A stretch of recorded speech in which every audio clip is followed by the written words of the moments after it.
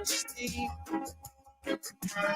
honesty, and you say honesty.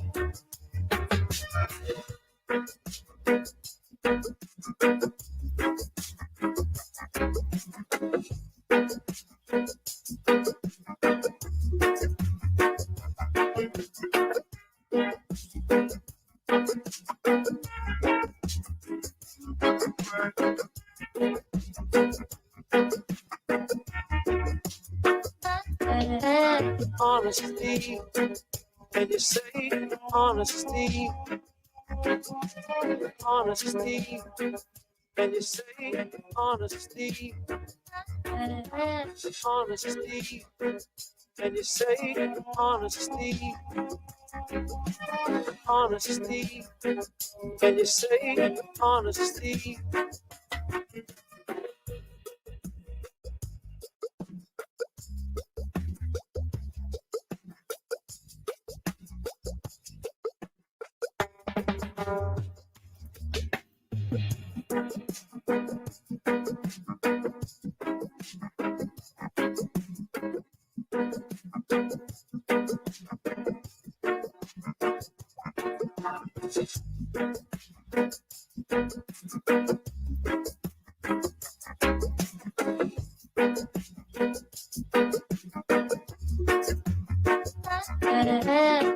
Honesty, and you say honesty,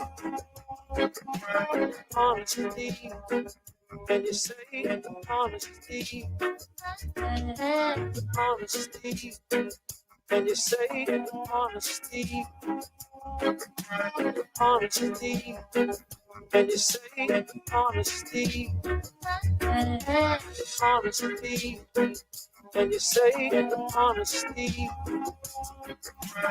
honesty, and you say honesty, honesty, and you say honesty.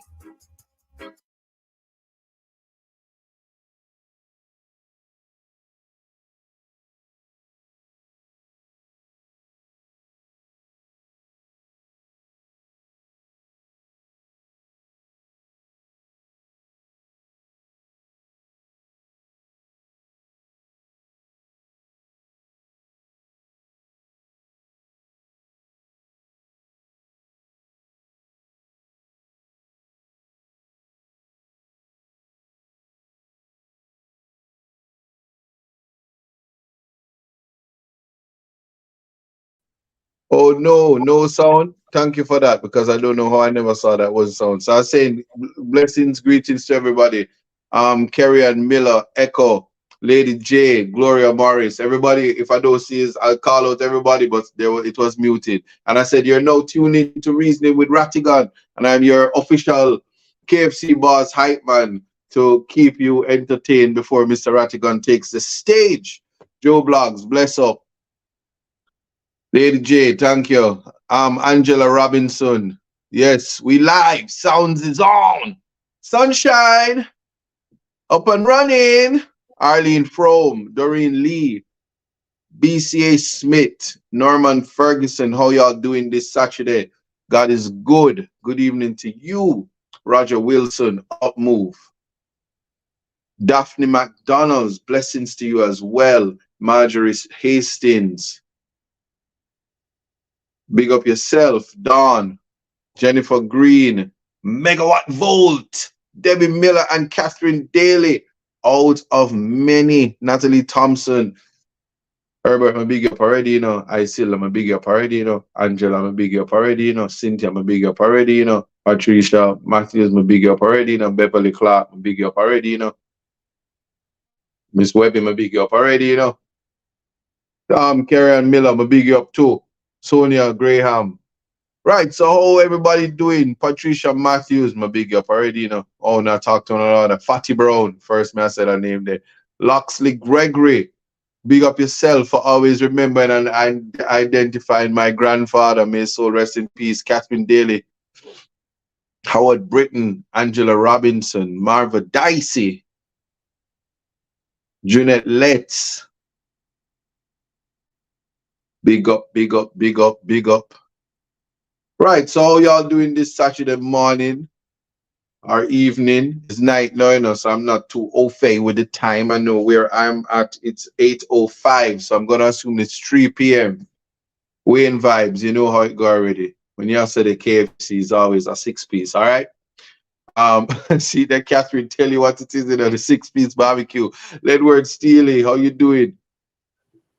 Sweet Michelle Johnson, Karen, Patrice Matthews, and Sutherland TV. I say, yes, you know when it's time to change your glasses when you start say anything you want. Vibing with when they're Natural. too fast. Natural. Vibing with the natural. When you eye them unnatural, you just say what you want to say. Sandra Jones, Carol Allen, how is it? I'm seeing it. Blessings to you. Big up yourself. Greetings. Juanita, OBC Radio LLC. Blessings. And Mr. Kevin, you're here with us. Wagwan. Yeah. Greetings and salutations. How you doing? How you doing? How you doing? Uh-oh, we're dressing all black. Anytime people in all black, you know it go already, Well, some of the forces. Watch out, Rattigan spoil it now.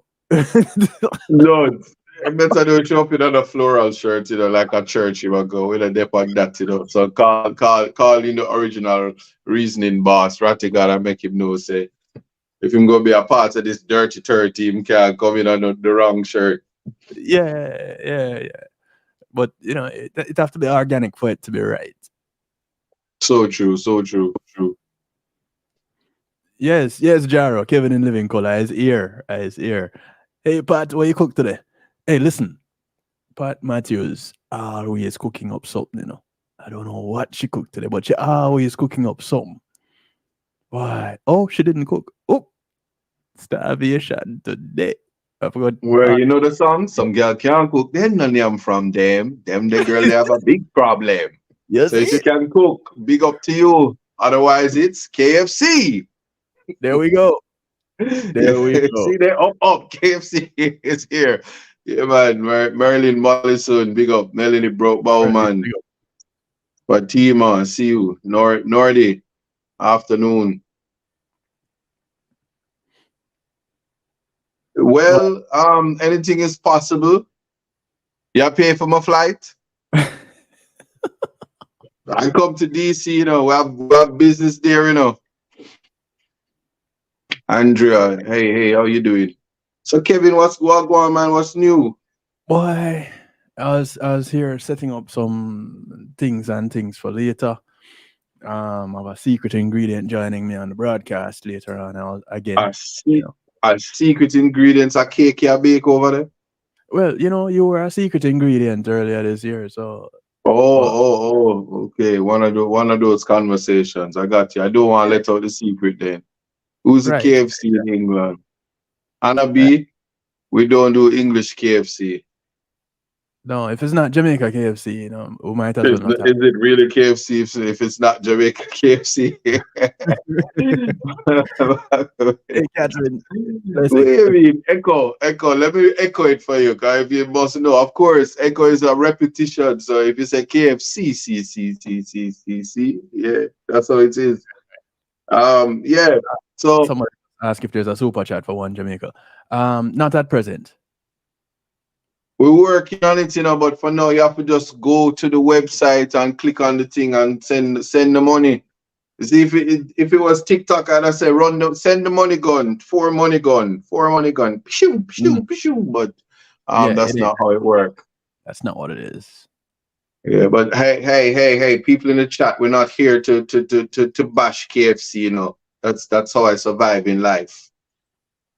I can't keep my head up and keep this drive without my Jamaica KFC. Big up my cousin Carla, don't know. So yeah, I tried to join you on Thursday, but I tell you, the slave did have me away. I didn't walk out of the office until after 6. I realized that. And it was a real struggle on Thursday. But how did things go, man? I said they're keeping you busy over there in the motherland.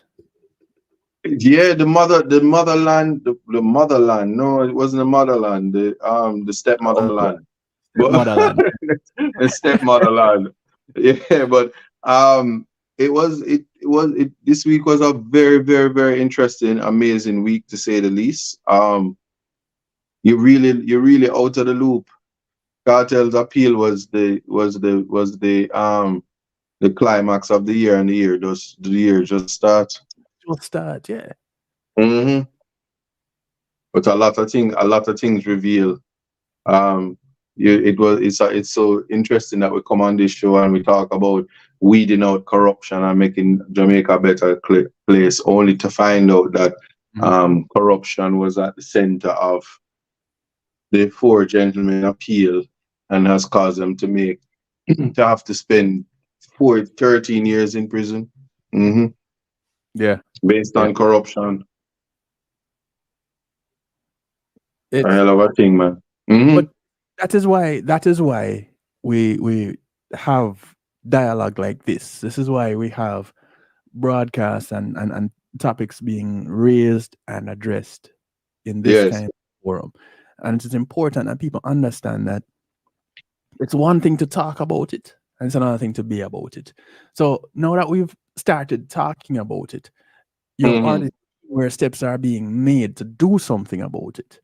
Because the man behind the plan didn't just want to come on and say, boy, you know what, I want to talk about this thing. No. And where their like minds are gathered, they say ornithological creatures of similar plumage agglutinate. So with all these birds of a feather flocking together, there's problems.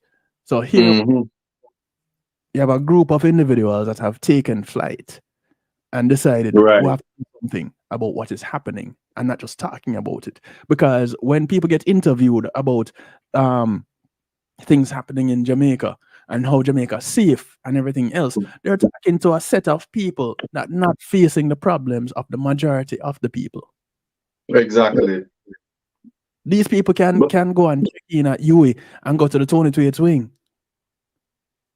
How many people in the chat room right now, if you can go to Jamaica or you are in Jamaica and something happened and you need to go to the hospital and you can check into the Tony Tweets wing, I wanted to put just one in the chat room. Let me see how much one show up in the chat room.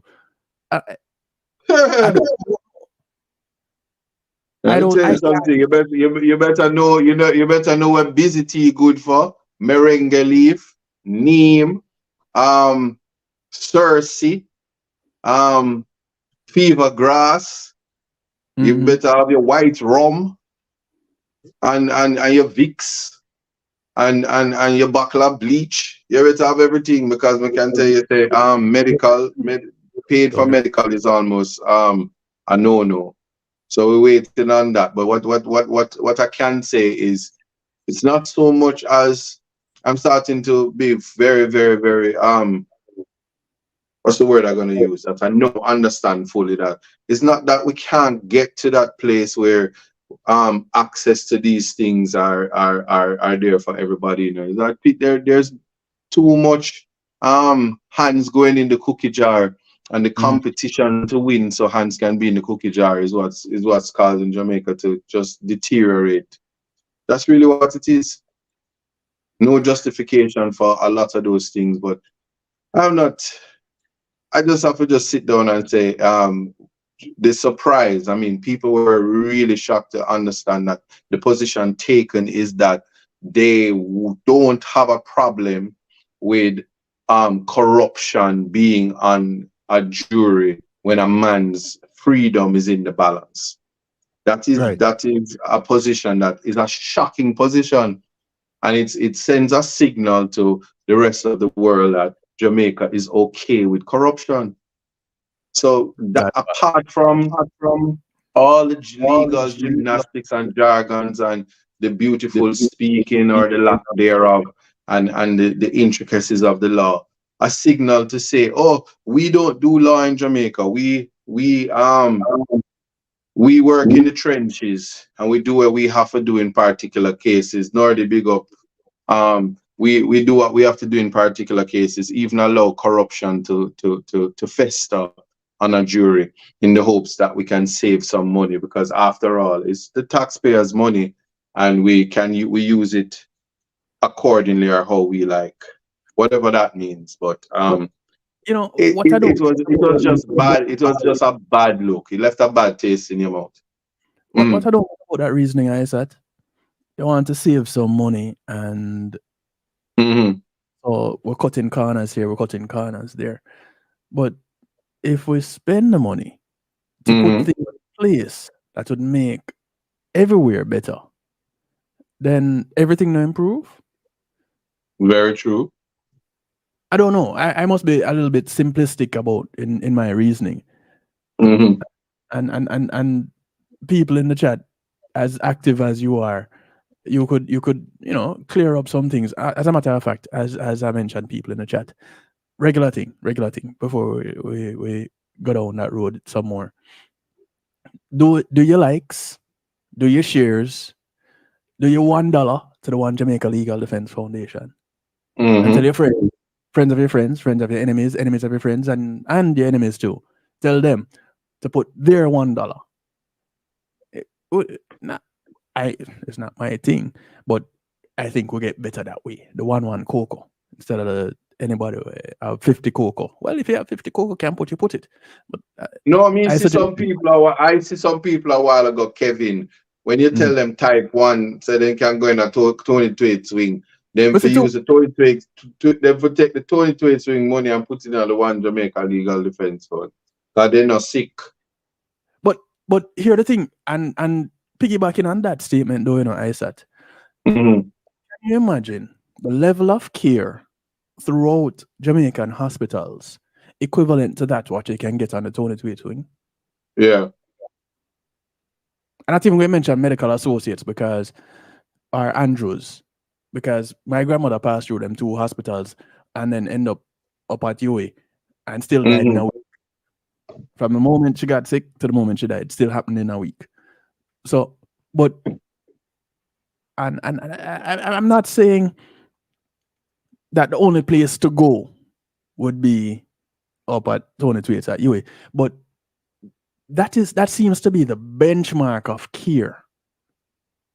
If you're not there to care, well, the benchmark of care for serious major operational matters, but you have medical associates and you have Andrews Hospital, which people don't necessarily want to even go into the gates of the university, where the commoners line up for free medical services. So it's after you go to some of, like in Montego Bay, you have a really, really nice hospice. You have the facilities. So when you had looked at the report or the advisory, the travel advisory, telling them the cost of the med evacuation services, and you needed 30 grand US and stuff like that. The truth is that you're gonna have to use a lot of money if you want to have prime care. But the people must take care of themselves. So Fatima say, I had to hire a private ambulance once to save one of my brother's life because the wait for an ambulance from St. Mary to University Hospital was too long. Listen, I got a speeding ticket for doing 110 down Mandela Highway, albeit years ago, because I had to leave from Hewenden to go to Gregory Park to take somebody to Newey. 110 down Mandela. 110 what? Dollars? I was driving at 110 miles per hour. Oh. I got a speeding ticket for it. I don't know them never take with the car and the license, but wait, you were transporting somebody who was ill and you got a speeding ticket for it? I had to go and pick up the person who was ill and take them to the hospital. No, and I'm saying you got a speeding ticket while the person was in the car or before? Before. So when I left the hospital, I went back to the police station and I said, listen, I told you what was happening before, and here it is. I want to say you're not an ambulance. You're not an emergency vehicle. I said, you call ambulance. And them take by the ticket. Well, I'm glad you told me that they did, because then I would have to make comments that is not nice. But that's what we expect. That's the expectations of the JCF, that they would decline to give a ticket when you are doing duties as a good Samaritan. because the reality is that that's what we are faced if when it comes to our first respondents, we're lacking in that department. Maybe not Right. so much for the fire trucks, but for medical services, that is definitely what is important. And so when you juxtapose those things, the reality is you have to just live good and follow your mind and move in spirit, because we're really on our own. So what is embarrassing is to even feel when you hear, oh, we need another how much bill, $21 billion to complete a hospital, when there's so many things that needs fixing. Is just unbelievable, more than ever. But No. I think more than anything is that we learn as we go. That's the reality. And voting is so important. People just gonna have to decide to do what they're gonna do to change their lives. It's almost like beating a dead horse. I saw remnants of the debate, and I can tell you the future. Hey, let me just laugh. Let me leave that one alone. Rattigan not here yet, so I leave that for Rattigan. Creative minds. I wasn't mistaken when I said 110 miles per hour. Not 110 kilometers, 110 miles per hour. No, miles. You know, Kevin is a speed demon, you know. I consider Because myself I'm sure Kevin was going 110 miles on the not so 110 miles conducive roads at the time. Or just what they would get some nice roads. Well, again, this was Mandela. And yeah. And this was a few years ago, because I've been away from the country 21 years now. And it was the Wow. year before I left. It was before you left? It was the year before I left. And you're talking about 21 years? Mm-hmm. No, sir. I'll tell you something, man. Jamaica has improved so much since then. I can't believe you said that a while ago. Tell me, well, enlighten my darkness. And that phone at the corner of the phone, just right there in your camera. Oh, got you. Enlighten your darkness. Let me tell you what's going on in terms of the Jamaican space. The roads them nice, the roads them big, and them have one big orange blocking at the middle light. So when you drive your car, you lick up in it, your car done. But them have some good roads. Once rain no fall, everything good. But 21 years, Kevin, Jamaica no look not like what you think. Yeah, that's the year. So if you left 21 years ago, we no longer swing on vines, and we no longer live in the pockatucks. We live in a brick and mortar and shovel hand, and everybody paint when Christmas time come, and debush when the government issue the money. So we are more advanced now, and we have cell phones now. Some of us have running water. Some of us have teeth in water. Some of us have light. Some of us have teeth in light. Some of us have shaky internet, and some of us have Starlink. So yeah. So back when I was in Jamaica, I'll talk about it like a lifetime ago, because 20 years is a lifetime. So I can't believe you bring up that. I had water and the occasional water lock off. And now I know people today who pay a full water bill, then pay a full bill for trucked water to put water in their water tank. And they pay for water 2 times. I didn't have that experience. So I like knowing how much we've improved, and it just warms my heart when I hear it. So please go on, tell me some more.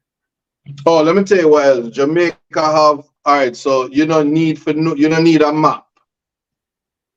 So just tell me where you want to go, and let me show you. Like if you say, I want to go Carib, I say, all right, so If you're coming from Boulevard, Yeah. you go pass one little bridge, and Right. then one KFC I go there so. And then you drive little more, and when you touch upper Constant Spring where Mormon's church there, you turn right. And then you Got go down a springs and you see one KFC on your right hand side. Drive till you reach a crossroad. When you reach halfway through in the square, one next KFC I got there on your right. And then you got drive, so you know, turn left or not, you just drive, go down a little more, and when you reach almost a crossroad, another KFC there. Understand? And then All right. you just not gonna turn in, you go past the KFC there, and then you see after the light there, the second stoplight after your life, Carib there over there. So Gotcha. you see how that easy? But if you have a waterfront, you just keep driving some more and drive downtown and see you see another KFC on King Street, and then don't stop at that one, they just take two more lights and another KFC there on your right again. And then after that, you just drive, go down. So we can give directions easy. Everywhere you go, the KFC them there. Any old KFC of Jamaica people lost. Yeah. It's not gonna left, see? That's it. It's not gonna left. Other business will fail, but KFC will prevail. It's finger licking good. But I bet you, challenge me on that. Say, see somebody say accurate.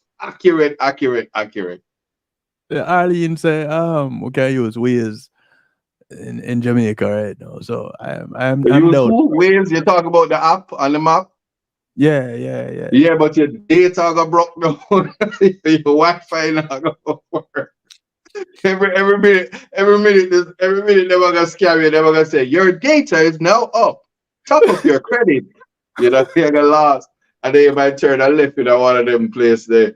And you have to go call Ratty for water house car. You know that go. Yeah. So work with the KFC then, you can't go wrong. And I tell the story of leaving from North Street, leaving from Georgia, Waterhouse, play ball, and then go across the bridge to Washington Boulevard. Back then I was living in Zeta Gardens. Take a 48 or 93 up to, and now them numbers they changed, dash we gone. And take a bus up to Zeta and go home. But gone are those days because I don't think I could have walked on the streets in a Waterhouse, right? You know, and my grandparents lived in Waterhouse. I used to go down there all the time. No, but who say you can't walk on the streets? I don't know.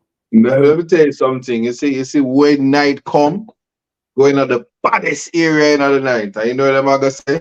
It must be a dopey or a gunman. And they're gonna say either the aisle where you rub up in are just too good or something alright, because you could have never mad for coming to the place by yourself, them time of night, yeah. You one, them gonna say no man.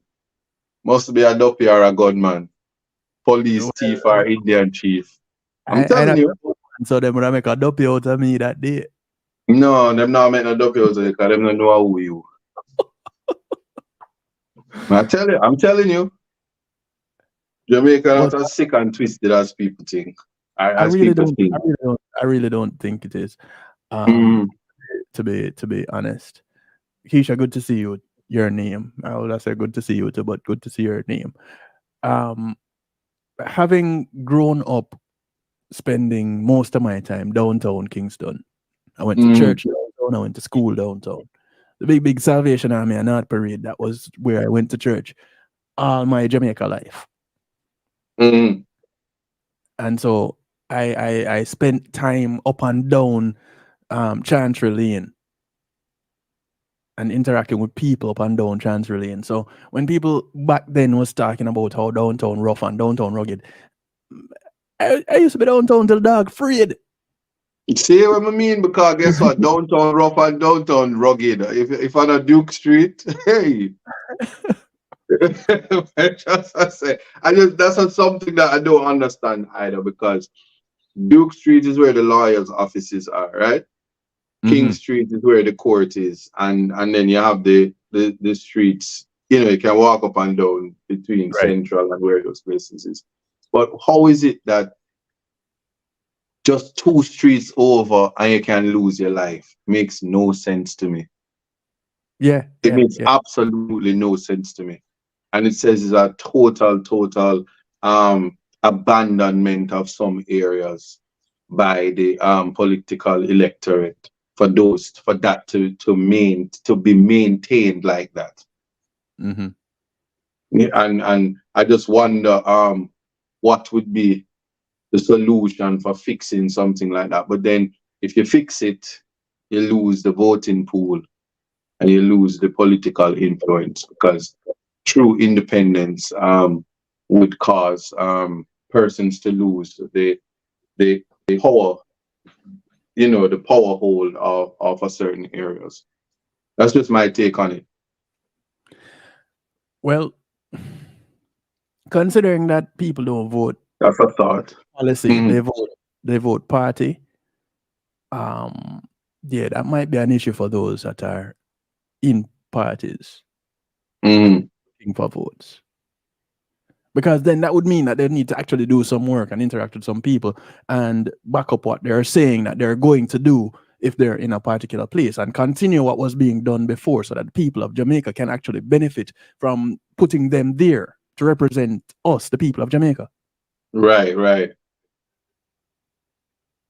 Right. Now, See, 50 Cent just says it shows that violence can be controlled. mm, And if violence can be controlled, it means it's deliberate. And I right. should take it one less high. I should take it one step higher, that violence can be controlled without states of emergencies. We're gonna be ambitious and say it like that. Say it And so we again. have to, violence can be controlled Mhm. without states of emergencies. Well, that used to happen before. Mm-hmm. So why it can't happen again? Because if it happened, the people in power wouldn't be in power.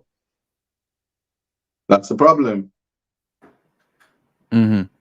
So it's power to the people, but if the people give up the power, then the other elements will remain in place. But here's the joke, Isaac. It is the people that Mm. have power. It's just that we apparently don't know it. No, so I'm glad you said that, and I'm not cutting you. You know, the people have the power now, and you still have to be convincing them how to use it. I see a lady on a political campaign and she lose her foot and said, "Me still a vote green." You know, in the Bible, people were being swallowed by whales and get liquid a dose of leprosy for do the right thing. Huh? Right. And people losing foot and still say me want to do the wrong thing. Jaja, hold on. No, sir. Me can't. Me don't know what is that. Well, you know, it's a different level of reasoning or something. But apparently, the powers that be, this is what they need to be in order that they can be. So Hold we on. end up What? The powers that needs to be is what? the PNP? powers that be. I didn't say any. I didn't say Oh, any yeah, letter. sorry. Hold on. I'm going to clean out my ears. Give me a second. 1 second. 1 second. Please. Is it how deaf ears get lawyer trouble? See? Wanna see it? Or I should say, oh, deaf ears get lawyer trouble. But good afternoon, Sandy Pie. Greetings to you. But all right, the but only here's letter clean. I know, Where you said the powers that be needs to be who? I didn't say who it need to be. I said the powers that be. The only letter I use is B. Yes. No, finish the rhyme. The powers that be needs to be The powers that be need to be. PNP. Oh, okay. I just was trying to get. Thank you. I'm glad you cleared that up. Thank you. You see, on here, right? Deaf ears get lawyer trouble. That's exactly what happened right here. No, I just was asking. I gave you 3 opportunities to clarify. So, recently we Rattigan show Kevin. Everybody needs Kevin, the technician, and he says the powers that be needs to be PNP. So we know how he would vote if he was in Jamaica. So if you like Kevin and you like consistency and stability, you know what to do. Yeah. What is there to do? See, then silence means there you have it. Silence means consent.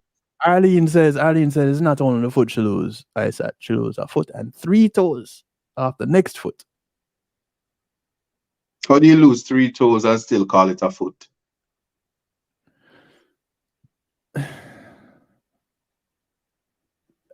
I got nothing. Okay, right. Listen, I just asked the questions, you know. I 3 toes short of a foot. I don't know. Okay. But I hold true to one thing. One question I will always ask, the one question, and I'll be always given several answers, and none has yet been there to satisfy me. And this comes back to the people representing a group of people and not interacting with them other than to get a vote by dropping off how much piece now them I get now. I said, what's the going? 6 piece. What the going rate for a vote? Yeah. 6 piece barbecue chicken. Make sure 2 leg in there. 2 mashed potato, 2 coleslaw, and 2 splash. And that will give 1 vote. But if you're green and you're mean, is a whole bucket of chicken for the voting machine. Got you. Yes? Got you. Right. And if you want to take a leave, all right, let me leave that alone. Yeah. So Mr. Rattigan is here, so I'm going to behave myself now. People, thank you for entertaining us, Kevin. The crowd was amazing. Your crowds are amazing. You should clap yourself. Yes. Yeah. Ladies and gentlemen, Mr. Rattigan is here. He missed the part where Kevin said, the powers that be must be PNP. You know that somebody going to take that and make a slogan out of it. No, I'm just saying, and Rattigan, you need to let Kevin know, because he don't come on the show a lot, you know, that this is not a political platform where we influence people to vote. So I was appalled when he just came on here in your absence and telling people the powers that be must be PNP, because it rhymes so good. It's a slogan. Paul, you need to be a Peter, you need to be a Matthew, Mark, Luke, and John. It's the thing. I don't have any control over Kevin, but one thing I can tell you, I depend on Kevin. So Kevin, I said, Kevin said the powers that be needs to be PNP, and because Kevin is consistent, reliable, tech efficient, yeah, you can't go wrong. Whatever him do, you have to do too. Yeah.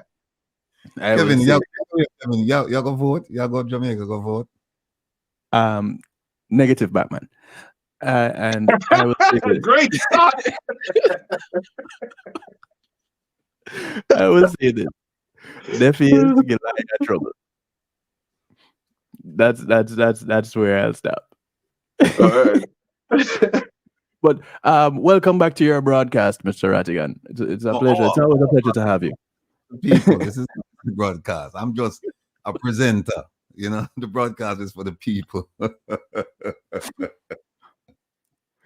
But Anne Maria asked if Kevin is robbing. No, I'm not robbing anybody. But you know, I do hope to one day be in such a position that I can say, you know what, I'm going home to vote. So I'm taking vacation next week because election's coming. I'm going home to vote. That is something that I look forward to be honest, because we all get to play a part in the development and growth of the land we love. Well, you know what? I'm sure you're gonna tune into the piece what we have today about what does it mean to vote. And what does it mean not to vote? And also, can you vote? Are you allowed to vote if you live in the diaspora? It's going to be an interesting conversation. And we're going to do it from the legal perspective, whether or not it's allowed. We know people do it, but Right. it's murky. The legality of it is murky. And by the way, I'm hearing through the grapevine that the ambassador, and we'll get to her later on, that she's calling a meeting, or she has called a meeting of all the quote unquote diaspora leaders. Now, what's interesting is that she left out a lot of the original diaspora leaders, a lot of the established diaspora leaders. I don't know if it's because she felt that they are sympathizers or they're supporters. I don't know, but people are puzzled because, generally speaking, when she sends these things out for a meeting of this nature, she would invite certain people. Now, some of those certain people, they have not been invited.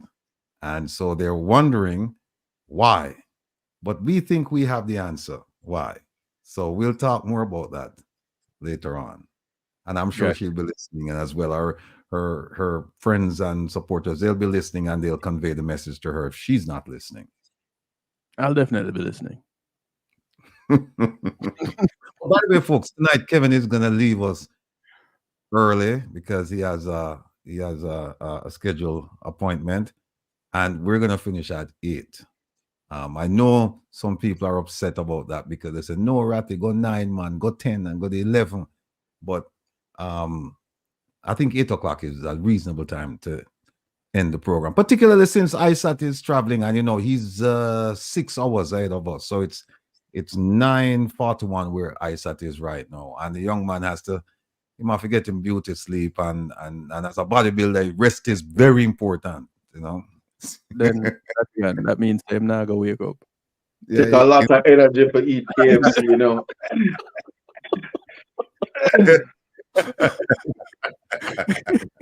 But Ratty, I'm ready. My plan for them, I buy up my green shirt and my green paraphernalia to get some chicken out of the labor right there, Just pray for me. Hope them not poison me. Hey, Ilian, you're right. It's been real. Meeting. They should boycott the meeting, and we're gonna talk about that in a few. Boycott the meeting. Yeah, the ambassador, her meeting. No, I think you guys should go. No, where no dogs are invited, no bones are provided, and we're not even invited. She didn't invite a bunch of people, so but we'll get to that because we have some things where we have to show you. We have some documents we have to show you from the Ministry of Foreign Affairs and Foreign Trade. So we'll see. But anyway, Kevin, thank you so much, sir, for filling in for me. Well, you did more than filling. You hosted the thing with ISAT, and I'm extremely appreciative of the fact because not very many people would take on that task, to sit down with ISAT and have a discussion. So not even the King's Council. They didn't relish that idea because he decimated them and slice and dice them up this week, So Right. ISAT is a force to reckon. Well, he was always a force to reckon with. Now he's a bigger force to reckon with. So people have to choose them battles carefully now when them come up against ISAT. So Ratty, you need to call Tom Tavares KFC. We have to talk. We have to bring him on the show.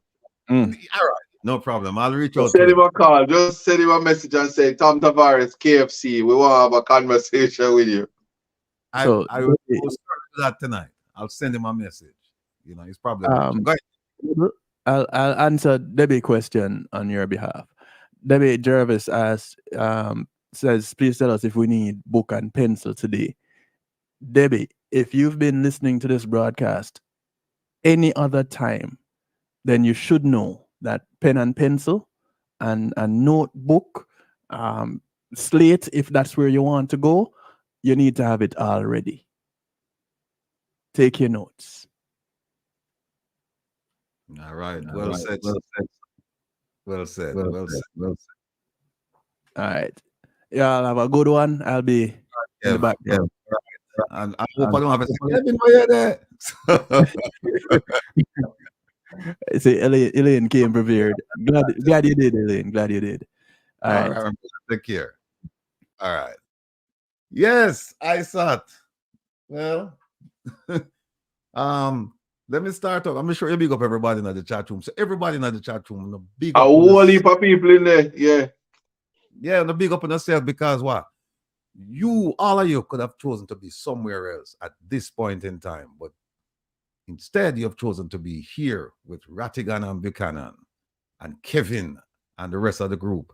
Herb, I'm not sure if Herb will join us today because Herb he's attending a scheduled event. I'm sure if he can, he will. But he informed me a few days ago that he might not be able to make it, but that his spirit is here and will be here and alive with us. All right, let me just say, please, people, like, share, and subscribe to the program. We have 1,400 people, and I think we have just a couple hundred likes. So we can do much better than that, right? So do the thing. Do the thing for yourself, for me, for everybody. Where am I? Let me start out with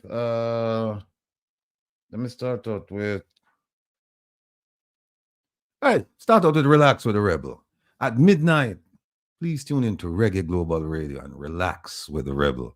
In recognition of Reggae Month, I will play a mix-up selection. I did last week, but I'll play a mix-up selection again this week of some of my favorites. Lovers Reggae for the first 2 hours. All of you are asking for 3 hours. Your wish has been granted. So the first 2 hours, I'll play some music. I know I'll get a whole heap of forward and things like that, and that's okay. I never plan to play the full 2 hours of music because I know people when hear a selection that they haven't heard for a while, or hear a selection that they have a particular liking for, and they'll ask me to rewind. So the third hour is all yours though. So keep the requests coming in. I'll try to get to all of them, but if I don't, there's always next week, because next week Reggae Month will continue. So join me tonight and relax with the Rebel. Let me big up some people. I see Attorney Nice is here with us. Hold on, I said a little bit there, Shernet. Let me just big up some people, yeah. Blessings, Mama Eileen, Papa Trevor, Russell and the family, all of the crew from South Africa, Ma P, Desmond, Paul, Michelle, Ma Jean, Mrs. Nelson, full recovery. We ask for all on them. Mr. Baxter, same thing. Angela, big up yourself. Go and take care of the man for me. Big up the Reggae Global family, the Meadowbrook crew. Chairman Rowan James, big up yourself. The Firehouse crew. Hey, folks, you know what? As I said, Firehouse crew, big up yourself, Lies, my sister from another mother. Yesterday, it was an interesting day for me. Lots of things happened, but one of the most remarkable things that happened to me yesterday was I got to speak to a cousin of mine, first cousin, John. Haven't spoken to John in decades, I think since 1976 or 7. And John and I grew up in the same yard in a Waterhouse. So John, big up yourself. As I said, the family is small, so we have to keep the link. So, all right, that's it there, my brother. The Waterhouse Vibes crew, regular Sunday evening crew. Big up on yourself. By the way, Waterhouse Vibes crew, I volunteered ISAT to be with us tomorrow at 3. So, Nita, I fulfill your request, sir. We will be joined tomorrow at 3 by ISAT. Also want to big up the Rollington crew, my general, stay so, Admiral, no take no talk. Want to big up the Dirty 30, the people them who have caused ruckus for the Jamaican government as far as the protest and the travel advisory and tourism. Big up on yourself, Dirty 30. I want to big up everybody watching us from home, the bars, markets, and other public venues. Big up Ras Clem. Yes, indeed. Anthony from Queens, man who call me Nehemiah. Hope to see you this Thursday, my brethren. We'll take care of your thing. We in TV out of England. Big up yourself. Dalton Gooden. Go and take care of my peeps, them. Stay safe. Now the taxi business. Tony from Gander Road. Me not forget him, my brother. And we have to get that mural we are talking about. All right. Bunny Jump. Long time firehouse man. I'm a dear brethren. Cora and the Princess. Strong, strong supporters. And my four sisters, Peaches, Wendy, Jenny. Jenny just have heart surgery and she'll recover now. Big up yourself, Jenny. And Marcia. Merlin, big up yourself. My supporter, Dorrit. Good luck with the endeavors to try and help the people in your community. And whatever we can do, we're going to do it to help you because you're a true patriot. And big up to all of the supporters, the well-wishers, and the advisors. Now, I don't want to get into it, my little piece right yet, because we have attorney Noise, Turnet, we call her. Attorney extraordinaire, particularly with immigration matters. When we're running a problem, people, I think we know immigration fairly well, but we're running our problems all the time. This is the lady that I go to for confirmation that I'm doing something right. And a lot of times she said, no, man, I wrong way you go. And she would point to me and she not just tell me, say, me I go the wrong way. She correct me and point out to a particular statute or point out to a particular provision in the law and say, you should be mindful of this. So I'm extremely grateful to have her on the program. Talk to her all the time. And by the way, me represent her too. Me are a lawyer. She have some issues that come up recently and me jump in and things work out all right. So I won't say she owe me one, but she tell me that she'll come on the program. So, ladies and gentlemen, without further ado, I bring to you attorney Turnet Noise. There. How you pronounce the last name? How one pronounce the last name? Heron. Hiran. Hiran? Yeah. Huh? Some people say Hiran. Yeah. Well, folks, we are pleased to have Turnet with us this morning because we know there are lots and lots of immigration questions have been popping up, particularly since people have jumped across the southern border. Jamaicans, in increasing numbers, they're seeking to find their way to the United States through the southern border. And unfortunately, some of them have perished along the way. And we regret that.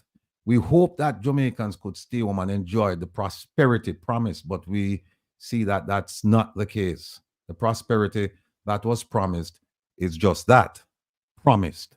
Has not been fulfilled. And so people have to seek a better life. And some people say that they're running away from violence and other things. And so they take this perilous journey to go through Mexico and enter the United States, needless to say, illegally.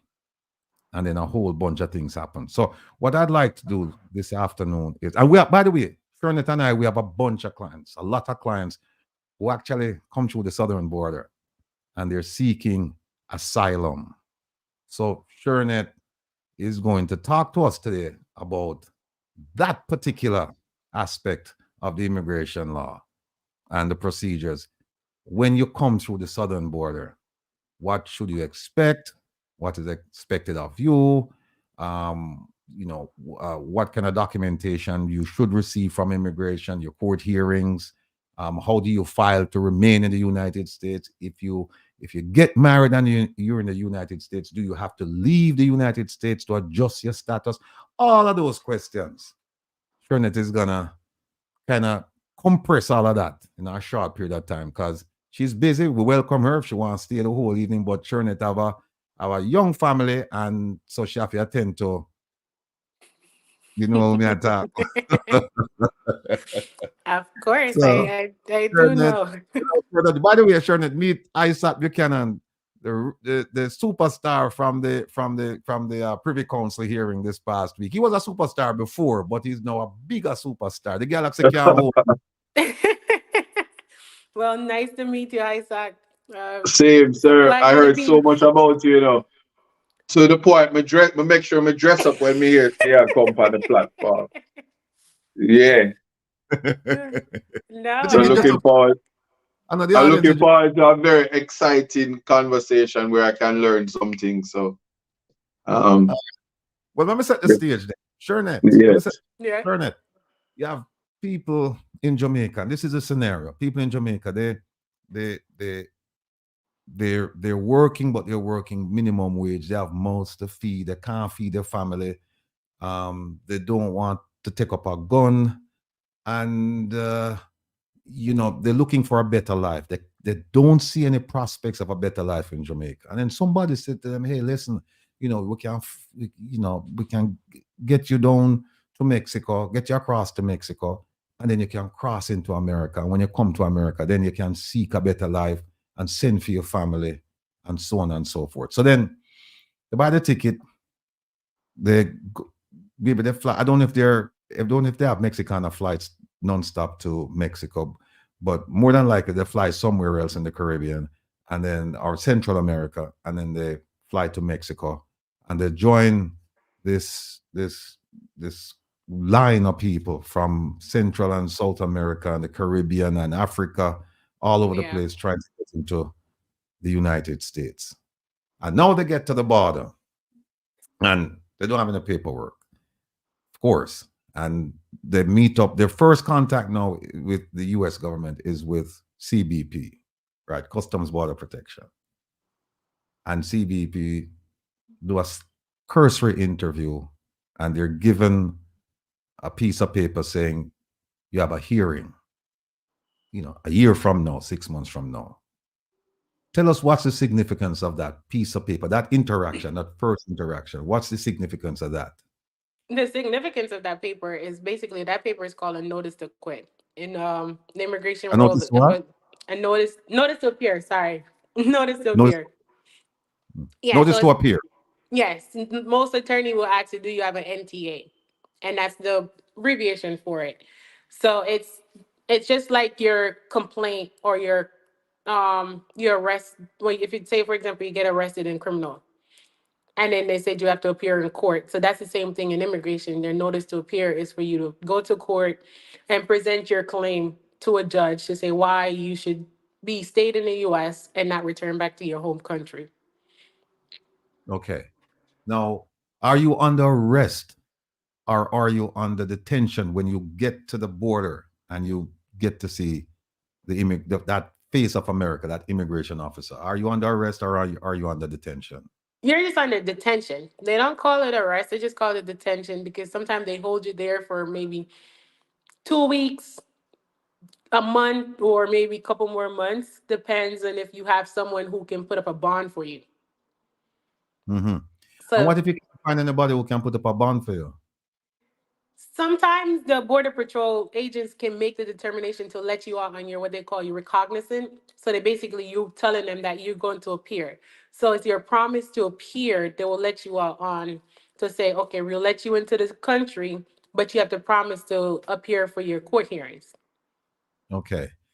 Now they give you that you've been detained, you've been released on your recognizance, and now you're in the country. What's next? What do you do? They give you a court hearing a year from now. What do you do between now and a year? I mean, are you free to work? Are you what freedom do you have? Do you have the same rights as an American citizen or as a U.S. Well, person? you're not free to work because you don't have any papers. So if you're not a US citizen or green card holder or have some type of work visa, you have to get authorization from the government to work. Okay. So if you come across the border and you get the document from the NTA and they let you out on your own recognizance or somebody put up a bond for you, you're out, but you don't have no rights to legally work in the US. Most people will still go and find a job with a friend or whoever, but they're not legal. They don't have any legal right because they were not paroled. That's the difference. So when they let you out on bond or recognizance, they didn't parole you into the country for Explain, purposes. what does it mean by parole? When you say they're That paroling? that means that they inspect you. and that they're giving you a permission to enter the country. So if you're paroled, for some cases, if you're paroled, you can apply for a work authorization based on that parole. Hmm. So even What if you would, came in illegally. Mhm. sorry to interrupt you. What would qualify you then to benefit from parole? Um, it would benefit you also because if you're paroled in, you could then make this the argument that I'm eligible to do an adjustment in the US instead of me going back, sending me back out because I was inspected. By being paroled, they're saying that they inspected you and they paroled you in. I guess the question I'm asking is, what would qualify you then for not benefit, but what would qualify you? How does one qualify to be paroled into the United States if you come in through the border? It at the time, it's in the discretion of the border patrol, though. It's their discretion if they want to parole you in or not. So maybe the officer may have compassion towards a person if they tell them their story or what struggle they're going through and so forth. That's why they're fleeing their home country to come to the U.S. They may find compassion and give them parole. Sometimes I see where some families, because they had minor children with them and have heard of stories of saying that they were being a victim of crime and they were threatening and so forth, and they're now fleeing persecution from their home country. Sometimes I see that can help bring compassion to the officers to may have paroled the person in, because the parole allows them to be able to get, again, work authorization. Because 99% of the time, most immigrants, when they come into the US, the first thing they're asking, how can I get work, paperwork, work permit and a social? Hmm. So the parole can allow them to get that. So it depends on how good a storyteller you are, then, or how, when I say storyteller, not me, not in a derogatory way, but Yeah. how convincing your story is to the CBP official that they may or may not issue you parole, or they may Yeah. just NTA. All right. So now the parole is easy because once you're paroled, then you have a whole bunch of benefits available to you. Hmm. But if you're not paroled and they give you the NTA, notice to appear, and they give you a court date, um, what would you suggest to somebody with an NTA? Would you suggest they get an attorney, or do they show up for the NTA by themselves and make their own plea? What would you suggest? I would suggest that they get an attorney first to see and explore your options, because um, I find that a lot of times people come in through the border and they make these claims for asylum, and they don't understand the whole thing about asylum, because asylum has such a high bar. So if you have an asylum claim, I wouldn't say go into court and do it yourself, because have to know the rules first and foremost, and then you also have to know the type of evidence that you will need. Okay. All right. Let me. And the reason I ask that question is because I've come across, and I'm sure you have to, clients who, prospective clients who they show up, and they show up like after the first hearing, or they show up a day before the hearing, or they don't seek an attorney right away, even though they have family members that then when they got the NTA, they went and stayed with the family members, but they just Hmm. put it in the back of the mind. But how important is it? And we're going to build up to the asylum claim, the requirements. But how important is it for your client? And it's an obvious question, but it's a question that's necessary to ask because I need people to hear it from your mouth. How important is it for people to tell you the truth when they sit down with you and say, I want you to represent me before this big bad immigration court? How important is it for them to tell you the truth and the complete truth? Oh, it's very important. It's very important to tell the truth, tell your lawyer the truth, which especially when it comes to immigration. Because if the lawyer doesn't know the complete truth, you can be preparing a case for one thing and then thinking that the client can get that benefit, but then immigrate the TA, which is the DHS attorney, gonna say, well, this over here can't gonna prevent them from getting that, and then the client is like, oh no, no, no, no, I didn't. I told you everything. You don't want to be surprised when you go to court with information that the client know that it's out there. And I've had that happen where client didn't tell me everything, and I went to court, and the TA attorney is giving me all the information. I'm like, what are you talking about? That's not my client. And it's like, oh yeah, that's your client. And I'm like, okay, but then now my client is not eligible for what I was going for because of the information I just received basically took away all that relief from the client. It's very important to tell your history because a lot of times people will come in through the border and they get turned back, but they don't realize that that was actually a deportation because they were expedited removed from the border. The CPP can deport you without you seeing a judge. Hmm. And if you That's what come across a, huh? somebody just mentioned that in the chat. They can deport you without seeing a judge. Yes, so you can come in because at the same time, because that's their discretion. The statutes give them that power that they can make that determination and said, no, we're going to expeditiously remove you and then turn you back. Even at the airport, they can do that. When you come in at the airport, they can expedite remove you because of prior immigration violation you may have had. But when people don't tell you that they came before and they were expeditiously removed, and then this is like their third or fourth time coming back, and you're thinking it's just their first time, that makes a problem for you. Hmm. So it's very important that you tell your attorney the truth about your case, even if you may feel bad about something about your case. It's very important that the attorney knows so that he or she can be prepared very well for your case. Elaine asked this question: if somebody put up a bond for you, $5,000, right, Mhm. and you get the NTA, and you don't show up, what happens to that money? The money goes away. The government takes the money because the person didn't show up. Unless you can get the because ICE, they're gonna say, okay, this person didn't show up, so now your bond is at risk. If you can bring that person to us, then you can Okay, get back the bond. So you but now have to go look for the person. okay, person is gone in the wind. All right. Now, the reason why I mentioned the folks, the reason why I mentioned the part about telling the truth to your attorney is I always say to people, look, you have to tell me the truth so that I can package it. If you lie to me, then the packaging is everything is off. The branding, everything is off.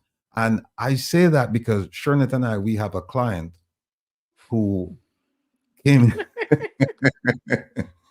came into the country, sought asylum, used a different name, found out later on that the see, a lot of times people don't think that the US government will dig into their background. And so they come in and they tell you all kinds of things. Well, in this one particular case, the US government went back and they dug into this person's background. And we were completely surprised by the findings because the person told us a complete lie. The person fabricated most of the information. And let me see if I can get her back.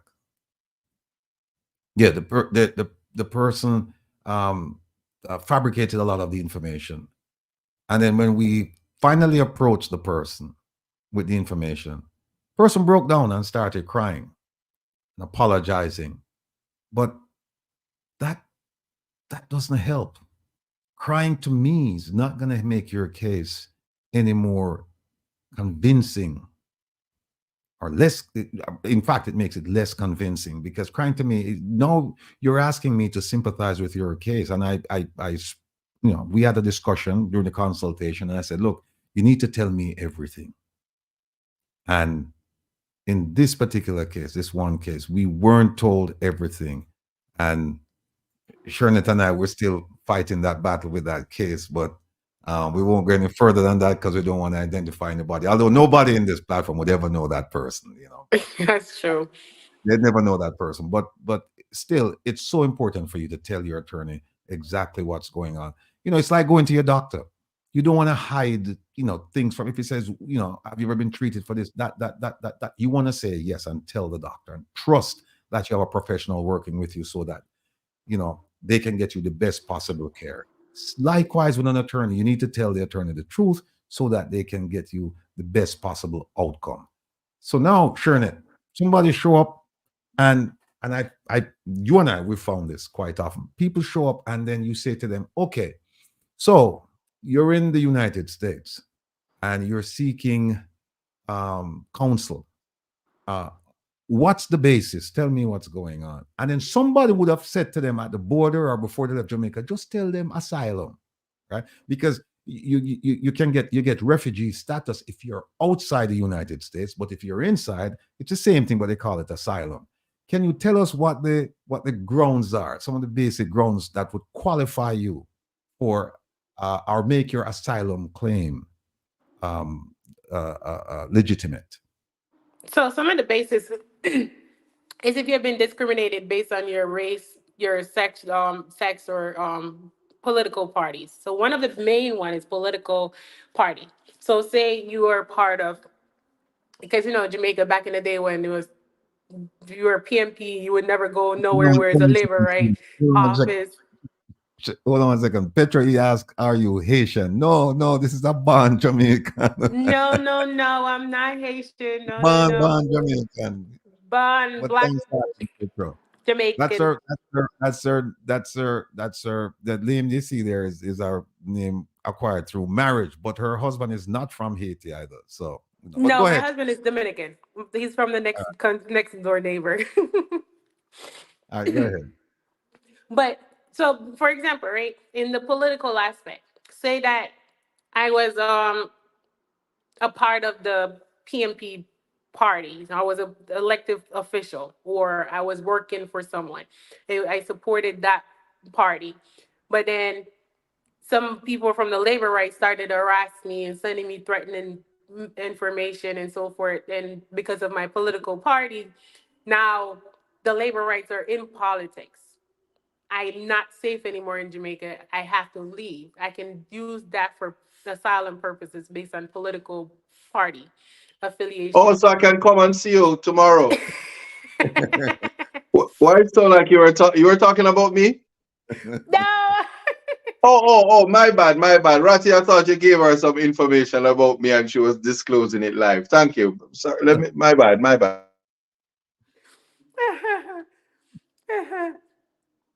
um, that in that way you can seek asylum based on political affiliation. Also, it could based upon your gender. If you're a female in some country, like in Africa, they do female mutilation, where they cut the girls at a young age. You can claim asylum on that because you're part of a particular social group where you've been threatened or your life is at stake. Also, if you've been um, say for example, I have not to disclose it, but if for a client, in this case, a scenario that came, the husband was the one who was threatening the wife and the children. And because of his position, the government was not doing anything. The police were not working for him. Instead of protecting her, they were working for him. They were arresting her. So she had to flee her country. In that case, she can't be safe in her country because she's showing that the government is not protecting her. So that's one of the main things you have to show, that the government is not acting at all. So if again back in the situation, I'm in I'm in Jamaica, my boyfriend or husband has been abusive to me, and I report it to the police and the police arrest them and all those things, then I can't say the police didn't really protect, the government is not protecting me, Mhm. because that is something that he was arrested and all these different things. But if I went and go make these reports and they didn't arrest him and he's continuing to threaten me, then I can claim that. Or based upon my sexual orientation, if I say I'm a lesbian, and now everywhere I go, I can't go nowhere safe. Everybody's attacking me or anything else, or gangs. Back for like some of the South American countries, the MS-13 and those type of gangs, they are not, the government doesn't care about protecting you from them because most of the government is being paid by them. So you have to show that there's that government does not protect you, and that also somebody in the government is sometimes a governmental actor for asylum. The thing about asylum is one of the highest bar in immigration that you have to overcome. So if you don't have a really good, strong asylum case, most of the time I will tell a client, don't even go that route unless you can find another way. Because the main important thing about asylum is that if a judge determines that your asylum is a frivolous claim, you can be barred permanently. Not just barred temporarily, but permanently barred from any immigration relief. So even if, say, you filed an asylum, the judge determined that it was a fake asylum claim and order you removed, but you never left the country. And then you go and you find a husband or a wife and get married, and now you think that they can apply for you and you can get your papers. No, you're barred from it.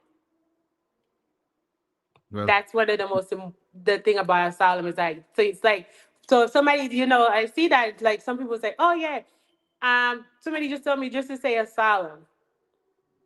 Okay, what are your basis for asylum?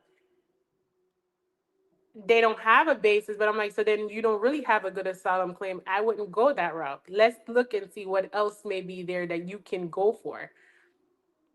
right. They say what they need to know is asylum is based on persecution. You're saying I'm being persecuted in my country. And one of the things about asylum is that if granted, you can't go back to Jamaica. If you're That is true. saying Yeah. yeah, if you're saying I'm fleeing persecution from Jamaica, then you can't go back to the place where you're being persecuted because that's the basis why you were issued that benefit in the first place. That you can't Mm-hmm. go back, that you ran away, and yeah, you hit them. I mean, the five grounds: race, religion, nationality, political opinion. It's true. Or membership in a particular social group. And the social group, it can be a sexual social group, meaning that you're a member of the you're gay or homosexual, or some other social group that you feel persecuted. And the persecution doesn't have to come necessarily from the government. It's stronger if it comes from the government, but it doesn't have to be. It could be from another group. And you Yep. say, I can't stay here. I have to go. No, one of the things that we need to point out to people who are seeking uh, immigration benefit under asylum is this: if you make that claim, don't think that you just make the claim and the U.S. government, they look at it and they go, okay, all right, fine. They actually go back and check. They Yes. actually go back and check. So if you say I'm gay, and therefore you have to give me some benefit because Jamaica is a homophobic society, right? Mm-hmm. That's what the claim is. What will happen is that the U.S. government, through the embassy, they will do a background on you. And if they turn out that they say we have no evidence, they'll probably go to your neighborhood, talk to your friends, and they say we have no evidence that this person is gay. This person, in fact, is married. I'm of 6 baby mother, Mm-hmm. and there's no evidence that this person has ever had a same-sex relationship. There goes your claim. And based on that, a judge could rule that it's frivolous, that you also that you lied, Mm-hmm. and then you're permanently barred. So But if you that's go ahead. that's why Jamaican people nice though. I mean, Because as soon as they come in at the community and they hear something, they pick up quick and say, yeah man, a long time them boy they twist up. Long time before run we and enough to come back and then barrel come 6 months later. So just know what they're doing. Listen to the lawyer, but contact your people them and let the people them know it's go.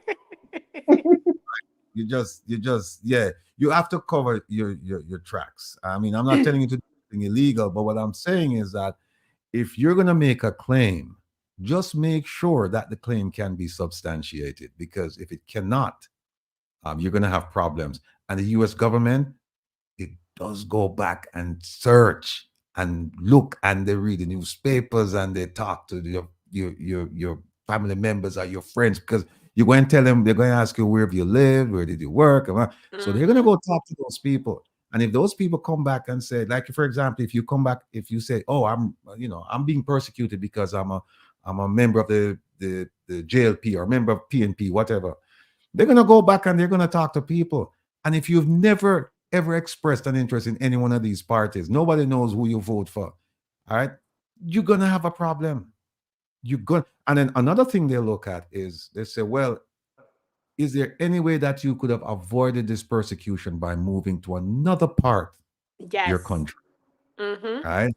They looked at that, and if there's a Jamaica, if you're being persecuted in Westmoreland, and they're gonna ask, well, couldn't you move to St. Thomas and avoid the persecution? Let's say it was a small group, a group that's based in Westmoreland that was persecuting you, but the group has no affiliates anywhere else on the island. They're going to say, well, why couldn't you move to St. Thomas and then you wouldn't be persecuted? So these are some of the things that you need to, it's a highly technical area, a lot of paperwork, a lot of background You need a lot of checks. evidence too, because some people just make these claims in the statements, but they have no evidence to support their statement, and then that makes their case looks very weak. And to the judge or the TA, they're like, well, that's not a real good claim, Your Honor, or something like that, because they're gonna put you on a stand. You got to be able to answer the questions that they're going to ask. And sometimes they can repeat the same question like 3 different ways and trip you up. So you kind of have to have the evidence to back up your claim. Because if you say, I reported to the police and they did nothing, do you have a police report? Mhm. Where is your phone records you went to the police? If you called the police and or you didn't go to the office, but you called, how did you report it? Another thing, Shernet, and we can't forget this. If you have a cell phone and you show up there, they are going to download that cell phone and they're going to look at your conversations. And Mm-hmm. so situations where somebody said to they're texting their friends and they say, yeah, me I gonna leave, and I'll tell the people them say, why politics, I'm gonna tell them this, I'm gonna tell them that, and it's not true. They're gonna look at your social media platforms, the social media history. But talk about that Yes. a little. No, because there's one other thing that they do. They do a very good background check on people. Even if you're just applying for a tourist visa or any type of visa, they ask you like, do you have a social media account? What are your names on social media? Because they're looking at everything and what you post and what you're saying. So even if you do a marriage case, they're looking at you, they're doing a detailed background check on you without you knowing.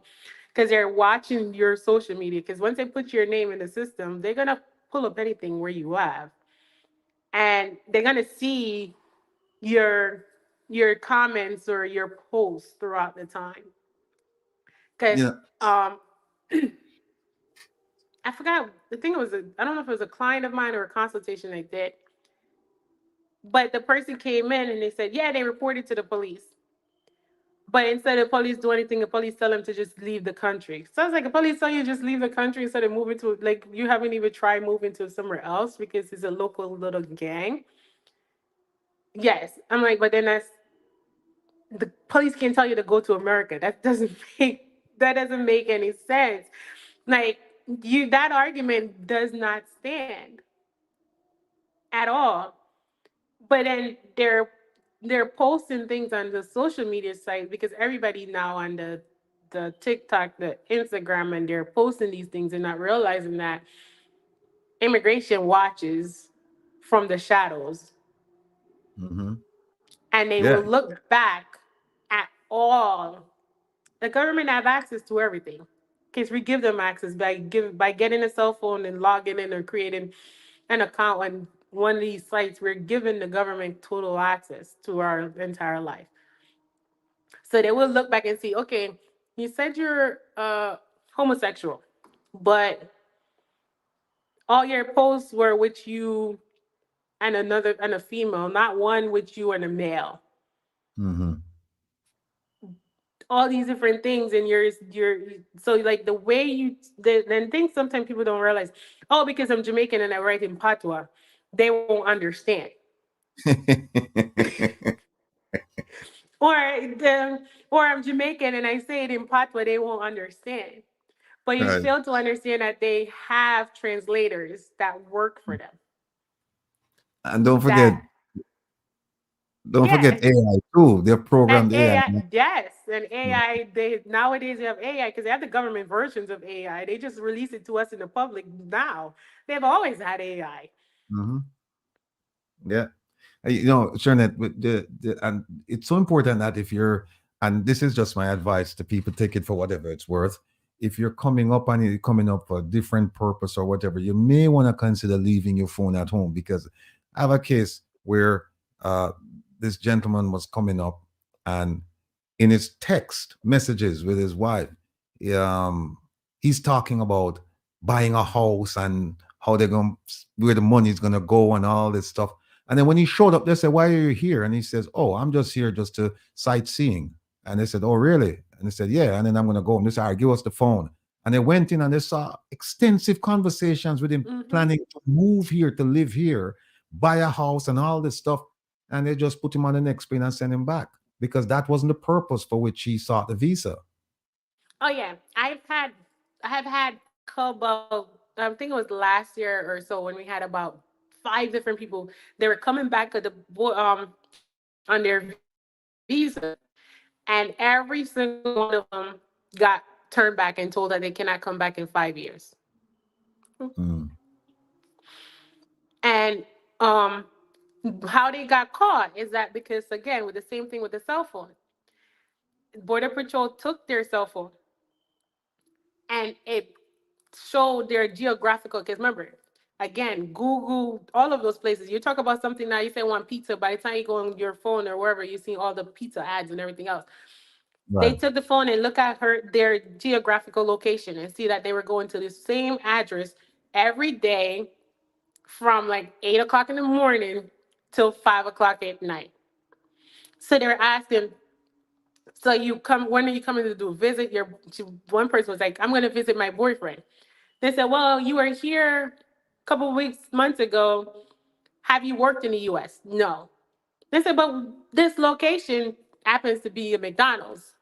Because they found out after downloading the information from her phone,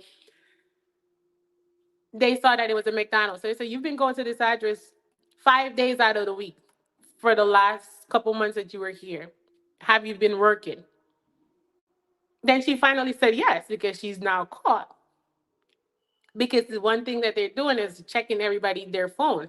They connect it to their system, it pulls up everything, and they see it. Now the person is removed and be barred for 5 years, cannot come back. They cancel the visa.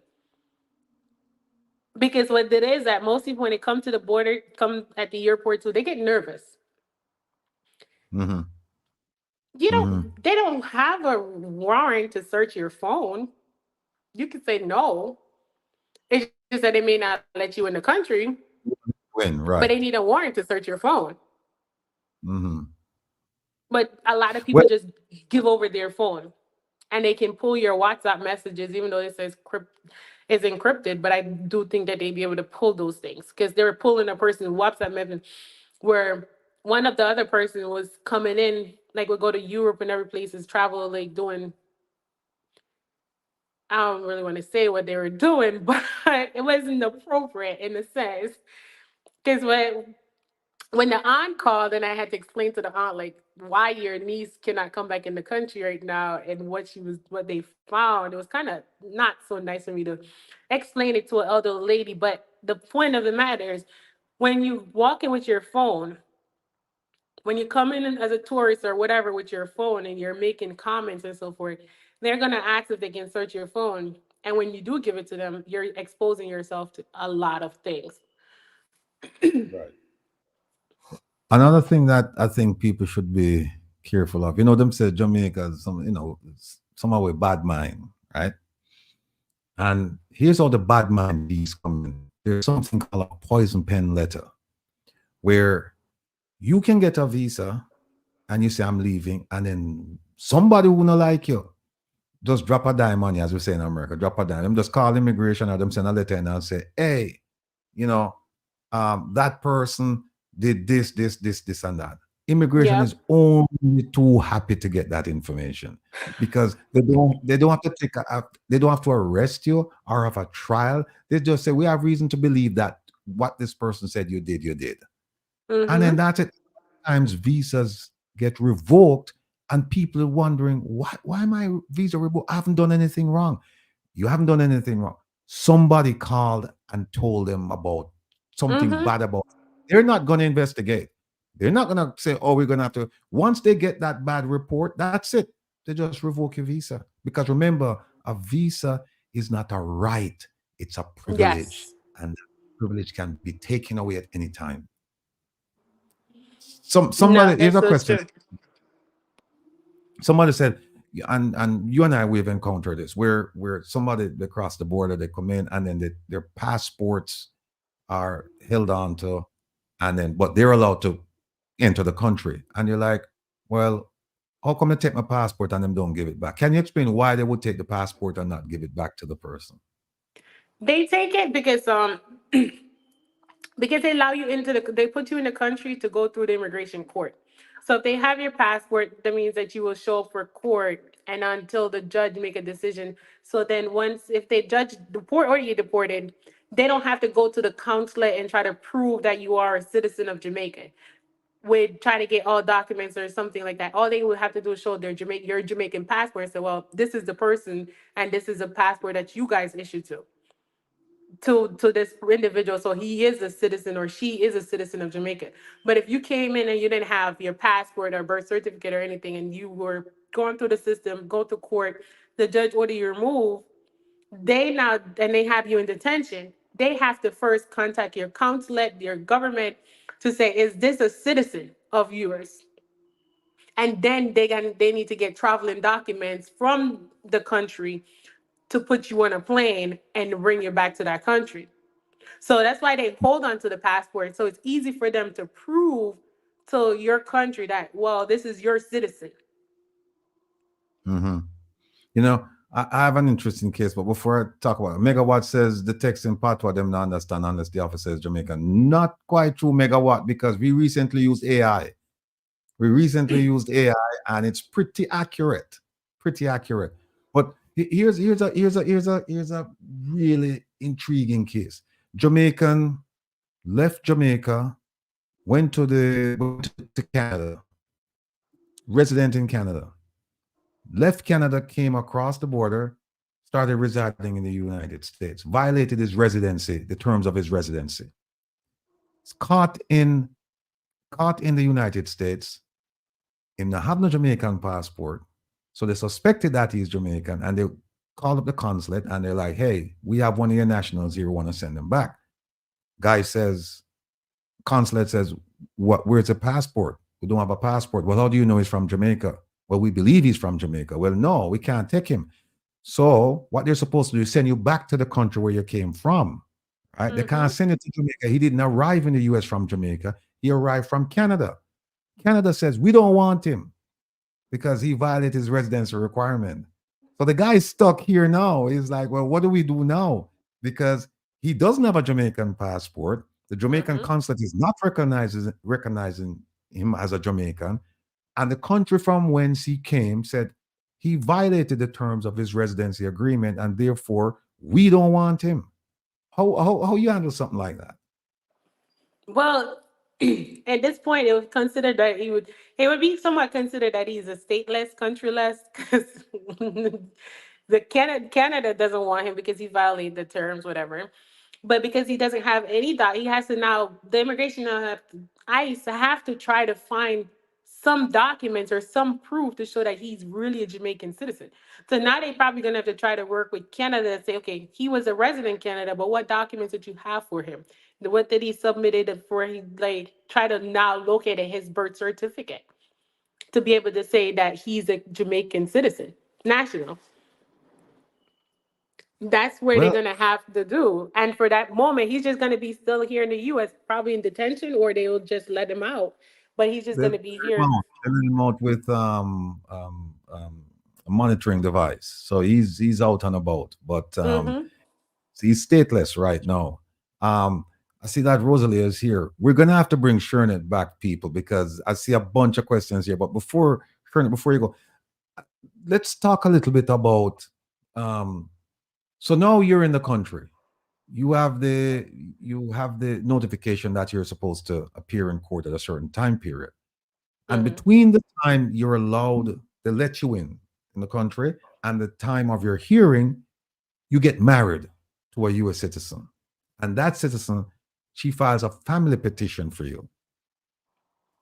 Walk us through that scenario, because now you still have a court hearing, right, in immigration court, Yes. but you Mhm. already have a petition, a pending petition with USCIS. And by the way, there are two different agencies. One is Department of Justice, and the other is Department of Homeland Security. How do Yes. you navigate? How do you navigate that scenario? So in this scenario, right, USCIS really doesn't have jurisdiction to do much of the case. So they can adjudicate the I-130 because that's a family petition because they have the right to adjudicate that.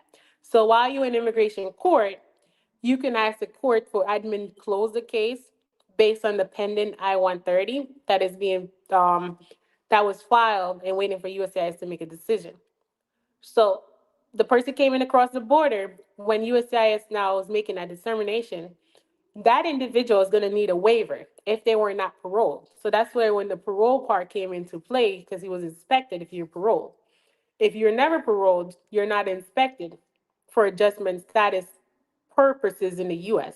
So that means that person now has to get a waiver, which would be like a 601A waiver for unlawful presence, and then go back out, go back to Jamaica and attend the interview at the embassy to come back in the legal way.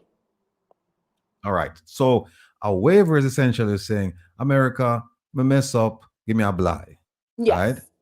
And you're saying, do not leave America. If you came across the border illegally and you got married and you have a court date with immigration court, which is Department of Justice, and your lawyer submits paperwork to say, look, dismiss the case because there's a pending I-130 or a pending family petition, and the judge says, fine, I'll dismiss it. So now it's no longer with USCIS, it's no longer with Department of No longer Homeland with the Security. court.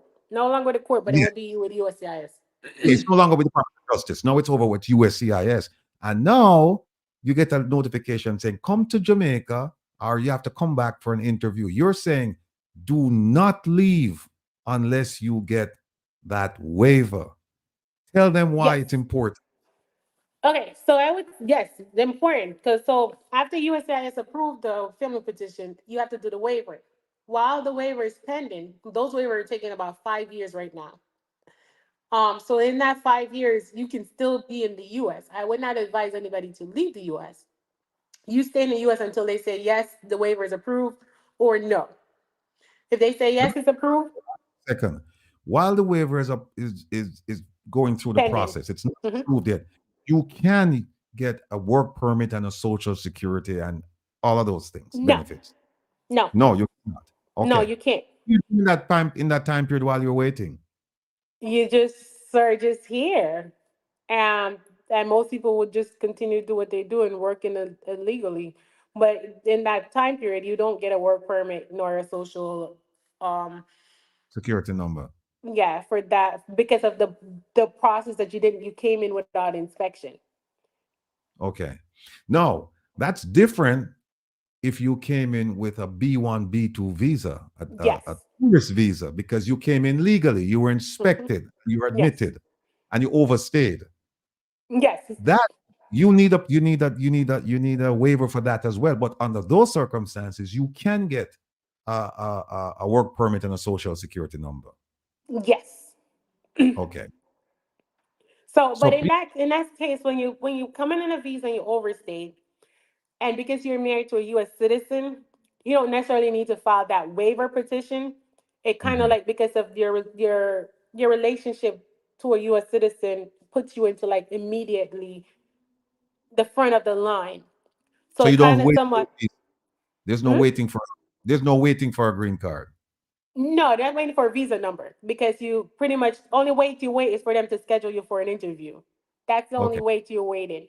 But if you're coming like it's back to the first scenario where they come through the border and they have to file that waiver, they would wait here in the US for the 5 years till they make a decision. If they said yes, then you can go back to Jamaica and come back in. But if say you put in the waiver and then you leave before they make a decision, you are barred for 10 years from returning back to the US. You basically deported yourself and barred from 10 years from returning back. 10 years from applying to come back. Mm-hmm. Okay. All right. I say my sister Rosalie, my other sister Rosalie is here waiting patiently. Let me ask you this before you go, Shernet. Mm-hmm. Somebody said, what if you enter America with a wrong name? And the extension of that is the extension of the question. I think I know what Les is talking about. You come in using somebody's documents, and then you get married, and now do you use your true name, the bogus name? How does that work? You would, I would say you would still, I would use your real name, but if you have documents of the bogus name that you came in on, if you still have proof of that, you can apply for a 601 waiver from the misrepresentation. Mm-hmm. So, for example, they didn't come in a bogus name, but they went to the embassy and they said they were in they were married and provided bogus documents to prove the marriage and everything. Got a visa, come to America, then got married, wife filed. We had to do a waiver for the misrepresentation, and it was the case that got approved because we did the waiver, approved the case and everything for the misrepresentation. But if you come in a bogus name or documents, if you have those documents, somewhat times it's better if you have a picture of it. If say you came in on somebody's green visa, get visa in their passport or something, use somebody else's Jamaican passport and come in on that. But you had a picture of that passport because you gave back the person the passport, you send it back. Because I know back in the day, people would come in with a passport, then mail it back to the person. If you have proof of that document, what you use to come in, it can show that you were inspected. And then you can file the waiver for the misrepresentation.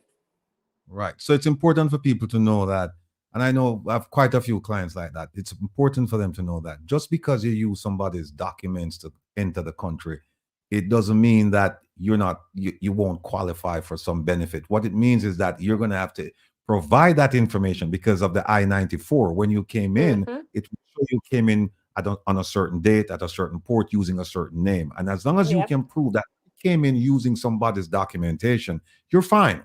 I mean, fine in the sense that it's not a crime, but then you do your waiver and then, you continue with your filing. But the worst thing is if you come in and you continue using that bogus name and then they find out later on that, no, you're not that person. That documentation or that identification belongs to somebody else. No, you have a problem. But one of the biggest thing, though, what people need to understand is that the only one that you won't get a waiver for is a false claim to U.S. citizenship. So if somebody came in on somebody else's U.S. passport or somebody U.S. birth certificate, and you claim that basically when you presented yourself at the embassy at the port of entry, you're telling them I'm a U.S. citizen. There's no waiver for that false claim to U.S. citizenship. That's the only one right now there's not a waiver to, is a false claim to U.S. citizenship. But if you came in on somebody else's green card or visa, that's a misrepresentation, or you provided fake information to the immigration for them to let you into the country. You can do a misrepresentation waiver on that. Let me throw you a curveball. Here's a scenario. Somebody came in and they came in on a B1, B2, a visitor's visa. They overstayed. And them have links. Jamaica have links all over the place. And through the links, they're able to secure an American passport in their true name, right? Saying that they're American. They're a citizen. Yes, yeah, you're a citizen. And they're caught. Is there a waiver for that? You're caught in the country now. You're not caught at the border trying to pretend. Is there a waiver for that?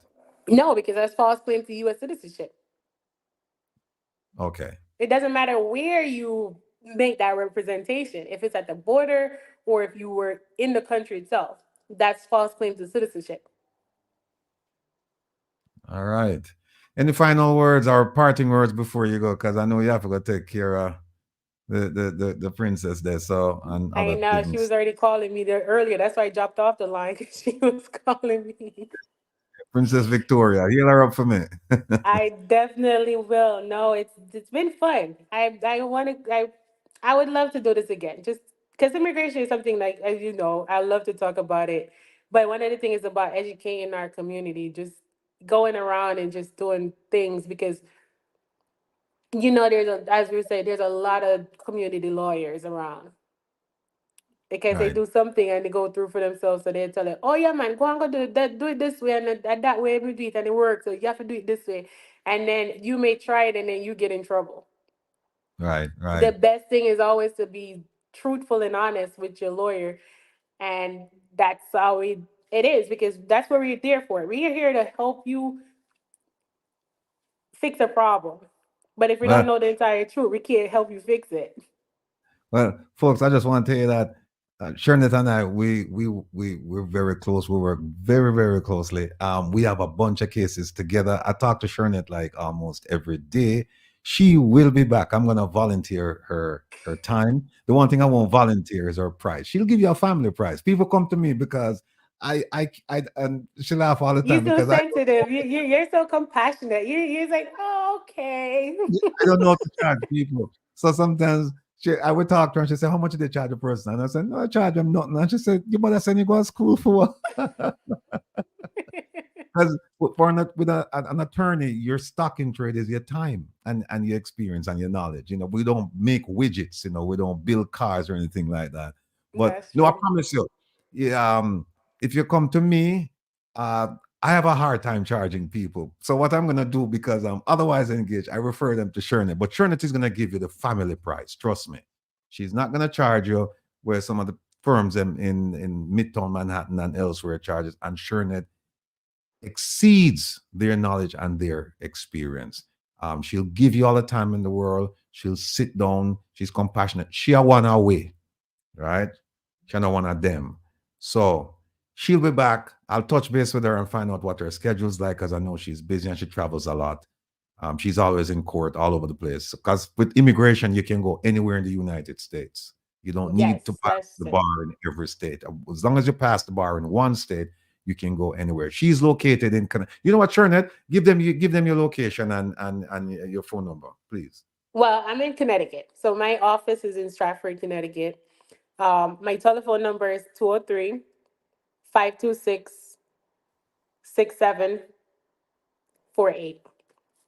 So it's 203-572. Wait, I'm giving you wrong. I'm giving you my cell phone. Sorry.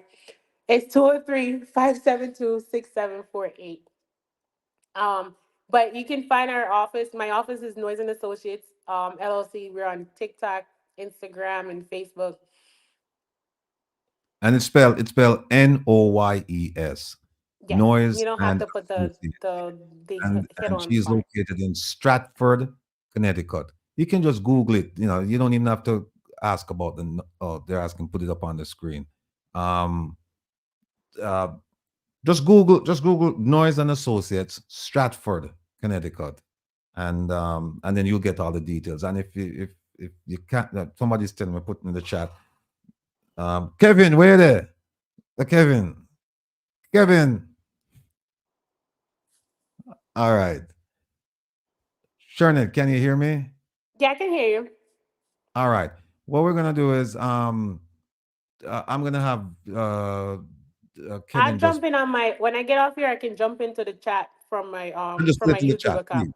Yeah. Help me out. All right, sis. We'll talk. All right, later. Thank you for having Take me. care. All All right, right. no problem. All right.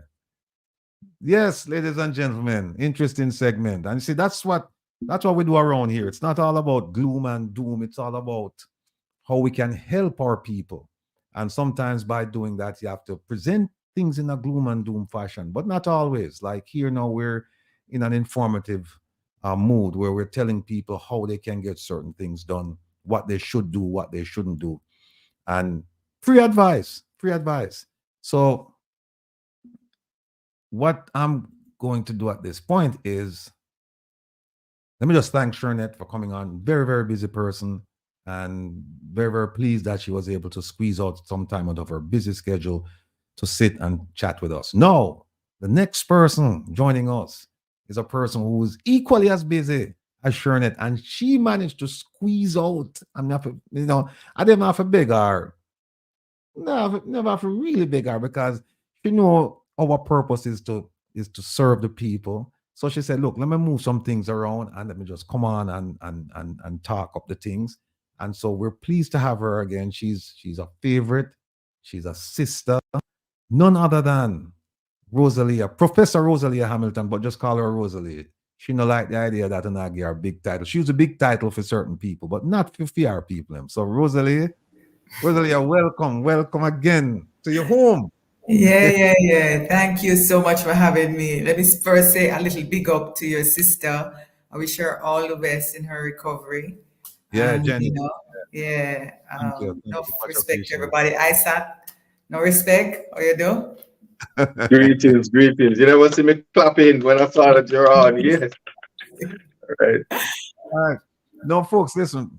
Rosalia, she brings the goods, to the table. She no idle talk or loose talk or whatever, and she speaks with authority, and she's very well respected. People respect her from this side, that side, ups or downs or whatever. Today, we're going to talk about, in light of the upcoming elections, we're going to talk about voting. And she did an extraordinary piece. I don't remember if it's in the Gleaner. It's the Gleaner or the Observer. Right.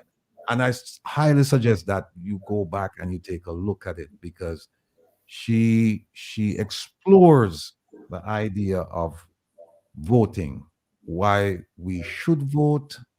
She doesn't tell you who to vote for, and she wouldn't, but she's telling you that you should vote, and some history behind it, and some encouragement as well. So without further ado, sis, why don't you go ahead and, for the people who are not aware of the article, just give an overview, and then we'll move from there.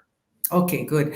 Well, it was published in the Gleaner. You could just Google my name, Rosalie Hamilton, and it's entitled, "Does Voting Give You a Say on Important Issues?" So I wanted to talk about voting and recognize that the majority of Jamaicans are not motivated to vote. In the last election, we had only 38% of the voting population turning up. So we're likely to see, and in fact, in the local government election, it was 30%, the last local government election. So somewhere between 60 to 70% of Jamaicans are not likely to vote, right? And so the question is, ought they to vote? And I was struck by the statement on the Electoral Commission's website, Electoral Commission of Jamaica, the ECJ, made a very clear statement on their website that voting gives you a say on important issues that affect you. Everything from roads to healthcare, education, and taxes. And I was struck by that statement because while I agree it ought to, the question is whether it does. And I made a point in the article that it really doesn't, and it can't, given the current structure of our country. And so what I wanted to convey is, well, let's reflect on people who say they would vote.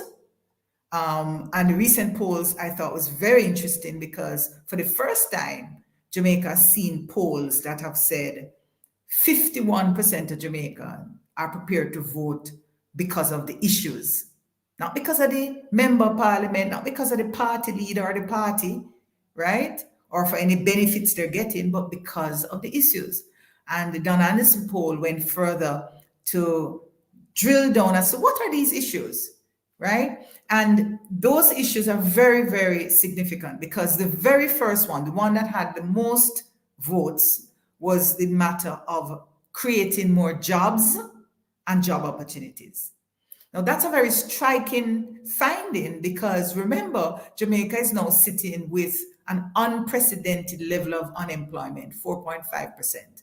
We've never seen unemployment that low, right? And so it begs the question, why are people wanting jobs when there is so much unemployment? The employment rate is so high, right? And so it begs the question of the adequacy of those jobs in terms of both the quality of the jobs as well as the income people are earning. And I think enough analysis has made it very clear that we're talking about many low-income jobs, short-term jobs, and jobs that do not yield the level of satisfaction and that can lift the living standards of the Jamaican people. Now that's important because for many of you in the diaspora, you know, one of the main reasons most people leave Jamaica is they want to improve the standard of living of themselves and their families. And they can't see the opportunities in Jamaica. It's not there readily to enable them to do so, so they leave. And so when I looked at the polls and I looked carefully and I put together all the reasons people gave, they talked about not just jobs, they talk about personal benefits, infrastructure, policies that can impact them, directly and so on. All of that sums up to improving the standard of living. And the estimate I have is about half of the polling, the people who responded, the respondents to that poll said they want to improve the standard of living and they want to see things that will enable them to improve the standard of living. And if they see that, they would vote. Those are some of the issues. Another 25% of those issues are governance issues, right? These are issues like accountability and transparency. The party needs to have a better mandate. Politicians must fulfill their promises, not simply tell us things, actually do it. And importantly, they want a candidate that is a people person. And that gets to the heart of this democracy. You want representatives who will represent you, not themselves or their friends, And so the Jamaicans have said in that poll, hey, we're willing to vote, but these are the issues. These are the issues we are concerned about. And that I think both political parties should note, because we ought to see them campaigning on those issues rather than criticizing each other for their track records. I think Jamaica wants to, that's the past, let's get over this. We have a future to create. We have a country to build. What are you going to do and why? So I pointed to some of the ways we ought to be thinking about improving governance, especially at the local government level, because the current arrangement I'm suggesting is not good enough.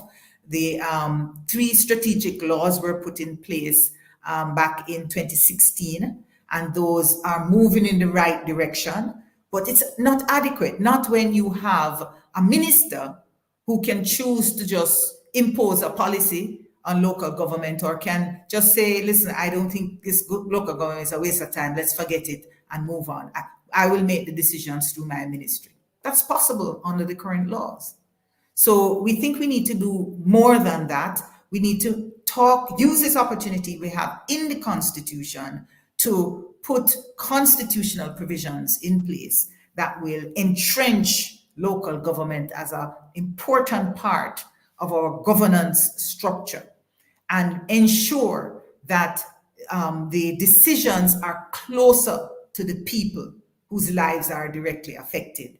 And so we're talking about removing the prime ministerial right to call the local government elections as they see fit, right? We've been talking about fixed dates for far too long. It's time to fix the dates, not only for the national, but also for the local.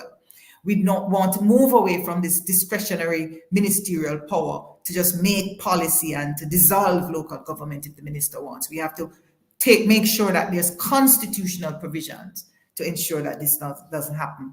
And things like oversight, ensure that it's a requirement, not an option and a choice for a municipality to set up oversight committees. Too often we're seeing a lot of money that is not properly accounted for. Sometimes it's the fact that you've breached the rules in terms of how you've done the accounting. Sometimes it's straight up corruption. But whatever it is, we have to make sure there's monitoring on an ongoing basis. Let's not wait until the money disappears. The horse gone through already, right? We need to make sure that we're monitoring every month. We get a report how our money is spent, right? And there's enough mechanisms that can be put in place to do that. And the last thing I want to say is the importance of rights. And I know that ISAT is very much concerned about the matter of rights. And I agree, we have moved in the right direction with respect to Chapter 3. and the Charter of Rights, but I think there's still a few more rights that we should be talking about and we should think about. You know, the right to participate in public affairs is a right that is part of international law. All the way back in 1948, in Mute. all right, sorry. Mhm. Right. So I was saying all the way back in 1948, when the Universal Declaration of Human Rights was established, Article 21 made it very clear that everyone has a right to participate in the government of the country. And it was reinforced in another international rights convention back in 1967, Article 25 of the International Convention on Civil and Political Rights. And these rights, again, the right to participate in the conduct of public affairs. And in fact, the UN back in 1996, I think it was, they had a human rights committee where they documented what that means. What does it mean to participate in public affairs? And it talked about the formulation and implementation of policy at all levels, international, national, and local levels. So we're not begging a favor when we say that we want to have a say. And we're not begging a favor when we say that we want to have a say in the policies and the decisions that affect us. And so that's just one of several rights that I think we have to talk about: the right to petition these municipalities and tell them this is what we want, the whole issue of making decisions about how our community should be shaped. And, you know, I like to talk about participatory budgeting because that's where the rubber hits the road. You know, who makes the decision about how our tax dollars are being spent? We see provisions in the Constituency Development Fund. There are many Jamaicans who have never been to any meeting to discuss this fund. They don't know what $20 million gone to the MP. They have no idea where it's gone, right? I think it's a different thing if we have an arrangement where the citizens are required as a right to have a say on a piece of the budget and make a decision about how to spend that money to solve the problems in the communities in which they live. And I think that can give us better social and economic outcomes, including one of the most difficult, protracted problem we've seen in this country, which is the crime problem. And the crime problem is fundamentally a local problem. It's right there in the communities. The people we know, or sometimes our brother and sister, uncle, aunt, friend, people we know involved in it. And we know how to solve it. They're not inherently criminal, right? But lack of education, right? Lack of adequate parenting, etc. Some of these variables explain the crime problem. And when we find local, so this is not a theoretical thing for me, as you know, Wilfred, because I've been to communities and I've asked what are the problems, and they know the people in the community committing the problem. And we've talked about, for example, gender-based violence. I've been to a community and they say, the problem is that the man and the woman don't know how to resolve them problem. So when we think it's a big solution and Zozo and all that kind of thing, hello, let's put some workshops in there, some mediators in there, something like that, to teach people how to resolve problem. And then maybe we'd stop killing women and men. Right? So there are local solutions that are linked to people's knowledge and understanding of the problem. When some of us with PhDs and technocrats and so on have these perspectives, we come from a very aggregate understanding of our society, right? And we have to drill down, and too often when we make these prescriptions, it doesn't drill down and have the specific impact on people's lives in the way we want to. That's just the nature of science. You know, we make these generalizations, but how they affect people is different. It's like you go doctor and then prescribe a drug, and everybody get the drug, but you have side effect. It don't really work for you, right? Same kind of idea. So we have to be able to hear from people in their communities and have these policies shaped by their lived experience and their understanding of the issues that affect them. So that's the essence of the article. Lots more to say, but that's a good summary. Well done. I sat. I see you chomping at the bit there. Comment, question. Yeah, you know, I'm always excited when Professor comes on and kind of enlighten us. In terms of I heard the summary, but what's the takeaway for the article in general, especially at a time where voting is literally next week. You Yes. know, as in, yeah. All What's right, the so takeaway? there are a couple of things in the wrap-up paragraph. I talk about the fact that these are the issues that are important to us. If we agree with them, then that's what we need to engage our candidates about. Talk to them. Let's find out who they are. In fact, one of the things we should say to them is, listen, sign a code of conduct. Let us be clear that you agree on these basic things like integrity, selflessness, you know, the 8 Nolan principles, right?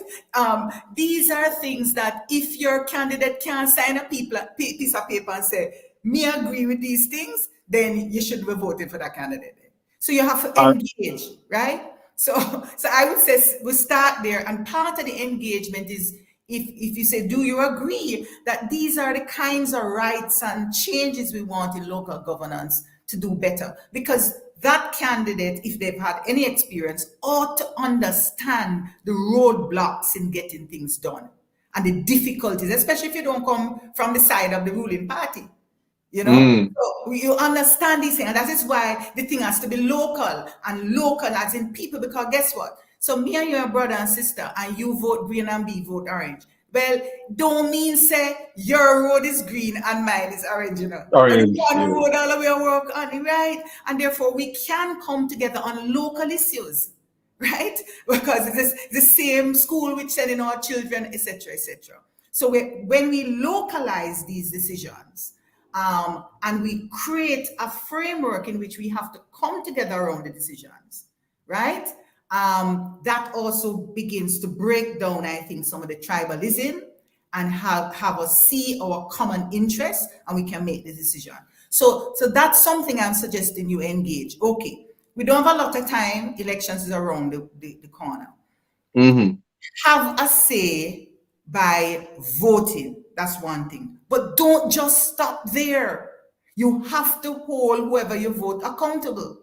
So you vote, whoever you decide to vote, the question is, are you going to just sit back now and wait until they either do what you want, and somehow you expect them to just know by osmosis or something because you not talk to them. So it doesn't work that way. You have to engage, push to get the change that you want.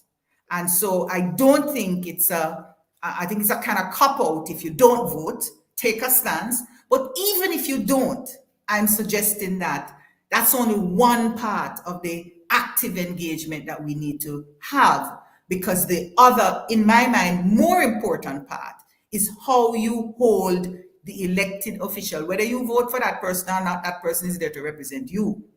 And how you hold them accountable is important over the next 5 years or whatever the term of office that they're in. We have to hold them accountable. We have to engage them and so on. So that's my message. My message is you should vote, but let's be clear what we're voting for. Within the current structure, you're not going to get the right to have a say in all these things. We have to ensure that the policies are put in place, and you have to do that beyond voting. Hold your MPs and your members of your councillors, all your representatives accountable to deliver these things that you want. No, I'm glad. I have a follow-up question. But I know a while ago when you spoke about the accountability and the code of conduct, Ratty said it. So I'm going to say for him, he says that will never happen, Professor. So keep that out of your mind. Never happened that they would sign. Never, not in a million years. But the next thing is this, and don't laugh at me when I say this. Every time I'm to decide to vote, they trick me with the KFC 6-piece.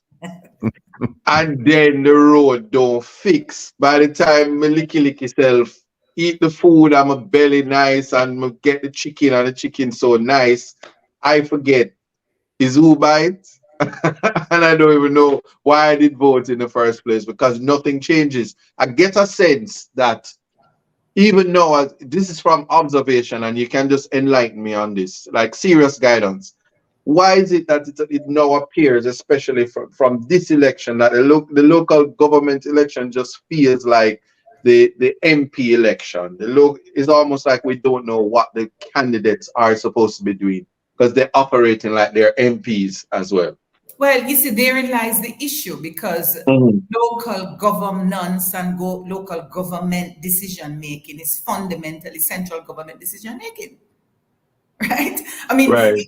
just think about how underutilized big segments of our society is, right? We have assets, you know, whether it is the mineral baths or whether it is, you know, there's some lush green forest that we could, you know, turn into a whole nature park and so on. Yeah. All in kind of thing. Who decision it? How are we going to get it done? Who do we have to go to for that? It's fundamentally central government. And that's why the law is set up that way. Remember, you know, I like to remind everybody when we get into these discussion about governance and constitution. This is why I say the constitution was never set up for us, right? Barring the chapter 3, the governance arrangement was the same kind of governance arrangement we had in the colonial days. Right. It shifted from the monarchy to the executive. So it's the same top-down approach. There's no mechanisms. There was never an intention back then, and there still is none until we see the law, to ensure that the people's voice is heard. To ensure that we are organizing the society to represent the interests of the majority of us. And it has to be a deliberate, it's not an incremental thing, you piecemeal and this side do it and the next side nobody take it on and so on, because the fundamental structures are in place. You have unfettered cabinet and prime ministerial dictates. That's what we have. And that's how we make decisions. That's where the decisions are made, right? If the prime minister wants something done, it will happen. Everybody understands that. But if you are in your community and you have a great idea about how you, especially young people, say them don't want to get into this scamming and they want to do something different, and this is what they want to do. Now, where do they take that? Who is going to hear that? You're lucky if maybe you're aligned to a political party and that party is in power. They will listen to you and you might get something. But suppose you're not. Right. So that's how it goes. So we have to make different arrangements about how decisions are made. We have to be very thoughtful about it. One of the things that I proposed in the rethinking is, for example, we have directly elected senators whose responsibility is to deal with these spatial developmental issues. Where we have these kinds of areas in our community and we're spending money. There's a whole capital development budget that we have. How do we ensure that Montego Bay with all the tourism don't get the grand share of the tourism dollars, say, or whatever? There are other parishes and communities that have tourism products. That require development equally. Yeah. Absolutely, especially when it comes to our history and our heritage. I've been to places in Jamaica and I'm pained to see how our history is being treated. You have ruins there that and just stay bad and chaka. So suppose the people in that community want to put up a monument to reflect in dignity what has happened to us in the past. How do they get the funding for that?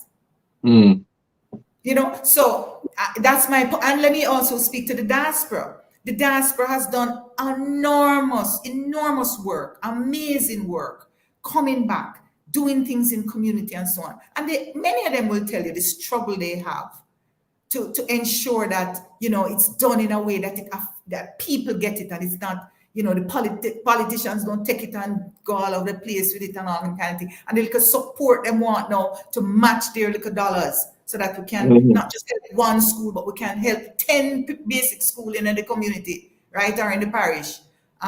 We can't get the help. So I think that we have to think differently. For me, this is at the heart of what building a republic means.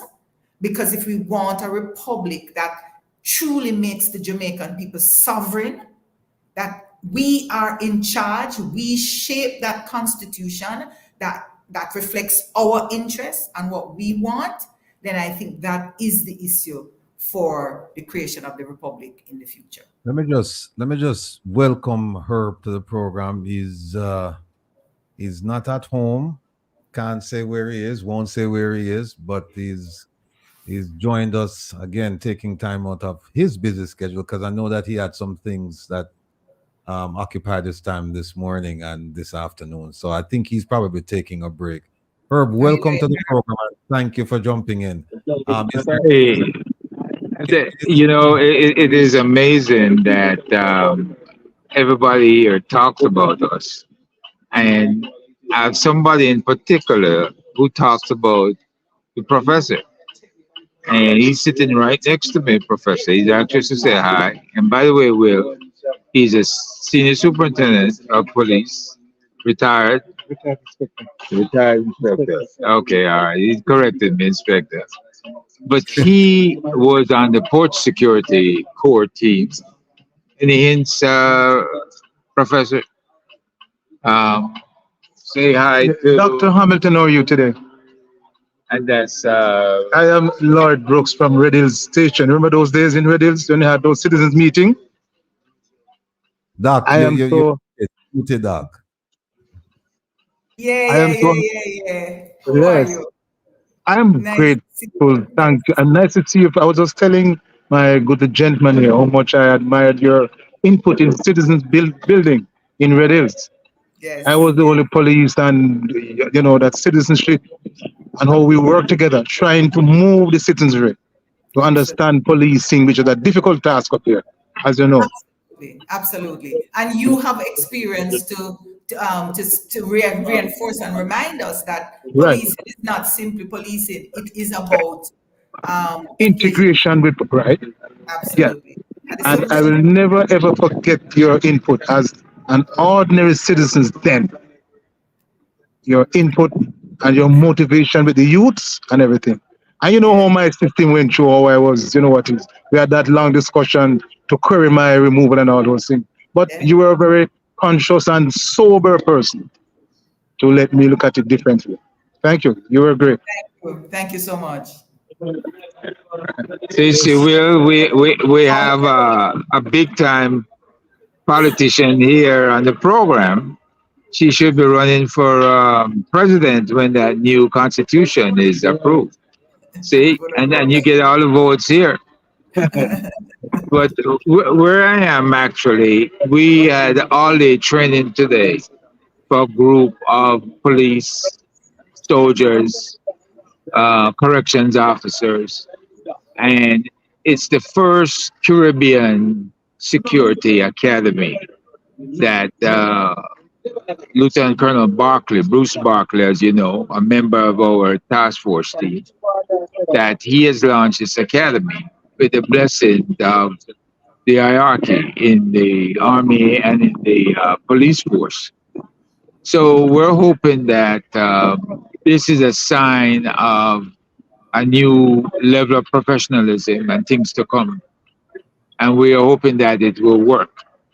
There are lots of enthusiasm and lots of people here learning about executive protection as well as policing in various means to control a person without having to shoot and kill them. Right?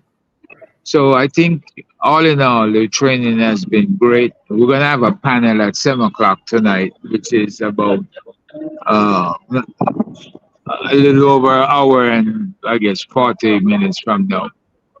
And I look forward to that, the Q&A sessions. So I'm here, I'm backpacking it. It's so hot, full bottle of water, half hour ago, and it's hot now. So we're getting a little cool breeze finally. We're at Curfew Place, by the way, here in down downtown Kingston area, Swallowfield to be exact. So, I wasn't following all the conversation, Professor, but as usual, I know you're presenting your point of view very well, and we appreciate that. Thanks. Will? Thank you. All right, Herb. Well, thanks for joining us. Like I told our family members that it's 50-50 whether you would join us or not, because you were busy, you're in a travel status and you were busy doing other things. So I'm just happy that you're able to join us. So as long as you can stay with us, that's fine.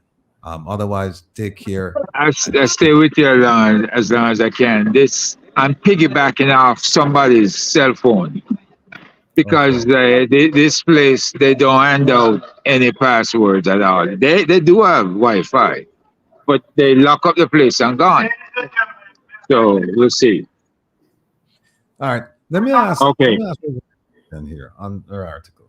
The title of the article is, "Does voting give you a say on important issues?"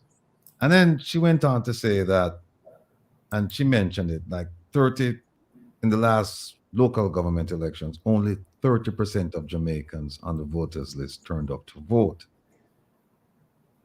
How do you square that? How do you square it with telling people, with saying to them, you're making the argument that voting does give you a say on important issues, but then the idea that only 30% of the people actually voted.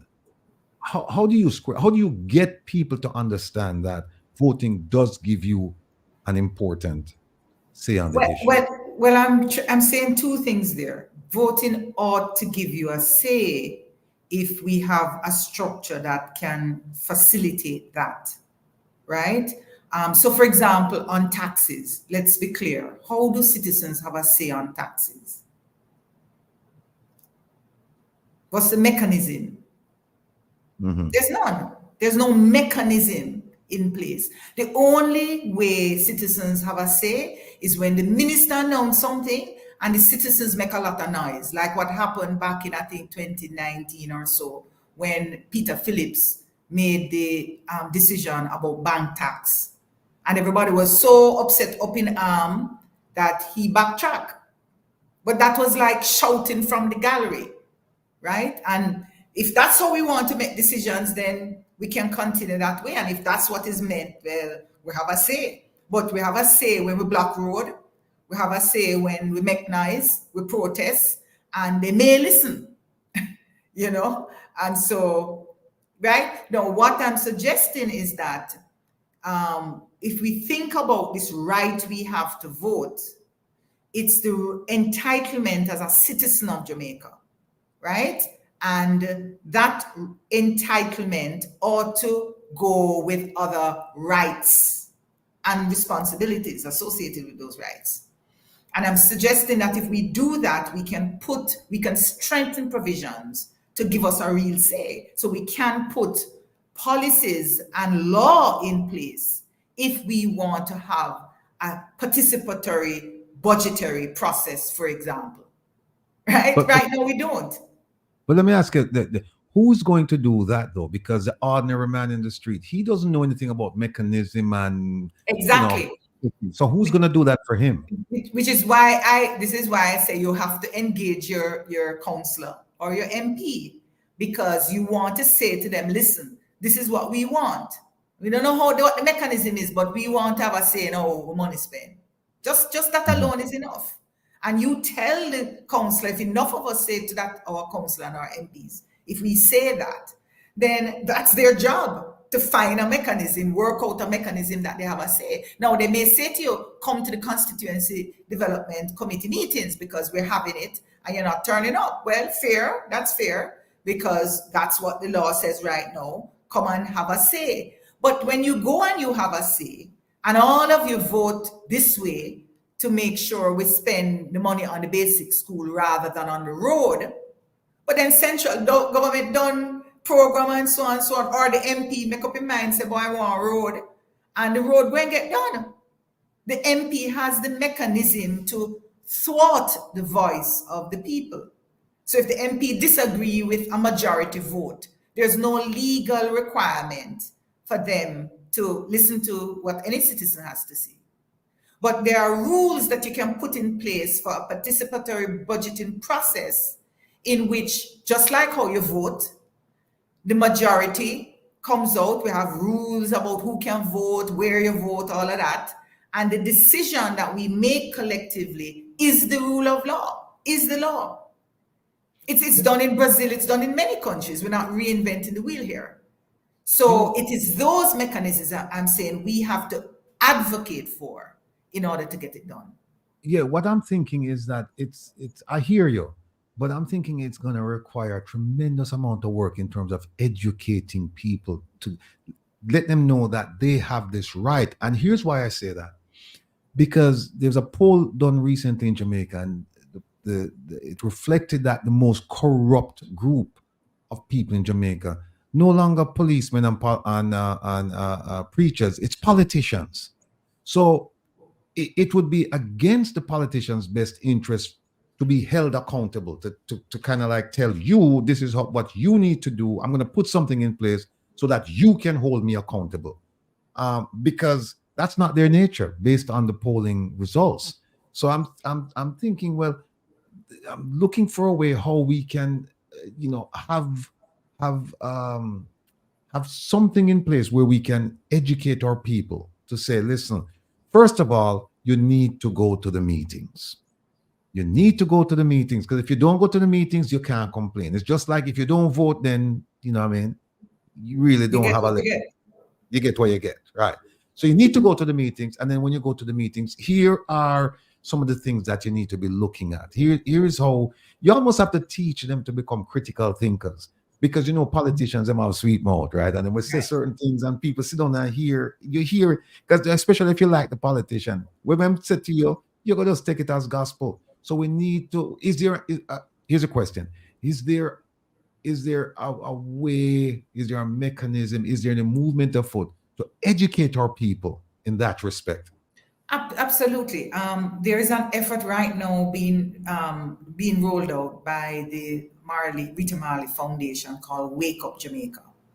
And that's a group of individuals, took it on our own, led by Stephanie Marley. And she says, listen, Jamaicans need to wake up, because all of these things are happening and we just don't know. We're about to get into this constitution. Most of us don't know. And so she, in her own way, and the groups of all of us who are working and helping her and collaborating and so on, are saying, let us team up and see if we can simplify some of these ideas, if we can go into communities with these ideas, help to create songs, whatever. In fact, tomorrow, I speak at the Institute of Jamaica. So if any of your listeners can go down to the Institute of Jamaica at 2:00 tomorrow, I'm on a panel, and myself, Daniel Archer from the National Integrity Commission, National Integrity Action, not the Commission. This is the NGO organization now that has been led for a long time by Trevor Monroe. It's now led by Daniel Archer, and she's going to be on, and she's going to be talking about what her organization is doing to push for good governance and so on. And that discussion, Bert Samuels will be there, others will be there. Silban Seidel, who I think has been on your program, is also going to be on. Now, all of this is about saying we as citizens, as feeling responsible for this country, because we see ourselves as owning Jamaica. Jamaica belongs to us, right? We're trying a thing. We're trying to do this education bit. You're doing it. You're doing an excellent job. You have your program, and you're constantly talking about these issues. I listened to ISAT the other night. ISAT is doing his piece. Everybody's doing a piece. And I think enough of us, if we continue down this line, we will open some doors, open some minds, open some thoughts about where we're going as a country. And that also does not exclude the responsibility and obligation that the government has to roll out a public funded education program in which people are reminded of this process that we're in. They're told how to get involved. Things are simplified for them, etc., etc., etc. So all of that has to be done. And I want to make this point about public education. Given the miseducation we've had for so long, and I'll share something in part. Let me finish the point and come back to what I just experienced recently. We have to stop and think, how do we undo what has happened? How do we ensure that all our kids, for example, leaving school, understand this simple point, that Jamaica belongs to you, and you have a role and a responsibility to shape the future of your country, right? Now, those kinds of just basic ideas of a citizen's right to participate in public affairs, right, among other things, is something that every citizen should be have in their heads. Now, perhaps we need a policy of public, a framework for public education as policy, by policy, to ensure that adult education, continuing, ongoing education is about educating us about our roles and responsibilities as citizens. Let me tell you what Sierra Leone has done. Sierra Leone has set up a ministry with responsibility for civic education. That's what the ministry is called. And they understand, I've spoken to the minister, and the minister says he understands that the development of the country is linked to how citizens see themselves and the extent to which they understand their history and they understand their role in society. No, we can do that too. We can set up a ministry if we want, or we could set up a policy, right? Or we can have a budget item. Every year, we're going to spend X to educate Jamaicans about their roles and responsibility as citizens in Jamaica in building a democracy. So, a point I wanted to make, I was shocked recently when I was talking to a 9th grade student who did not know anything about Africa, didn't know that a continent named Africa, don't know about the slave trade, don't know that where we come from. I was shocked. And I'm still trying to make a determination if there was a learning disability of that individual, because I'm trying to get onto the principal of his school to see what is it that makes a 15-year-old in grade 9 have no concept of their history and who they are. Now, if that is happening, and I'm not saying it is, I'm just telling you an experience I have with one child, right? And we have to ensure that no child gets to 15-year-old and don't know them history. And we can do that by policy. Before I bring back Isatin, let me ask you this question. In the article, you say, if we really want our voices to be heard, we should focus our energies on comprehensive constitutional reform that can improve local governance, empower people, and improve their standard of living. Now, the Constitutional Reform Committee that's going around, they say they're going to do things in tranches. This is not mentioned in the tranches. How successful do you think that this idea will be? Or how do you think they're looking at this? Well, I know you want them to look at this, but do you think they will look at something like this and embed the Constitution so that we all can benefit? Well, we've done our part. We've made a submission. They've asked for submission. We've made a submission. I went myself to the Reform Committee meeting, the CRC meeting, and made a presentation and took question and answers. So they ask and they understand. So at least a group of citizens, not me alone, it's not Rosalie's Hamilton's views, right? We talked about it in our network. We had differences of view on some issues, but we came to a compromise. And we said, okay, this we think represents most of our views, right? And remember, as we try to aggregate our views across the country, we're not going to agree with everything. We're not going to agree with everything. but we agree with most things, and we say, all right, we're willing to go with that. That's what we did. So they can choose to ignore it, but it's on the table. And I suggest that if most of the Jamaican people say a simple thing, and I can tell you what that simple thing could look like, then they cannot ignore it. They absolutely cannot ignore it. And I suggest, for example, a very core message could be, we want a republic with improved living standards to enable a more just, equitable, humane, and safe society, which is supported by a comprehensive constitutional reform that enhances good governance. That's a core message we want to carry out there. If everybody agree with that, that's what we should be pushing for. That signals that in this republic, we want provisions that will improve people's standard of living. That's what the recent polls have said, right? And so somebody has to think about, how do we make provisions in our constitution that has economic implications? Some lawyers don't want me to talk about that because they say economics is a different thing. I suggest that we have to see that interface between economic issues and legal issues. And the big part of it is around policy.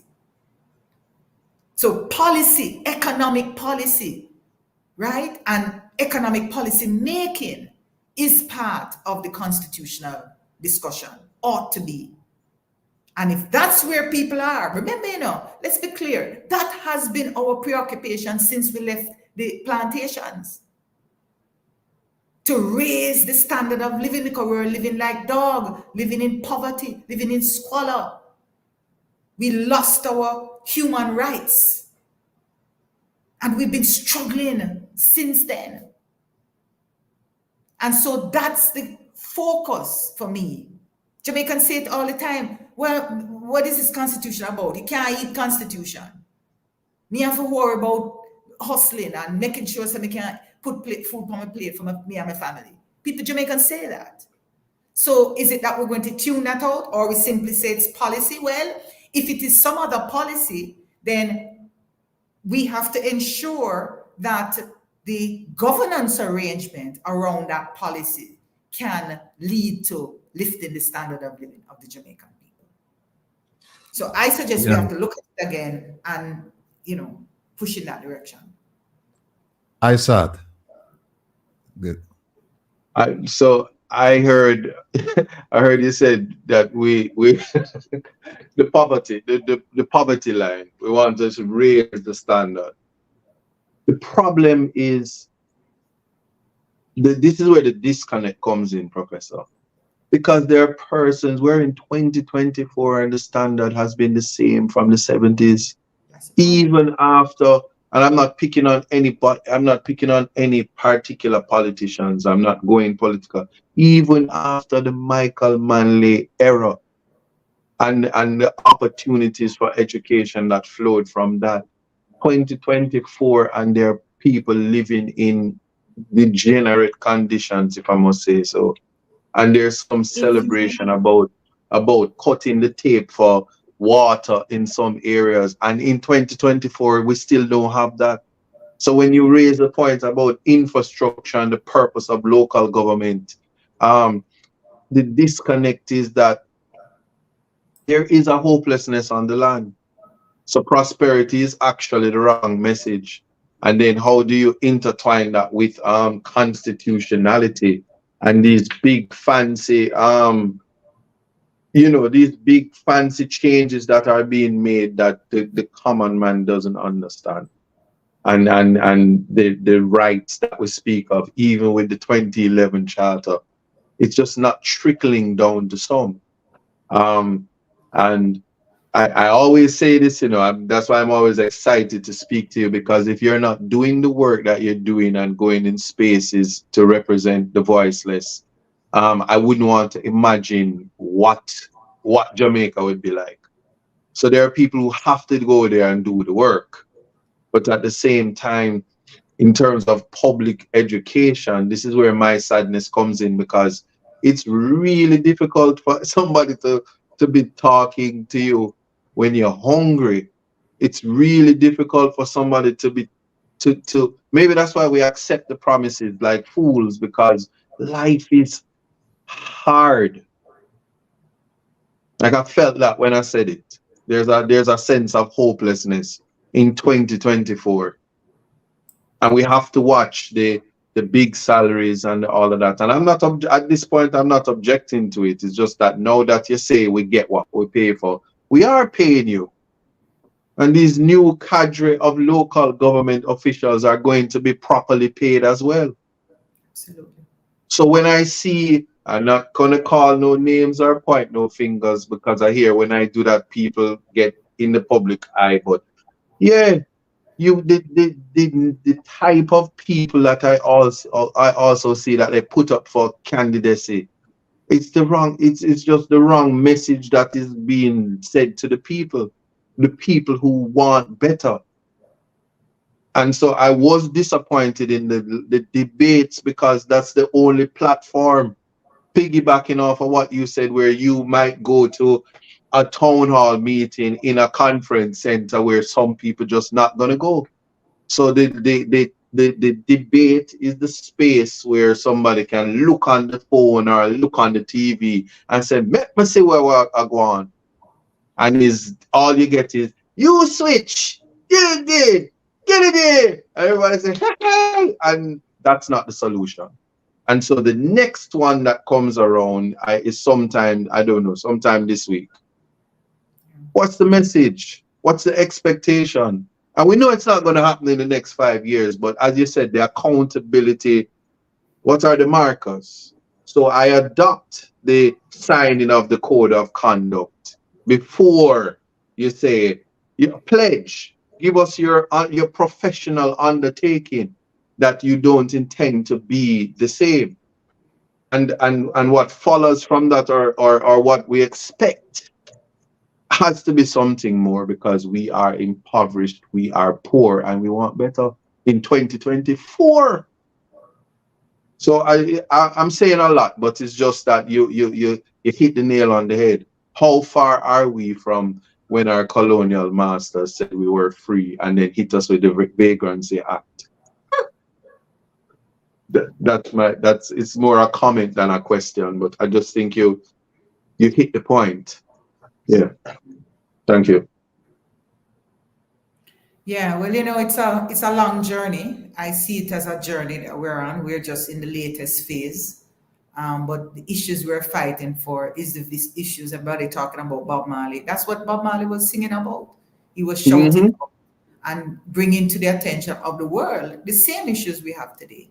And I listened to Mutabu Baruka's comment and reflection. I had the same reflection as well, of the people who are now so excited about this movie, and are more into the hype of the movie, and all the the royal hair, etc., and somehow miss the fact that the very same issues are being played out in Jamaica that he was fighting for, and that they are not fighting for that. they're on a different No, agenda. right. Yes, You know what I yes. mean? So, but if you really love Bob Marley and you really think that he was so great, well, listen to what him said. Just push for a society that's just, that's fair. And that disconnect is real. So people are there and they're mouthing it and so on, but we don't want to rock the boat too much, because, well, I am getting my piece out of it and I'm good. So I don't really want to rock it too much, right? Well, that boat was rocked, because I did. This is not a plug for that movie, but I love that movie. And if you're a Jamaican and you watch it, your eyes will be open, because we still have the same two political parties carrying on the same nonsense. We still have the high crime, and we still have the gun violence, and on a statistical basis. No, yeah, I was just about to see it. You took the words out of my mouth. But to see Bob Marley, to see the same state of emergency truck running up and down the two-way in Trenchtown, and the same police checkpoints. This was nothing, and people would say that they must have made this up because it can't be true. And people still running in your house, and people still shooting people, and the scenes are no different. Yeah. And how do we what the voice that he would have given us through his music, as in the words to inspire and to get to loving one another and all of that. It's as if he's the Martin Luther King of Jamaica. He's having a dream that one day we will live in love and unity and all of that. And but every day is war. Absolutely. And then when are we going to get up and stand up for your rights? Because the minute you start to talk about your rights, it's a problem. But Yeah. I'm the movie is good. I'm urging people to watch because it's a snapshot in time of the very thing that you said. The more Yeah. things changes, the more it remain the same. And So Jamaica, where are Jamaica yes, really loved and understand the movie and have taken to it. The critics have a different view, but that's their view. right.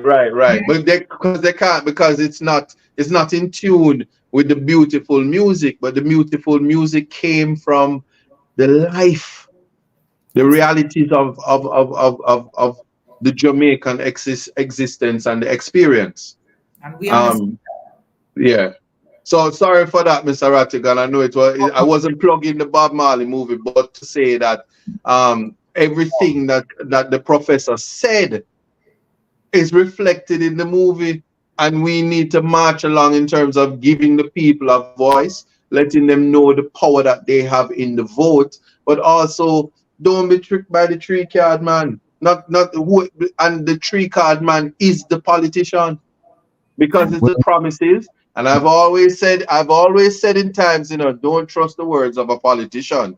That kind of rhetoric, it hold can't on a just second. be for election time. Hold on a second, I've always Isaac. said to people, do not trust the words of Really? politicians. Do not trust the words of politicians. Swear to God, wrong show. You're running dumb plate. I can't You believe can't, you you did that. can't make that too. But anyway, listen. Okay. I Mm. just got a phone call from a young person in Jamaica. Very dynamic, very astute. Um, he wanted to weigh in on what the professor said about voting and young people and all of that. So he reached out to me just now. So I said to him, "Look, okay, she's getting ready to leave because she has another engagement." But he said, "Please have me just come on because I just want to say something." So without further ado, I'll bring him on. Most of you know him, Ishmael Douglas from My Place Waterhouse.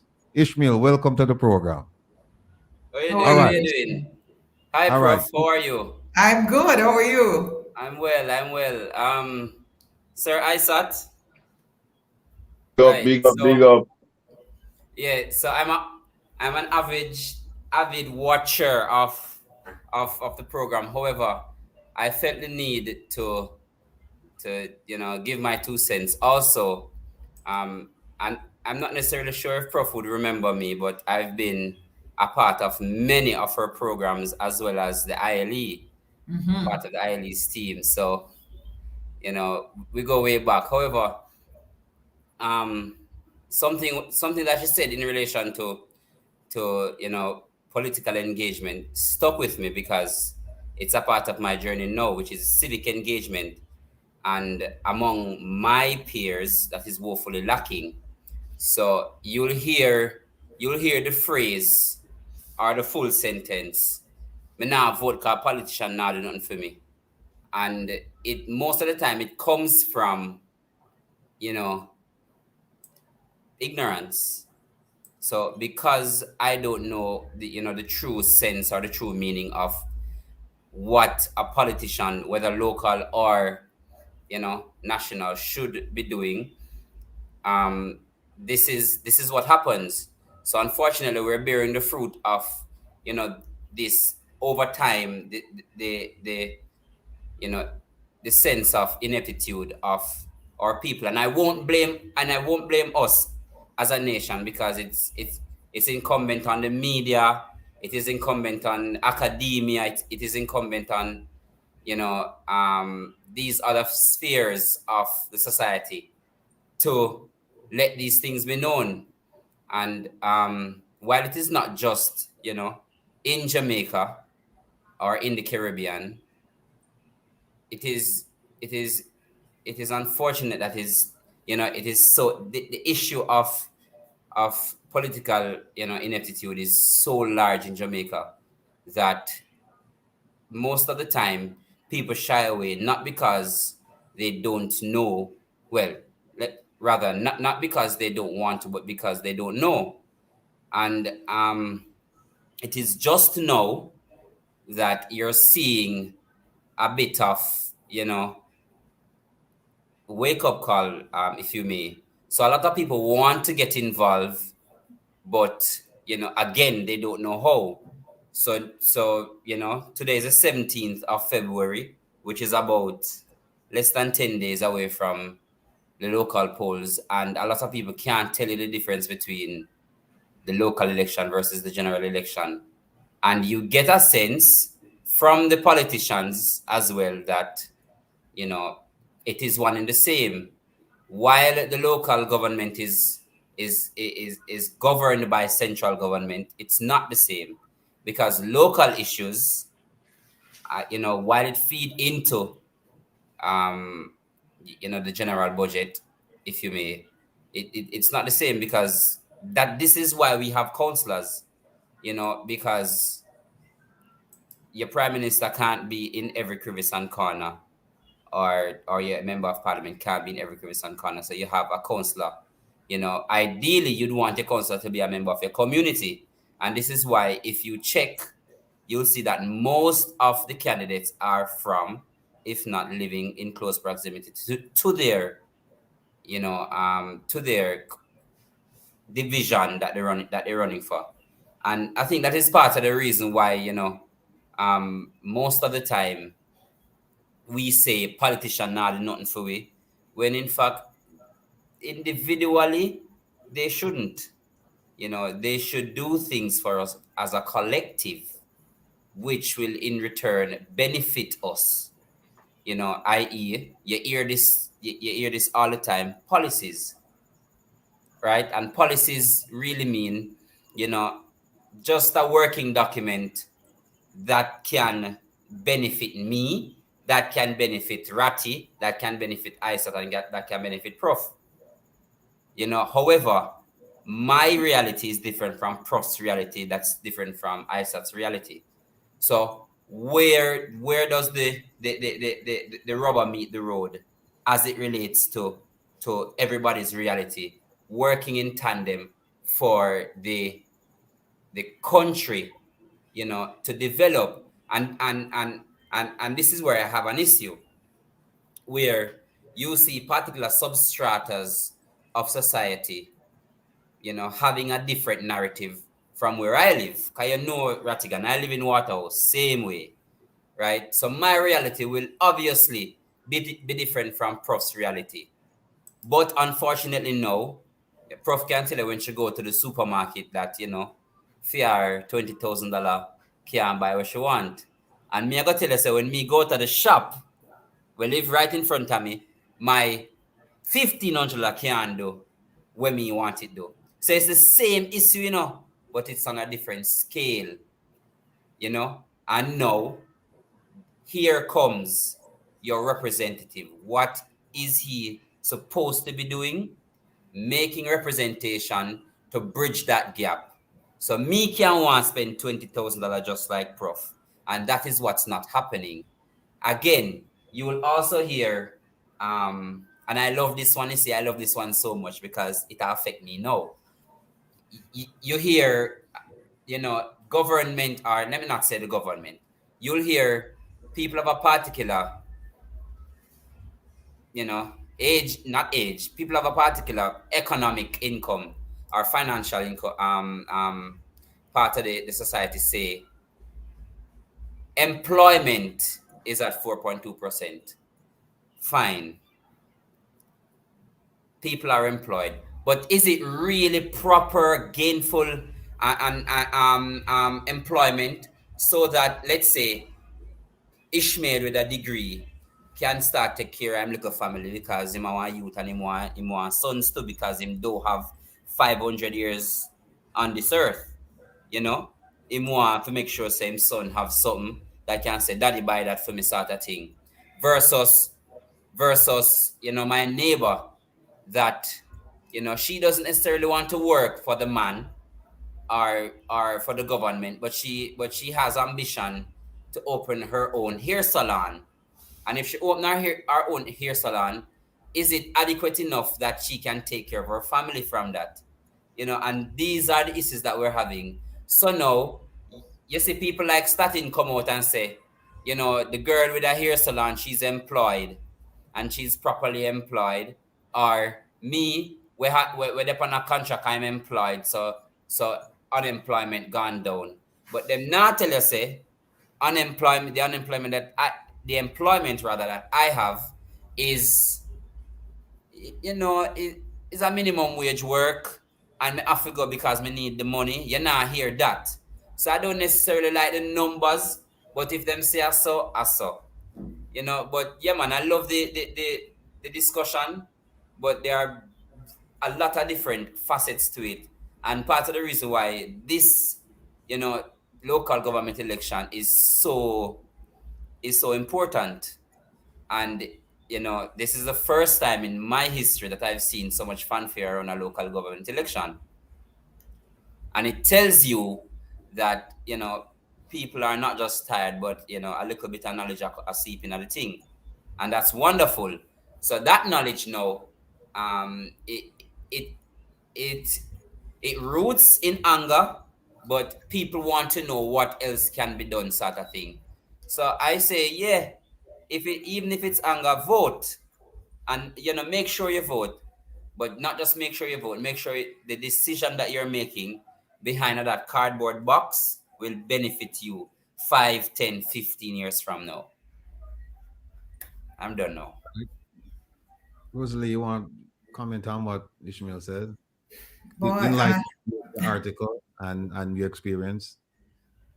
You know, I share some of the views you raised. I mean, I think I understand the concerns that people have for voting. And I think if you think about the problems we have, again, historically, is 400-500 years of one system. You know, we literally barely gone 61 years in trying to do something different. So we're a new nation, and no one election going to fix it. I want to say to Ismail and to the younger generation, you have to create that future. And if the two political parties did their job in pushing the society back in the day to the era of the independence and try to create something out of what they had, including the leaders who felt at that time what we had called a constitution was good enough. Let's give them that. It gone. We may disagree now, but on hindsight, that was their best decision. The question for you, Ismail, and for your generation is this arrangement we now have good enough for you? And if the answer is no, then you have to look closely, invest the time, educate yourself with, study these things. These issues don't come overnight. You go to a meeting. You've been through enough of our programs to know that, you know, you have to go through it 2, 3, 4 times to really get it, right? Take your time. You have a lifetime in front of you. But recognize that if you don't see it up to now, perhaps you need to be a part of creating what you want to see. And it's not going to be easy. If the two political parties cannot adjust to the modern challenges and create a framework in which they can point us in the right direction, then perhaps you need to find young people to say, let us create a new party. Let's create something that looks very different than these two political parties. People talk about third parties, but a lot of them looked very much like the same. I've always suggested if you're going to build a party, build it from scratch and move away from this kind of top-down approach to decisions within the party, because all it does is reproduce itself in government, right? So you have the party leader, which is the supreme leader. Everything stopped right there, right? And so although your mechanisms in which, yes, there are groups that make decisions and so on, there's still this kind of top-down approach to the decision making. The party leaders and a handful of people can impose a candidate on a constituency, right? And so you have those are the realities that we see. Perhaps you want a different party in which you can make decisions and learn how to make decisions through collective decision making. Bear something also in mind, Ismail, that if you look closely at a lot of the dysfunctions in the society, there's one thing that you will see, which is the authoritarian style of decision making that messes things up. You see it in the church, you see it in the schools, you see it in your homes. Which one of us don't have an authoritarian father or mother, for that matter? Right? My way or the highway, right? Yeah. Now, that's not a simple thing to change, because many of us have seen it, and that's our only concept of leadership. And so without thinking, we just do what we see our parents did, the church leader do, everybody do. And you have to be very thoughtful about how do we make different decisions differently. And it is when we can perfect that in a political party that we can present ourselves to the nation. Think about it. And you know, it's funny you said that, because I find, and I might not be the brightest bulb in the Hold on, Ishmael, hold on a second before you go. I start off to make an exit, so I just want to give him the floor so he can make him parting remarks. Okay. Yes, I just want to say, always a pleasure, Dr. Hamilton is professor. I really appreciate the learning and the knowledge. Similarly, the young future leader, Ishmael, appreciate you as well, Mr. Rattigan. I will see you tomorrow.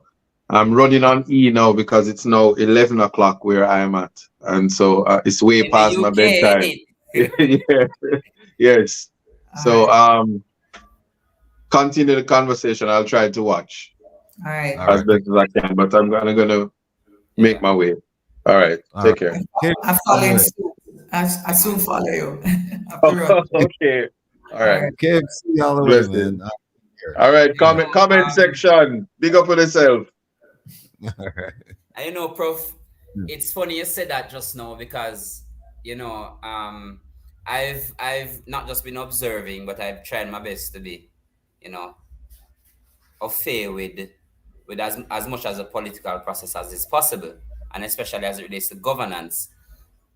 And I don't necessarily think that the governance process, you know, is really the issue. And let me tell you why I say that.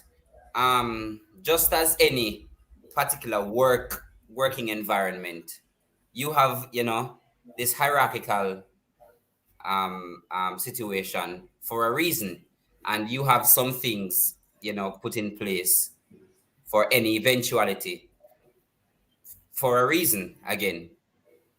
And I find that, you know, just like in Parliament, there is a reason why you have a government and an opposition, because the opposition's role has to be different from the government's role.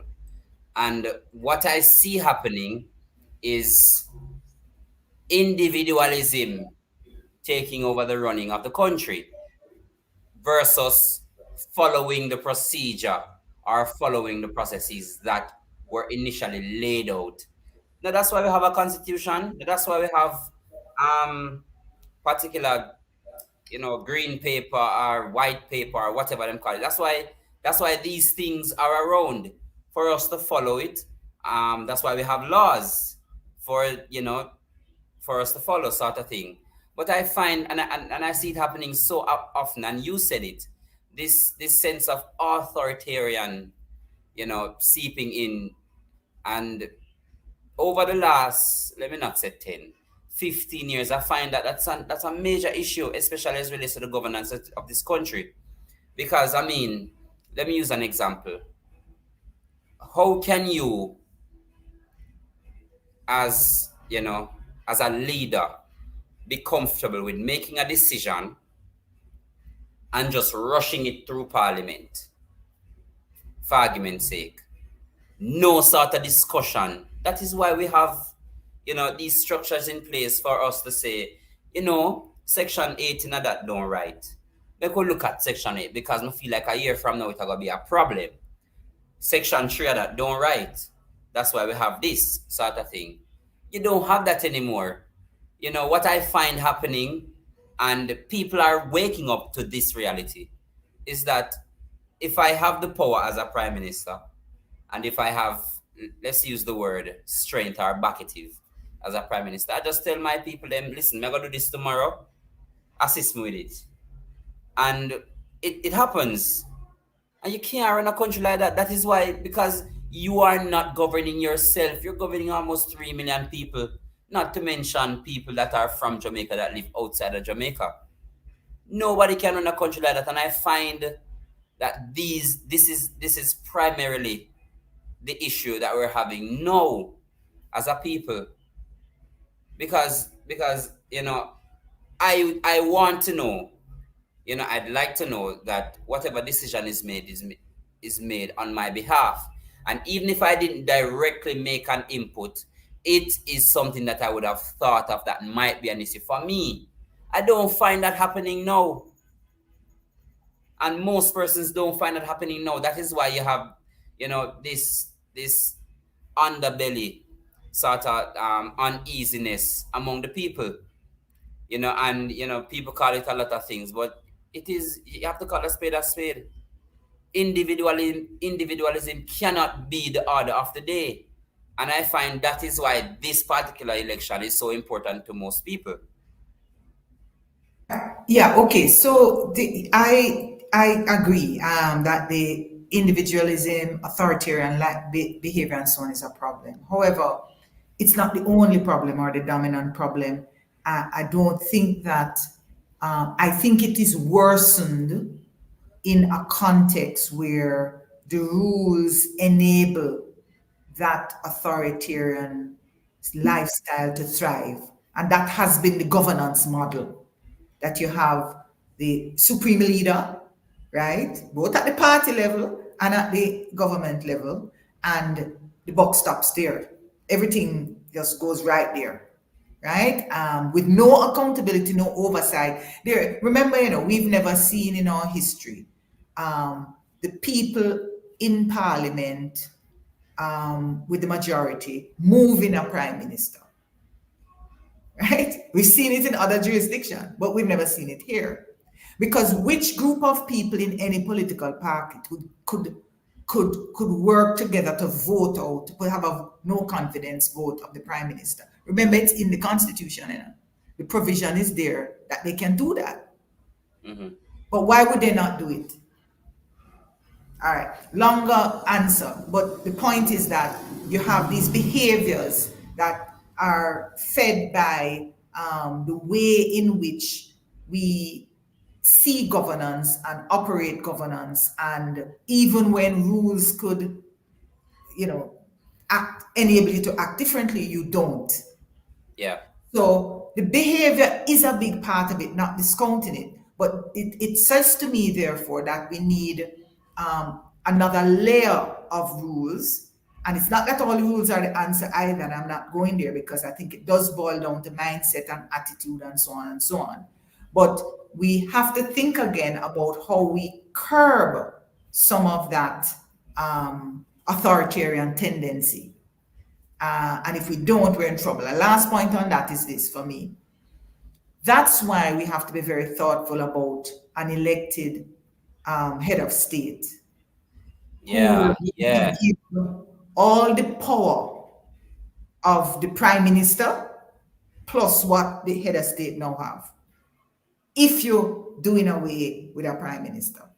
And if you're not doing away with a prime minister, you're going to have a head of government and a head of state, and you elect the head of state will have more power by the fact that the nation votes that head of state than a prime minister under the current arrangement, which is only voted in by a constituency.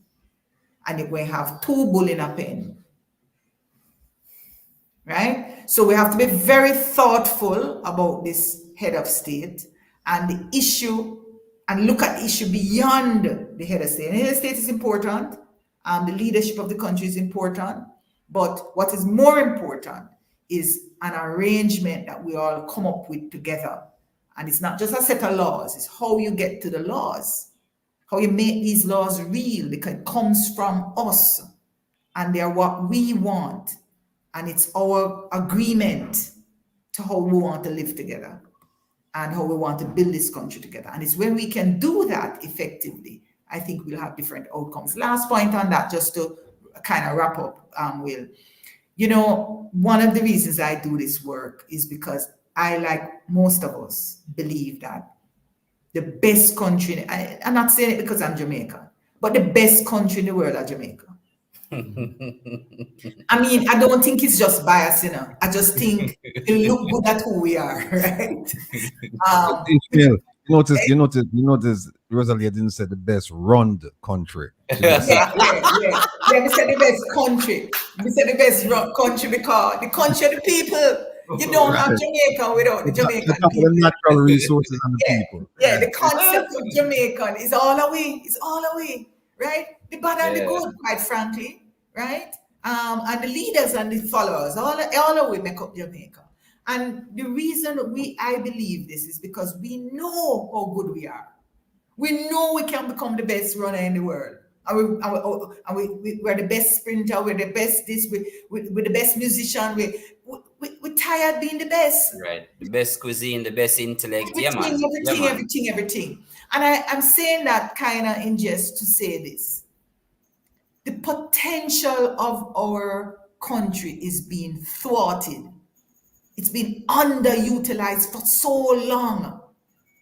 Right? In these communities that we see as crime prone and poverty stricken and so on are gems. Right? Bob Marley came out of those communities. And Marcus Garvey came out of those communities. Right? And in there are diamonds in the rough.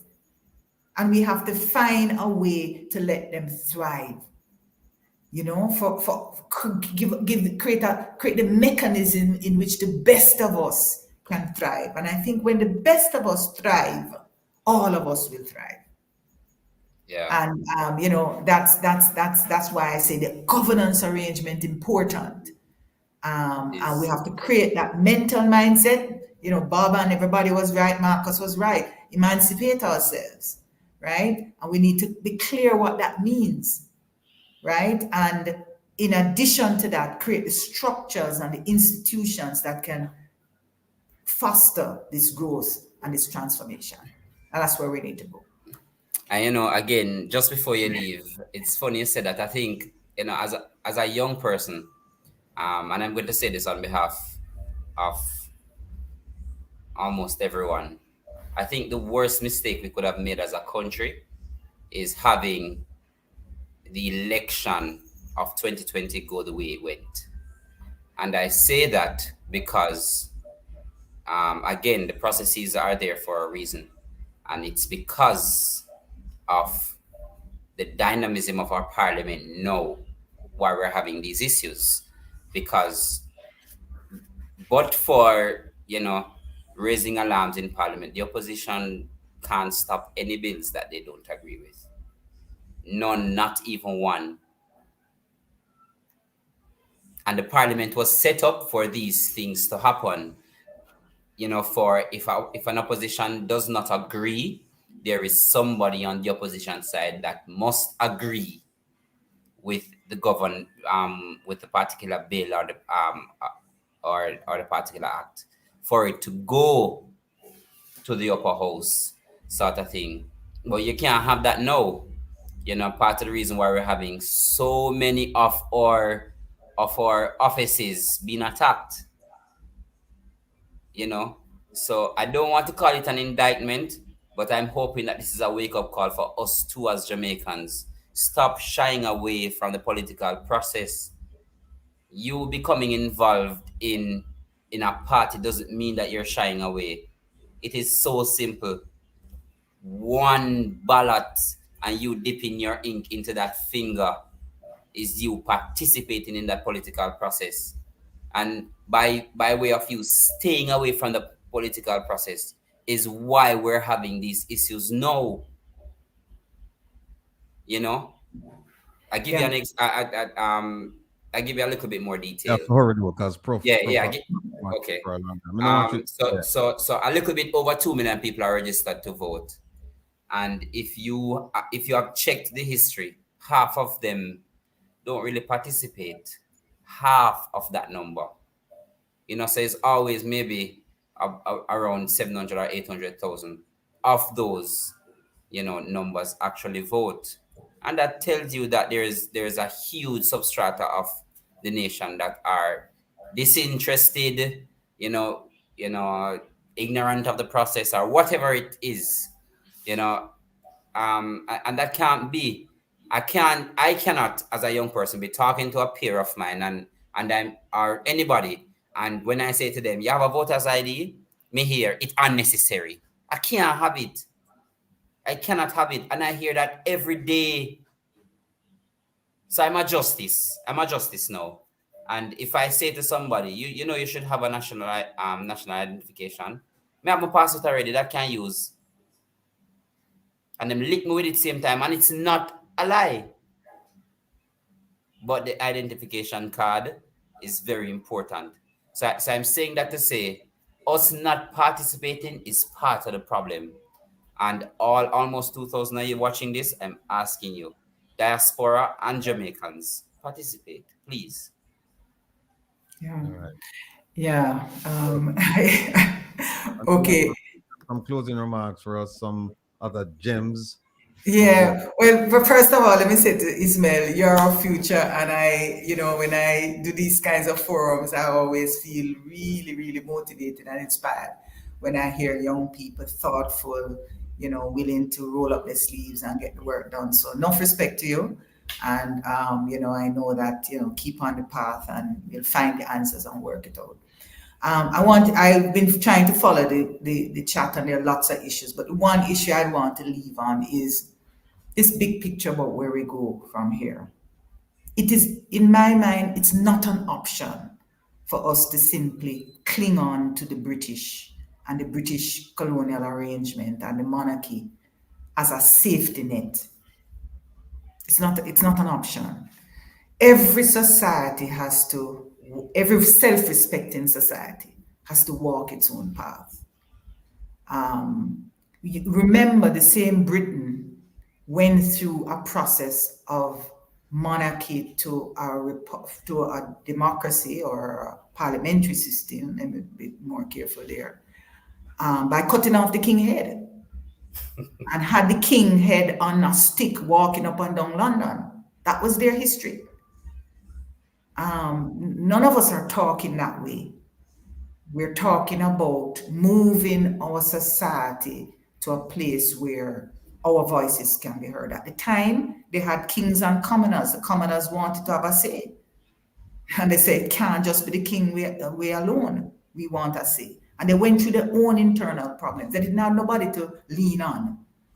And I think we have to take the bull by the horn and recognize that we can create a new society that's based on our thoughts, our ideas, our minds, and who we are.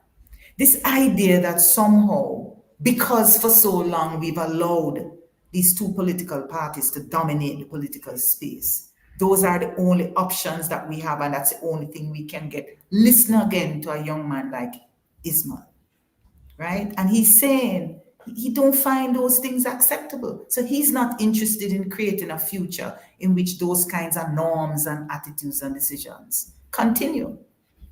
And therefore, I am prepared to take my chances on the youth, the young people who can work out the problems. They're not all the same. They're struggling the way we struggle with our peers, right? But they'll find a way. And we have to encourage and support them to find a way. And I want to just say to those who feel, I saw some comments that say, Bob, and I'll leave the British, what is happening with the Privy Council. The Privy Council's arrangement is their arrangement. The fact that we may have a decision that doesn't matches our local jurisprudence does not mean, or the decisions, doesn't mean that we can't get a similar or better decision at the Caribbean Court of Justice than we could get at a Privy Council. So why are we holding on to these institutions? So I want to just urge your listeners to be more confident in who we are. Think about a Will or a ISAT or someone at the highest court. These are people you know. These are not theoretical people. These are people you know and you respect, or you wouldn't be here. You're here in this platform because you respect their voice and their views. And these are the people we have to fight for, to get into the places and the spaces to make the kind of decisions we want, or fight for ourselves to be there. So I kind of just want to comment on that note as my last closing shot that, nation building is not about building on crutches, right? We need to stand up. That's the message of Bob and Peter, Tosh, and Stone. Stand up for your right and fight and create a future that truly reflects who we are and gives justice and gives respect to the millions of our foreparents for decades who have been fighting to win this battle. And I'm confident that in the future we can. Look, Rosalia, thank you for coming. Thank you for making us smarter. Thank you for enlightening us. Thank you for presenting some refreshing thoughts on the political scene and the idea of voting. Hopefully it will resonate with the people with whom it should resonate. Based on what I'm seeing in the chat, it is resonating, but it calls for reinforcement. It's not a one-time thing, and you know what I mean. And so I'm happy to hear that you're on something tonight. You're going to be on something next week, and you are who you are. You're just a force to reckon with, and you keep fighting for our people. And we couldn't have a better person than you do it. A person who is educated, a person who is eloquent, and a person who is as beautiful as you are. People look up to people and pay attention. So I'm sorry really, she really never lecture me. All thing she do is give me like 2 tutorials. That's all, nothing else. well, that's all you needed, man. She's very perceptive, so maybe she figured Ishmael only need 2. So. You're good to go. Thanks for spending time with us, and we look forward to seeing you real soon. Right. Thank you so much for having me. Anytime, I'm available. Thank you. Also, just before she leaves, she gone. Yes. Wait, no, my mother. There she is. Go ahead. Make it. Yes, Sir Prof. I love for you to well, this is just an open call for you to give some thought to educating the masses on the budget process. Absolutely. Because it is very important that people know how their money is being spent as it relates to our tax dollars. Because me pay tax, I not really not even understand how it works neither. We just understand some stuff. So I'd love for us to hear about that. I mean, I know you're not an economist. I am. You are? Yes. Jesus, Jesus, you got good. Yes, man.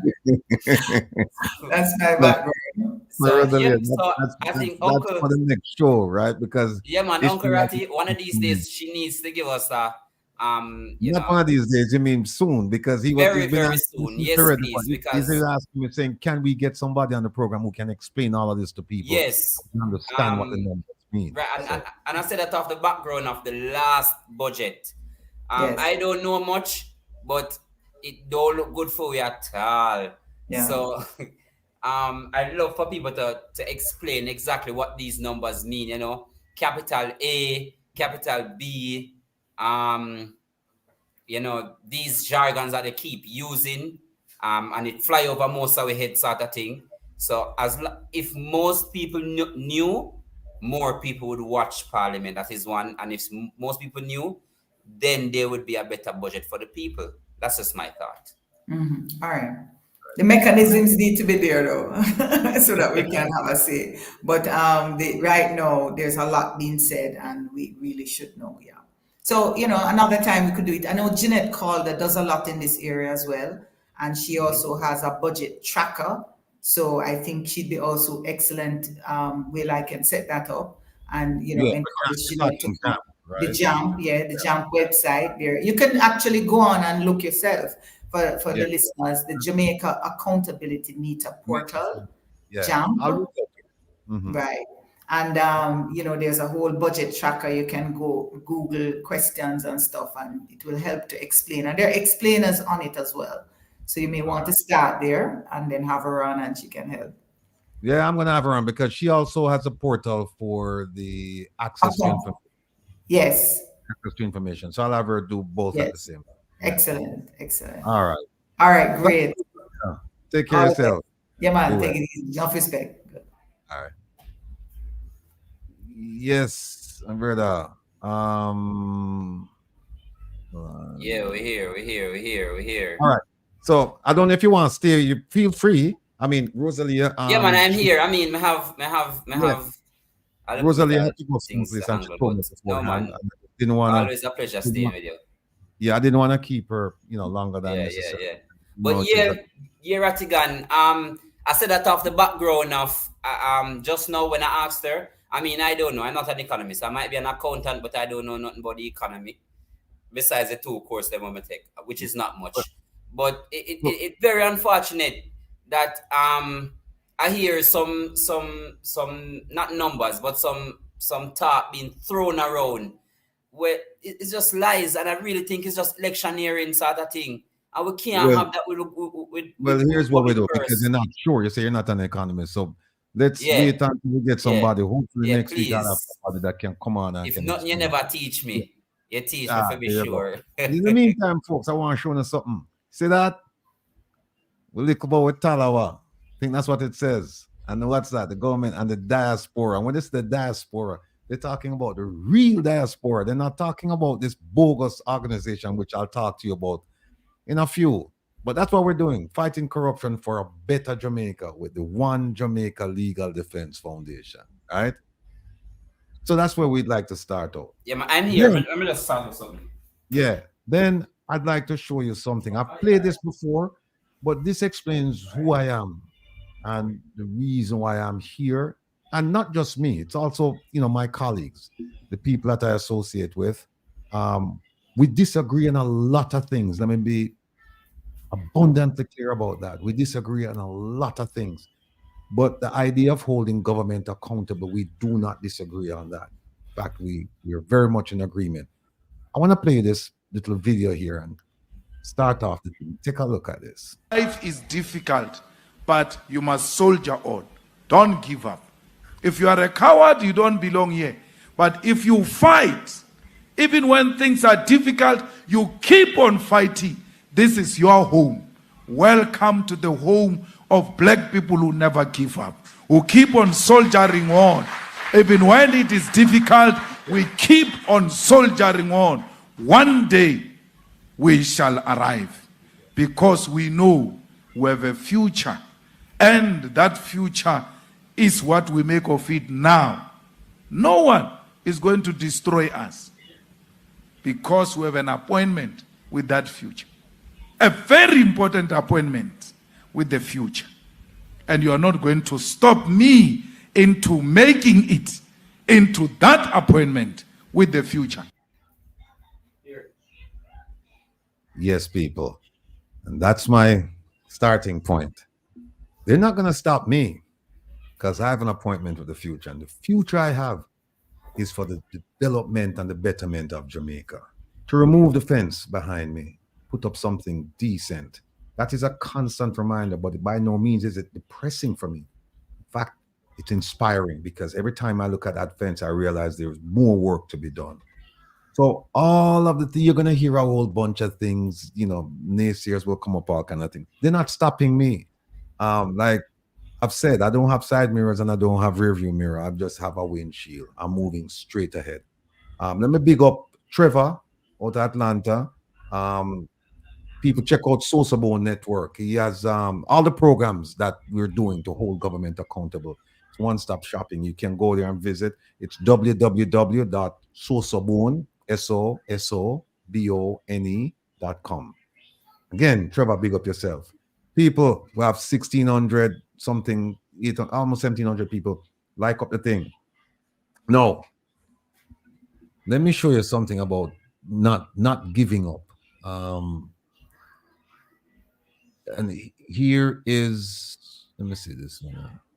All right, this quote actually, I've done some research and they said that they don't have any empirical proven evidence that Harriet Tubman actually said this, but it's been attributed to her. Now they're saying, yeah, we're not quite sure she said it, but forget about the attribution. Just look at the words. It says, I freed 1,000 slaves. I could have freed 1,000 more if only they knew they were slaves. That's when we're talking about emancipate yourself from mental slavery. If you think you can't do anything about what's going on in Jamaica, then obviously nothing will go on and nothing we do will cause you to change, because you are the change that you seek. And if you don't believe that, then we're going to have a problem. But I have complete faith and belief that most of you, not all of you, most of you will see it this way. I have another quote. This one is from none other than Marcus himself. Look at that. It says, I have no desire to take all black people back to Africa. Why? There are blacks who are no good here and will likewise be no good there. So we understand that there are people, our people, that will not hearken to the message. And so they serve us, they don't serve the purpose that we're trying to realize. And even if they say they're going to, they won't. So you have to make accommodations for people who will jump off of the truck. They'll come on, but they didn't have a good heart. They didn't have a good reason for being there. Not everyone who is on the journey with you will have the same mission in mind. Not everyone who's on the journey with you will complete the mission with you. In fact, some of them on the journey with you, they're there to sabotage the mission. We know that, and we've made arrangements for that. I just wanted to share those two with you. But now, here's something else. Let me see this. No. Okay. All right. Now, folks, you remember that I went to the DPP and I asked about these two people, Mrs. Marissa Dalrymple Philibert, former Speaker of the House, and Mr. Leslie Campbell, former Senator, former Junior Minister in the Ministry of Foreign Affairs and Foreign Trade. And this actually is the second correspondence I received from the DPP. And she basically said, you know, you need to go. She said, basically, I don't know anything about these two cases. I made the argument in a prior communication to her that she should, it's her business to know about these two people and the two cases, because it's a case of great public interest, high profile cases. But she said right there, said right here, she said, there you go. She said, we're not involved in any ruling or prosecution of either of the above named individuals. And so that's our position, you know, basically go somewhere else. And then she sent me to, I'd mentioned to her about the Corruption Prosecution Division. This is Bishop Prince Mika. And she said, go talk to this lady. Now, this lady actually works under the DPP. This lady works for the Integrity Commission, but she works under the DPP, because guess what? Any case that she decides to bring, the DPP can step in and say, no, you won't, and just shut it down. She actually works under this lady. Now, this is what the DPP told me. So, you know, I don't know me already. Me not stop with no. Me not stop till me get something. Not push the envelope, you know. So here's what happened now.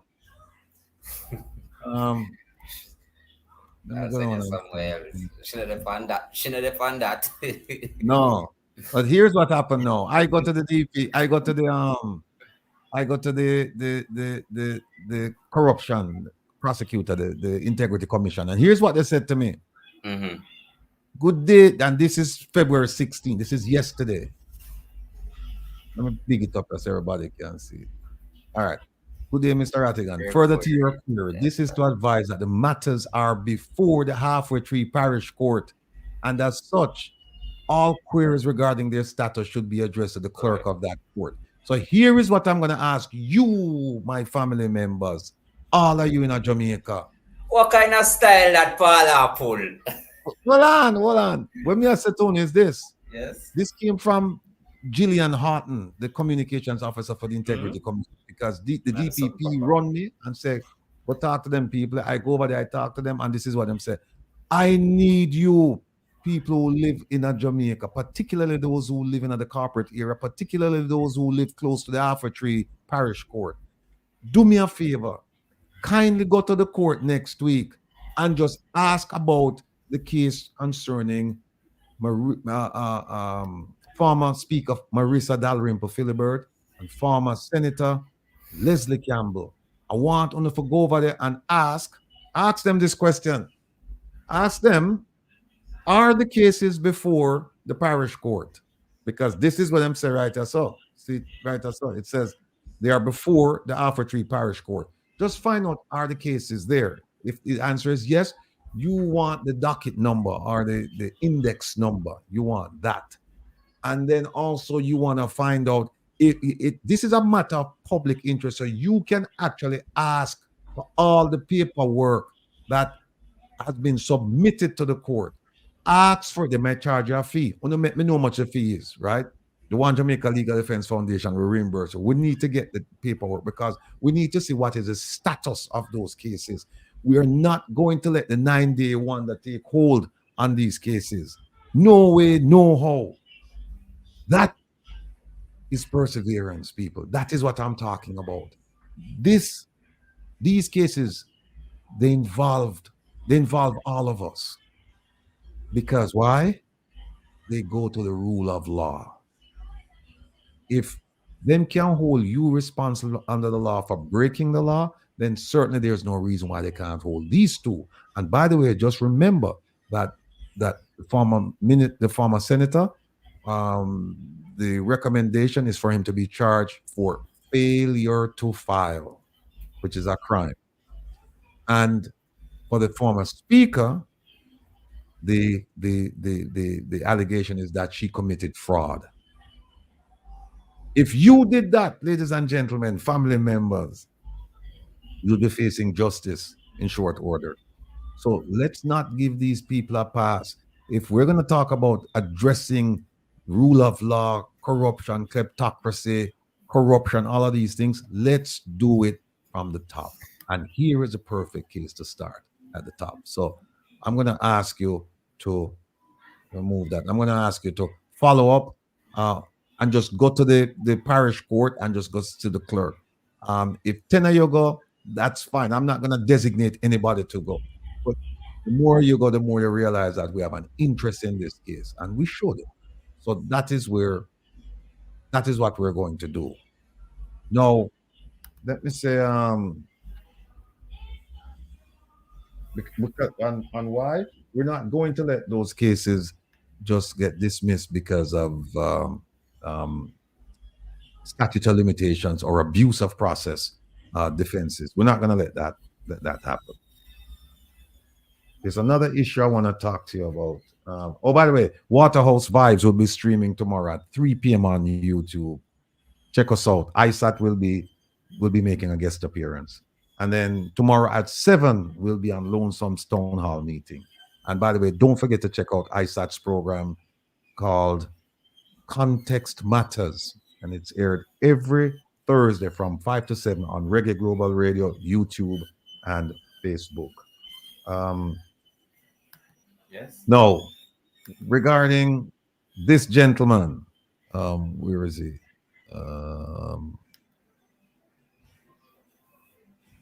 Let me see. I've always said to people, do not trust the words of politicians. Do not trust the words of politicians. I've often said to people, I've always said to people, do not trust the words of politicians. Do not trust the words of politicians. I've always said to people, do not trust the words of politicians. Do not trust the words of politicians. Now, that gentleman is a politician. I don't know if he was speaking about himself or others, but just keep that in mind. I've always said to people, do not trust the words of politicians. I can see it now as a placard in New York on May 10th from 9 a.m. to 1 p.m. You can see that placard already. I've always said trust the words of politicians, and then you make it in quotation marks, and then you put Honorable Robert Nesta Morgan, Minister of Information, right? Yeah, no, quote him.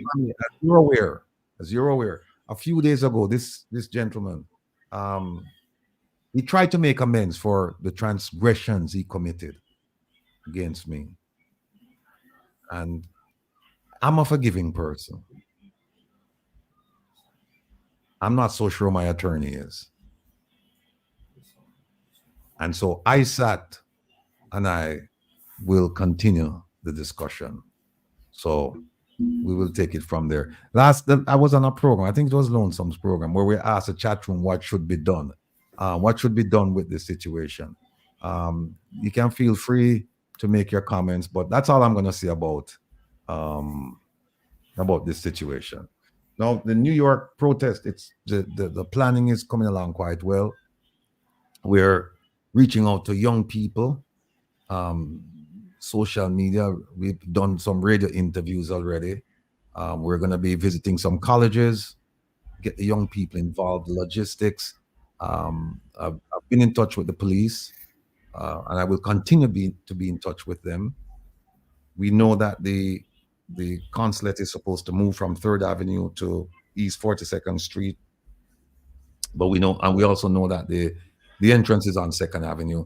They're supposed to be moving on the 10th, but we're going to be watching and see what's going on, because if they decide not to move because of the protest, then we'll just move the protest to 3rd Avenue where they are. But wherever they are, that's where we will be on the.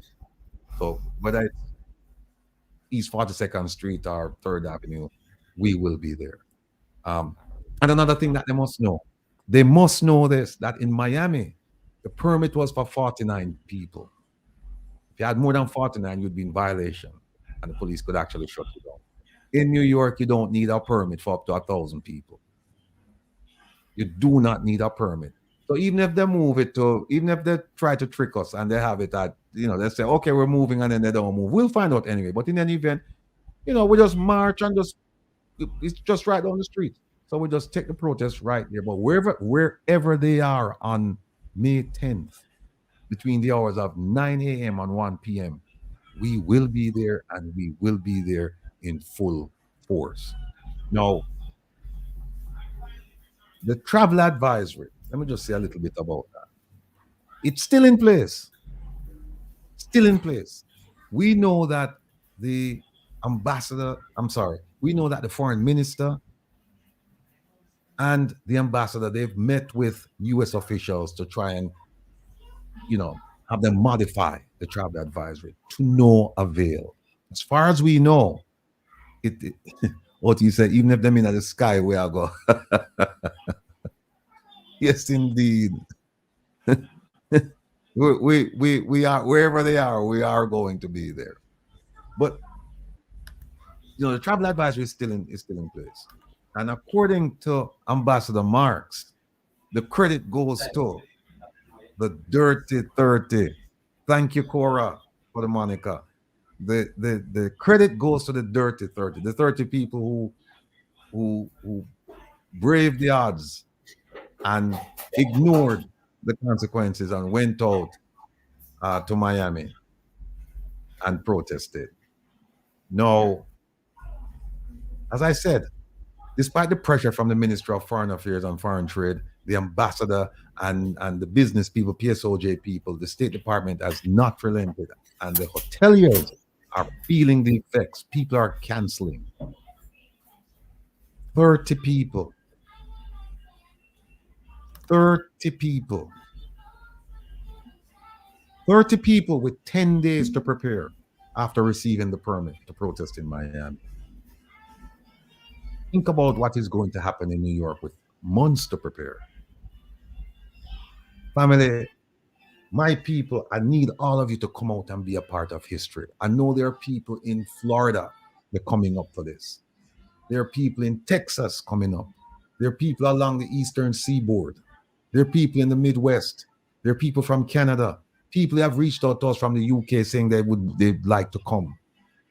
My people from DC, my people from the 5 boroughs of New York, Brooklyn, Bronx, Manhattan, Staten Island, and Queens, people upstate, New Jersey, Connecticut.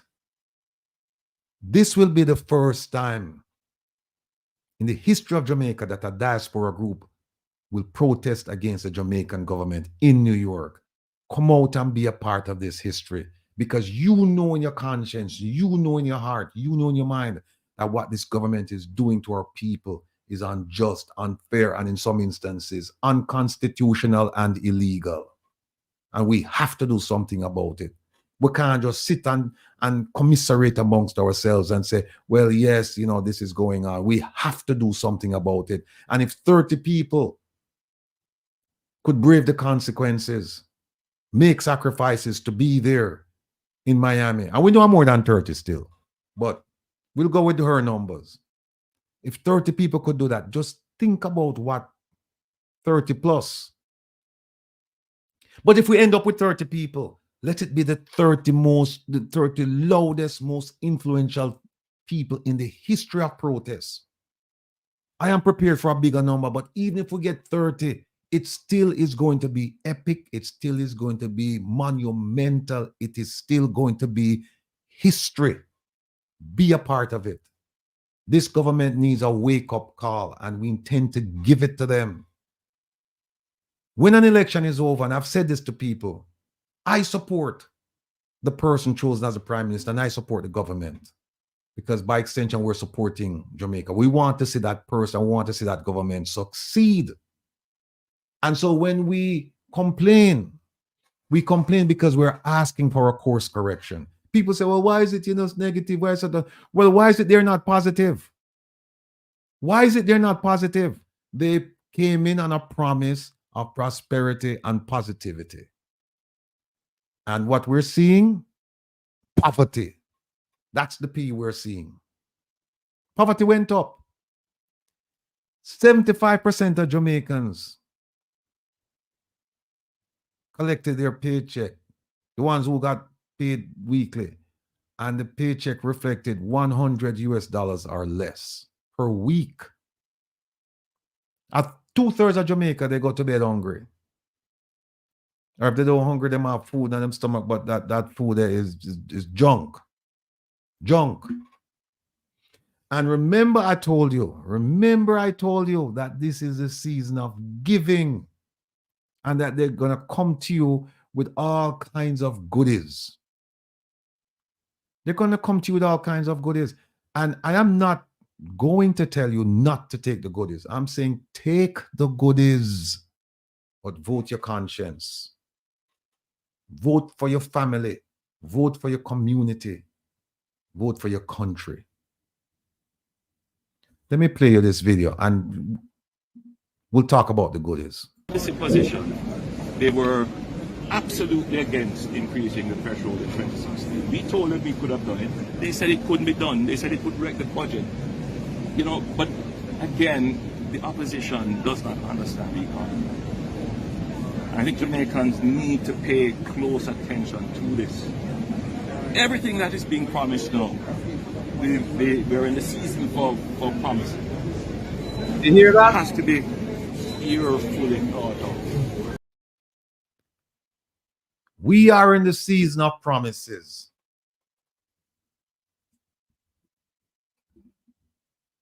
As a dear friend of mine would say, not my words. It's alone, so may I hear me. Not my words. That's why he would say, not my words. He said it. We're in the season of promises. Not my words. Maybe someone will never hear it. Maybe we'll never. Let me play it again. Hold on. Let me play it again. They were absolutely against increasing the threshold in 2016. We told them we could have done it. They said it couldn't be done. They said it would wreck the budget. You know, but again, the opposition does not understand the economy. I think Jamaicans need to pay close attention to this. Everything that is being promised now, we're in the season for promises. Has to be for promises. We got promises in 2015, 2016. I know it's funny you mentioned that, though. And now we're getting more promises. It's funny you mentioned that, because a lot of people seem to forget that two things. First is the threshold doesn't benefit every Jamaican. That's one. The working class that it benefits is the civil servants, which is less than 350,000 people.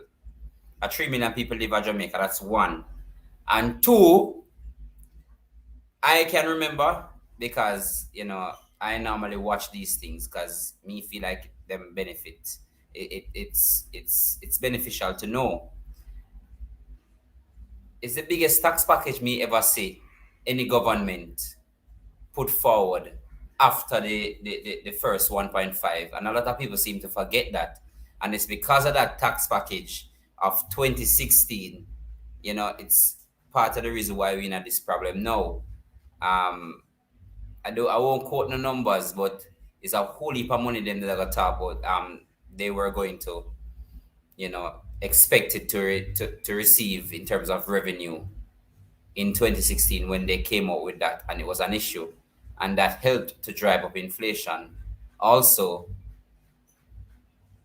normally,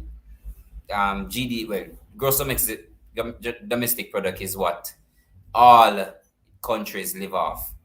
And if your wage bill is almost 12% of your GDP, I think that is a problem. Indeed. Let me show you something else. Look on this, people. Revised cost for Cornwall Regional Hospital rehab now at $21 billion. This started out, I believe, at $4 billion. And remember last week I showed you all of the graphic and gruesome depiction of our people struggling to get medical attention at several hospitals, including this one. 21 billion people. We have a marketing person in charge of our health. Where is the outrage? This started out at $4 billion, saying that it's going to take $2 billion to rehab this hospital. And here we are right now. It's 21 billion and counting. This feel like a father and a son, and the son sisse, the father come home with some money, and him just go to him and say, every time he say, more ice cream, more on this, more on that, more on new tie, and daddy just a bite all the time for him. So that the budget just a go up and up in a one day. That's what it feels like to me. Coming to know how you're supposed to have built something for $2 billion and it reached 20. That's a $19 billion difference. How? I don't know, man. I don't know. I love to hear what happened, though. That's what I want to hear, the rationale behind that. We have to get to the bottom of this. This is not the bottom of it, and we have to get to it because there's no way. And who's paying for this, people? People them like from behind me and other people I forgot pay for this. Them have to pay 20. Make that sink in from $2 billion Remember now, it's government, they did all of the estimates and they did all this. Government's supposed to prepare for cost overruns. If there's one organization that's supposed to prepare for it, it's government, because they always have cost overruns, right? And they went out, they did their feasibility studies, they did this, they did that, and they said, look, it's going to cost $2 billion, right? And after much delays and this and that, and now it's up to 21 billion. 21 billion. Ay, ay, ay, ay, ay. All right, people. We'll move on to another story now. This one you'll find interesting. All right. It's been a week since I asked the foreign ministry to answer the 11 outstanding questions. If you recall, people, and I'll put it up right now. Here we are. I asked them. You love your neighbors, them still in Rattigan. You love your neighbors. Well, there you go, my brother. There you go. I asked them 12 questions, right? I asked them, and I'll repeat the questions. Are the Global Jamaica Diaspora Council the organization they set up to represent us? The organization that they control to represent us? The organization that they lead to represent us? The organization that they use to collect registration fees from us to represent us? I asked them, is this a registered organization? Actually, it's two of them, Global Jamaica Diaspora Youth Council. And I said, if they're registered, when were they registered and by whom? And if they're not registered, why? Because if you look at the terms of reference, it's a full-fledged organization. Somebody said, oh, we're a movement. So, all right, fine, you're a movement. Who classified you as a movement? When were you classified? Where's the documentation evidencing this classification? And I went on to talk to them, number 6, talk to them about the control and the reporting and all this stuff, because they said it's not an arm of the government. But then question 7 says, is it true that 3 of the 4 individuals who lead and support the councils are ministry officials and not diaspora members? Then I asked them if they register people under the Foreign Agents Registration Act. Then I asked them if these people, if their jobs are similar to honorary consuls, envoys, and diplomatic corps members. And I asked them if these people, if they have diplomatic protection, privilege, or immunity, and were the appointments made with the knowledge and consent of the Minister of Foreign Affairs and Foreign Trade, the Prime Minister, and or the Governor General, right? So that's what I asked them. Them come back and see what them tell me. Which one is this? February 15th? Okay. I think this is the first one. February 5th. Okay. February 5th. Right? I'm asking them questions. Them say, Mr. Rattigan, what you need to do, sir, you need to go to this website right here. Dig it up. You need to go to the website, man. This website that's in purple, right? So go to this website. Them say, you know, the official documents regarding the Global Jamaica Diaspora Council and the Youth Council and the terms of reference. They go to this website right here, sir, and leave us alone, right? So after them tell I that, I said to them that, wait there, I said to them that, look, I went to the website. Yeah. All right. Okay. Here it is. Here's my response to them. When them run me like dog and tell me to forget the website, right? I wrote to them and I said to them, I took your advice and reviewed the ministry's website for answers to my questions posed to the ministry on January 8, 2024. I'm going to use a capital I as a card. Let me see the time when we send this. Oh, that's 9:35 p.m. All right. I'm going to say, unfortunately, the website does not provide answers to questions 1 to 6 and 8 to 12. To only provide answers to question 7. Right? So that's the kind of provide the answers. Here is question. Let me go back to question 7 so everybody can see.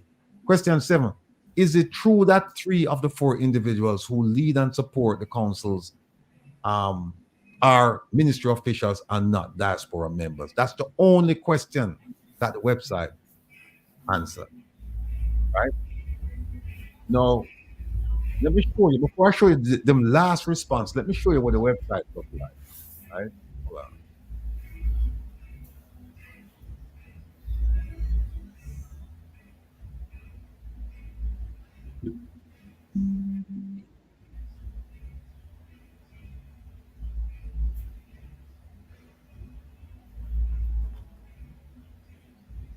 Rattigan, you all right?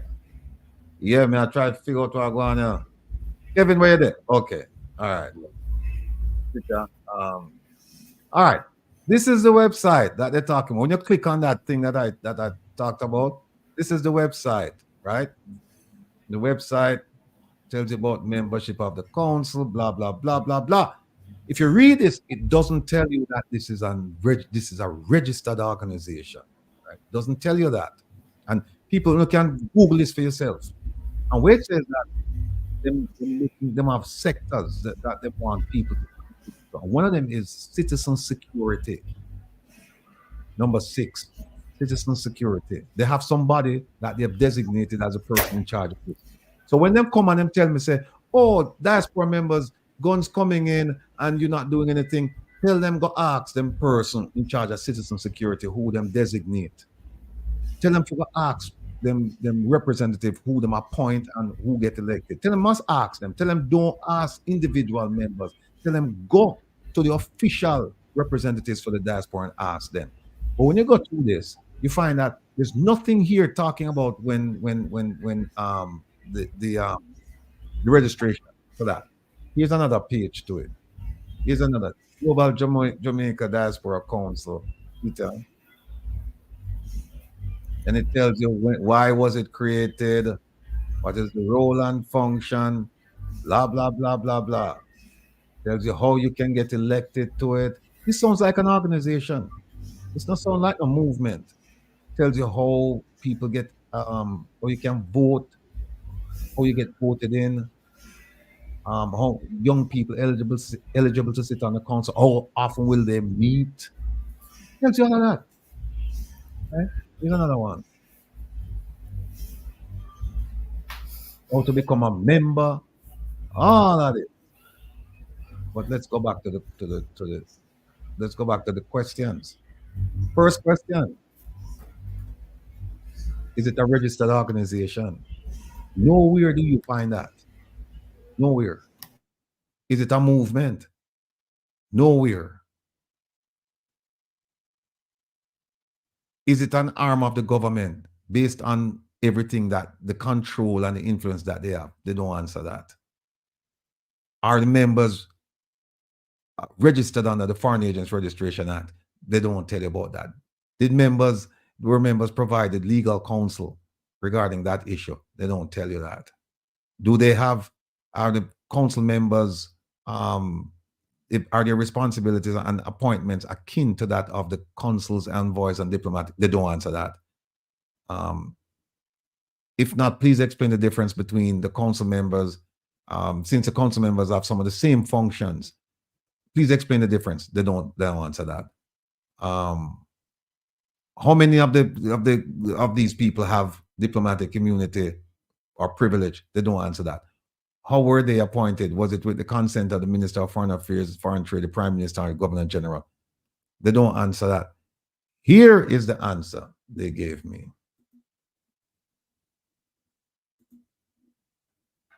Is it this?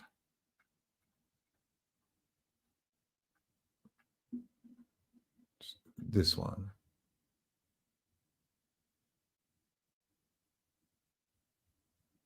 That's February 5th. That's the first response. Here's the second response. It came in, look at the date, February 15. Came in 2 days ago, right? And you think that they would have the common courtesy to say, look, let's answer the questions that he's asking because these questions are pertinent. Look at the answer. Look at the answer. I'll read it for those of you who cannot see the writing. It says, dear Mr. Rattigan, I acknowledge your further email. So they're admitting that there was one prior.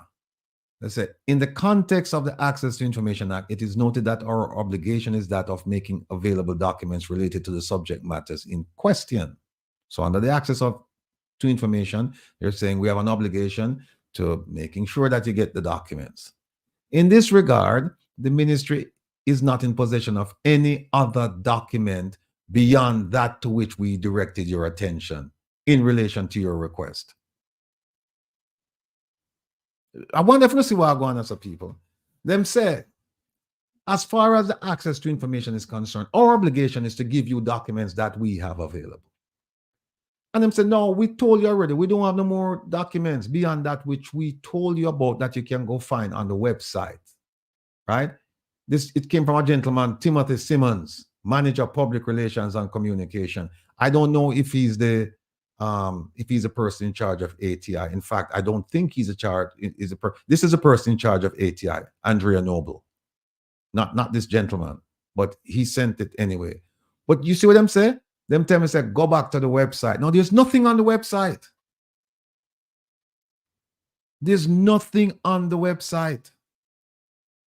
So far, no answer.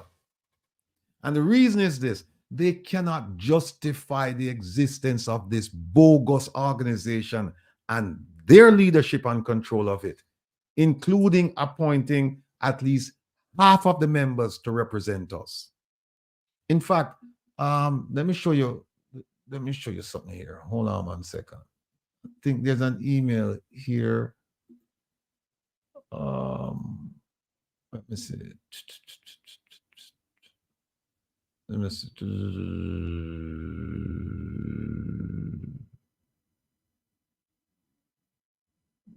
Hold on 1 second. Stay with me. Stay with me. Stay with me. I'm gonna show you something.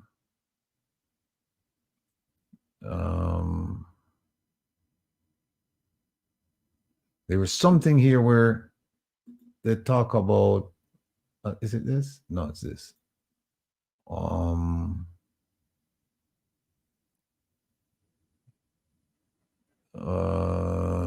Where they talk about how they select people.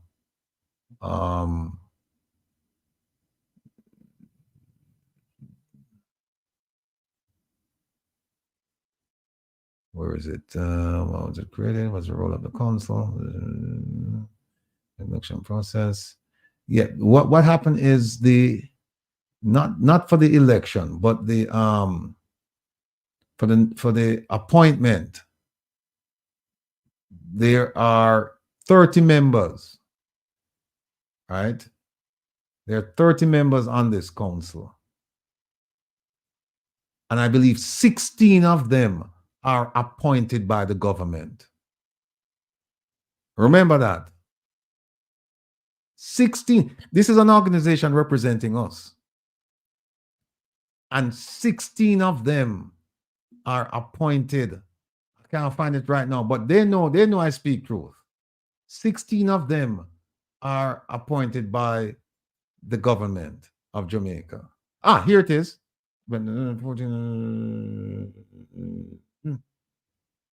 All right, here it is. Them think them slick. Them think them slick. Okay. See what them do, right? That's another pretty glossy photograph I show people.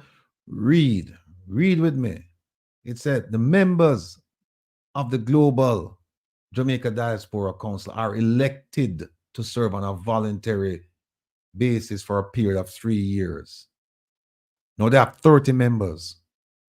It says 14 members of the council are elected from within the 3 major locations. Blah, blah, blah, blah, blah, blah, blah, blah, blah. Where do they get the other 16 from?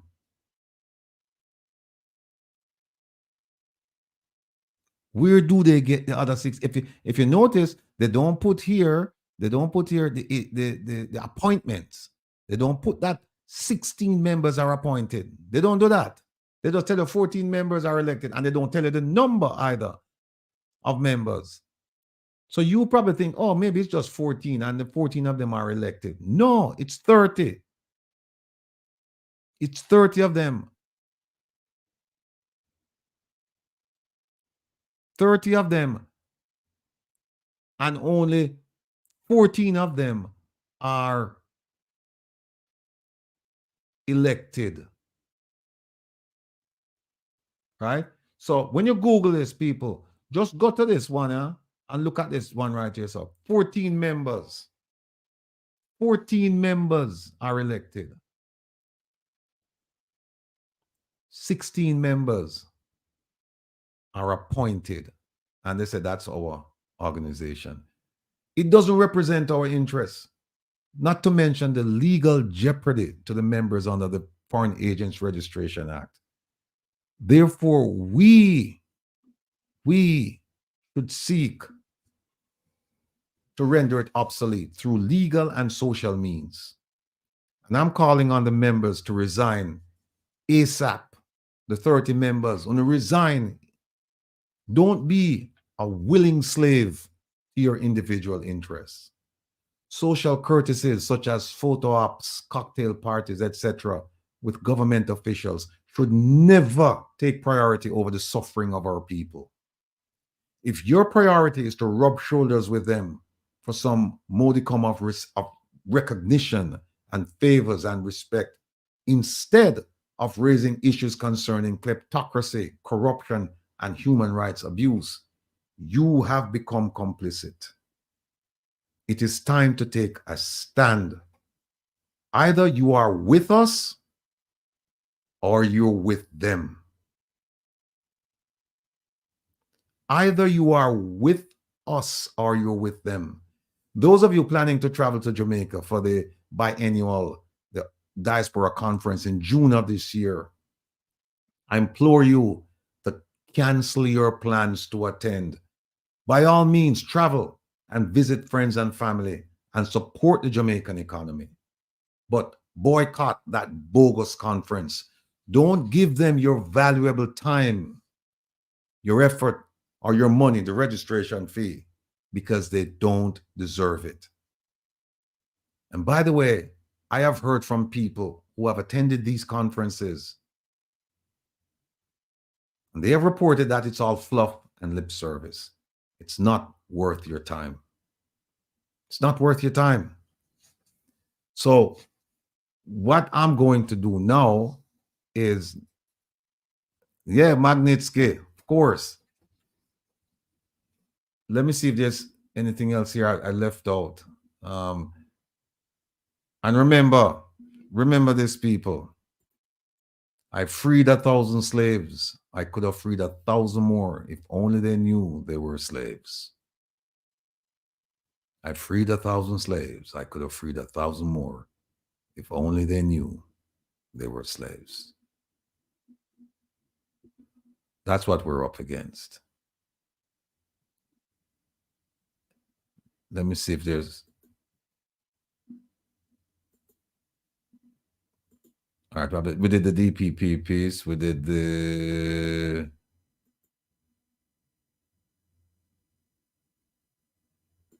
We did that. We did that. We did that. Oh, there's another issue here. Still. Oh, here it is. We're not dead with laugh when I'm telling you this. Really dead with laugh. No. Again, recall that some time ago I asked the Planning Institute of Jamaica, PIOJ, because remember, PIOJ is the place where PIOJ is a clearinghouse for all assistance coming to, no, not all, most assistance coming to the country of Jamaica. And initially I asked for donor funds information, and they tell me they don't have any information, even though they put out an annual report. And I was instructed to ask them for official development assistance, ODA, official development assistance, because that includes loans, grants, and technical assistance. So I went and I asked them. And I asked them, I have the document here, I asked them 10 things, right? All kinds of documents from 2016 to present, actually to 2022. And eventually they wrote to me and they said, yeah, we have the documents and you're going to have to pay to get the documents, and you have to pay before we reproduce them, and that I should arrange with the responsible officer for payment to be made. And upon full payment, the information will be made available for collection. Now, here's what happened. Update. I ask a dear brethren of mine, close brethren of mine, please, may I ask you, pay the money and get the documents. Because remember, them said, go and make arrangements for payment, and after you make the payment, then we'll issue you the documents. My brethren go. Say, I'm here to make the payment, to collect the documents. Them say, we have to print them on a special paper. My mother. We have to print the documents on a special paper. So we're not going to take the money.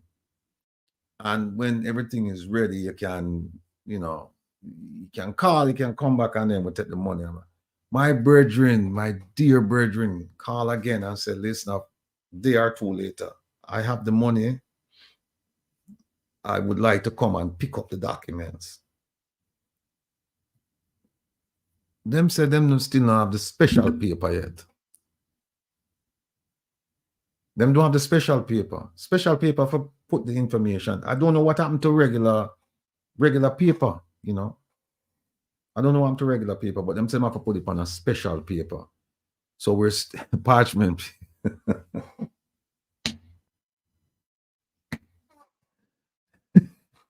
Ivan, you had killed me. Them want parchment paper. So we are waiting now. We are waiting now for them to get this special paper. We don't know what this special paper, what the composition of this paper is, you know. But we're waiting. But here's the thing, people. We are very patient. We will wait and we will continue to make the request. In fact, I tell you how patient we are. You remember that they had my favorite minister. You know, I can't do the program without mentioning my favorite minister. You know, when she went to, they all went to Kigali. Right? And I asked them, hey, how many people went at government expense? Because the Jamaican people must know this. Because we want to know if some people who went shouldn't have gone. Because what we want is for them to pay back the money. So, them ignore me. Well, guess what happened this week? Renew the request. The request gone out again. Please tell us how many people went to Kigali at government expense. We need to know. Because as I sit here, remember now, one of the things the FBI taught me is that you don't ask questions unless you know the answer. And as a lawyer too, you're schooled in that principle. Whenever possible, don't ask questions you don't know the answers to. Now, the people who went to Kigali, I know the answer. I know the answer, but the government has a right to release that information to the public. So rather than come out and say, well, I know the answer and I got it from this person, that no. I already know the answer. So I want them to give me the names. So then I can compare it with the names I have. Because I can tell you as I sit here, there are people who went who had no business going to that conference. And it was a waste. Talk about waste and mismanagement of public funds. Some people who went should not have been there. And we need that information to be exposed so that we can go to those people and say, listen, you should not have been there. What was your purpose? You need to pay back that money.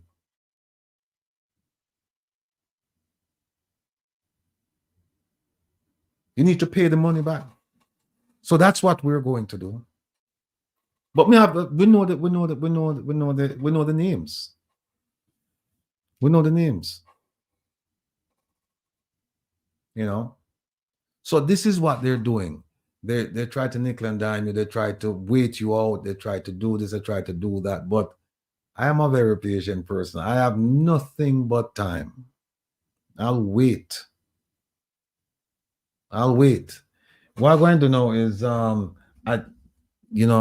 my brethren from England are gonna kill me, because him and him family sit up there, wait for you about the Integrity Commission, and I have it here. But the Integrity Commission, for that, folks, you're gonna have to show up with your pen, your paper, and I'm gonna ask you to have the document, the Integrity Commission Act of 2017. I'm gonna ask you to have it in front of you, whether on your phone, tablet, desktop, laptop, whatever. I'm gonna ask you to have it open. Or even if you have the hard copy, have it open, and we're gonna walk through it. And I want you to take notes, because I'm gonna show you some of the loopholes. I'm gonna show you, I'm gonna demystify it for you. Because when you hear, oh, the Integrity Commission, they're not working, ad hoc, as things come in, like them just do it and they make up rules. And no, there are rules. It's called the Integrity Commission Act of 2017 that they have to abide by. And I'm going to show you how you apply the act to certain things. And so that's why when you see certain things not happening or happening, and you kind of puzzled. Well, I'm going to demystify. I'm going to disabuse you of that puzzling look, that puzzled thought, so that you can go out and talk to people about this Integrity Commission Act, so that you can become an expert on it, so that you can ask your parliamentarians questions that heretofore they have not been proposed to them, those questions, and they haven't given you any answers. So go and do that. But we are finished up tonight at 8. I know some of you you upset at me and you complain and say, no man, we need to go at 9, we need to go at 10, we need to go at 11, because you get used to it. And believe me, I enjoy doing it. But there are some other considerations, and that's why we're just going to finish at 8. I know it seems short, but it's 5 hours. It's 5 hours. But I'm going to turn on the phone right now. All right, I'm going to turn it on, and I'm going to take a few calls because we don't have much time left. And like I said, I think it will be a disservice to start the Integrity Commission. I think what I'll do, I'll start with it next week. And then we can just, if it takes the whole program, then that's what we're going to do, the Integrity Commission. And we're going to talk about the Prime Minister. We're going to talk about statutory declarations.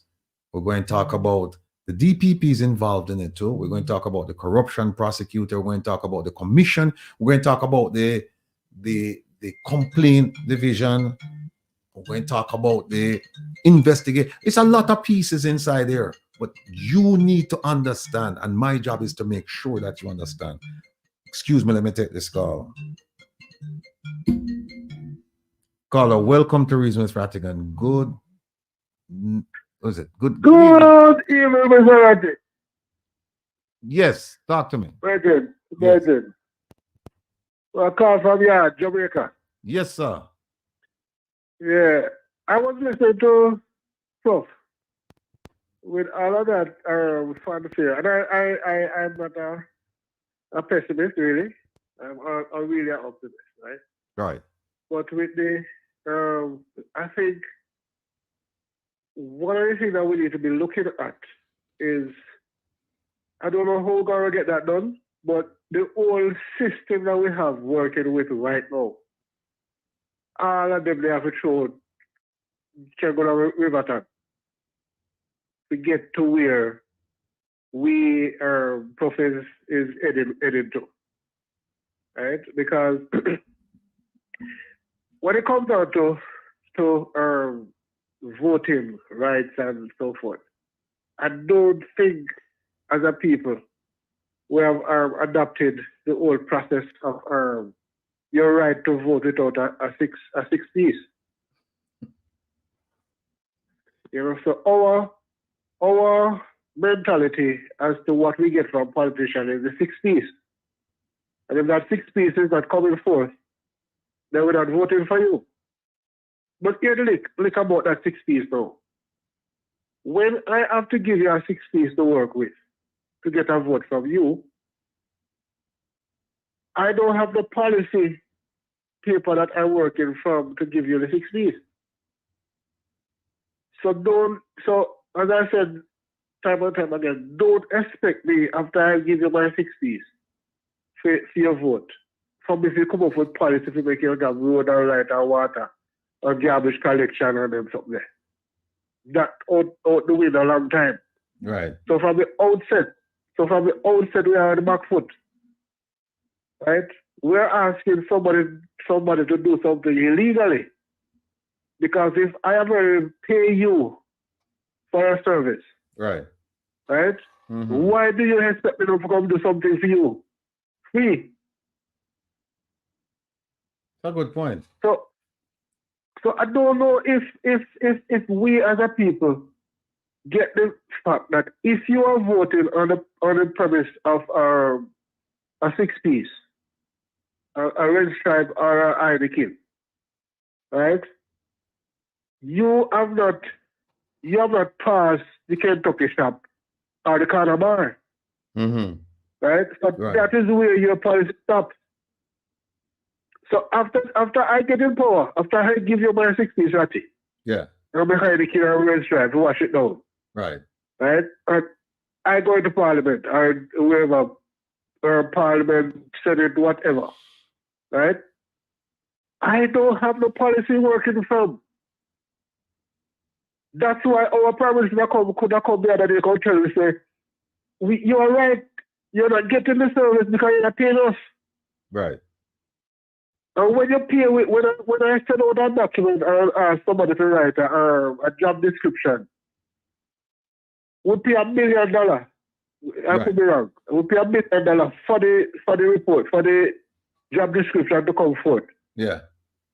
When the job description is, we don't hear about it. Me have it, man. Me have them. We are talking about. Me have the $1 billion job description, man. Green people. Yeah, man.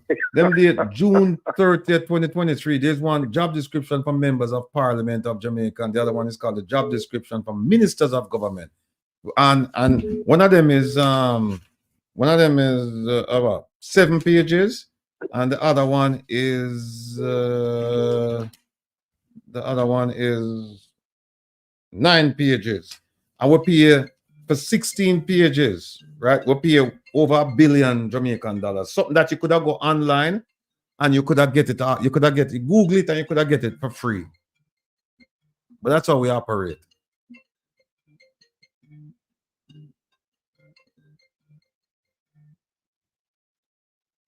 Yes, caller, good night. Welcome to Reasons, Rattigan. Where are you calling from? Hello? Hello? Yes, man. From Jamaica. Are you hearing me? I'm hearing you now. Yes, sir. Yeah, man. I'm saying I'm calling from Jamaica. Yes, talk to me, Jamaica. Hit me. Yeah, I was just listening to the last call and couldn't agree with him more. Yeah. Once you get your 6 piece, I mean, the politician has no more obligation to provide anything for you because he actually sold the vote for whatever the 6 piece on the Heineken cost. Right. So the gentleman is right. You can't ask him for anything else. You can't ask him for no road, for no water supply, light, nothing at all. Right. Because you sold him for 6 piece of chicken. Right. Now, I was also listening to you with the people you're trying to get the document from. Yes. PIOJ. Who you requested the information from? Yeah, PIOJ. Yes. No, you need to tell them that you are willing to help them if they could give you the specification of the special paper that you could help them source it. Yeah, I mean, you know, for the kind of silly response, just say to them, okay, we need a document, so I'll go as far as to assist you in sourcing it. So then, give me the specs, and I'll tell you where you can get it. All right. You know what? If I will certainly, I'll take your advice on a consideration. If I get the same answer next week, then I will make that. I'll make that proposal to them. Yeah, but there's no doubt that they're just carrying you around the mulberry bush. It is obvious with special paper. As a matter of fact, them could have emailed the information to you. True. So you don't really need no, you could email it. Yeah. So you can say, I just, they really try delay the inevitable. So when they tell you that, give them the emailing option and they must say, no, it's confidential. And then you say, well, all right, you are willing to help them source a special paper if them get the specs of the paper. Because it must have some specification. Well, we're going to find out, and we're going to find out fairly soon. So we don't worry about that. But I want to thank you for being a supporter, and I want to thank you for your remarks. All right, my brethren. Okay, my brother. Take care of yourself. Man. All right, bless up. Yeah. Caller, welcome to Reasons Rattigan. Hello, welcome to Reasons Rattigan. Good night. Where are you calling from? I'm coming from Jamaica. I'm Sarati. Yes, sir. I'm talking about the voters turnout for the first county election. Yes, sir. Yes, go ahead. I'm listening.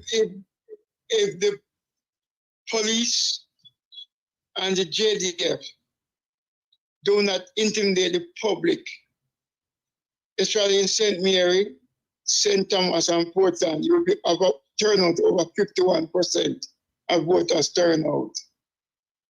So I want to appeal to the police force and the JDF to protect the people and let them go vote freely without intimidate them. All right, let me ask you this. Why do you think the police and the JCF and the JDF, why do you think that they would intimidate voters? You have any knowledge of that? Mr. Ratti, I live in Jamaica. No, I'm just asking. I'm just asking. If you talk to 20 people in St. Mary, St. Thomas, Portland, and St. James, and in Westmoreland, they will tell you that's why their greatest fear is police intimidation. Mm-hmm. And I would love you if you could get the Minister of Security and the Minister or the Commissioner of Police to say to you what they have in place to protect the people that they can go and vote freely. Because I know some people can take some money and not going to vote for what the money is supposed to do. Yeah.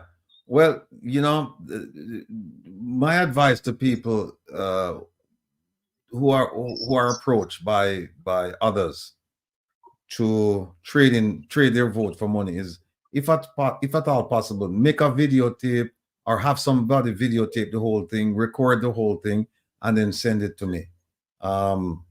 Because at that point I'll be able to do something with it. If it's just anecdotal where somebody said that somebody did this or whatever, that's kind of difficult. I need evidence of it. Look what happened in St. Thomas.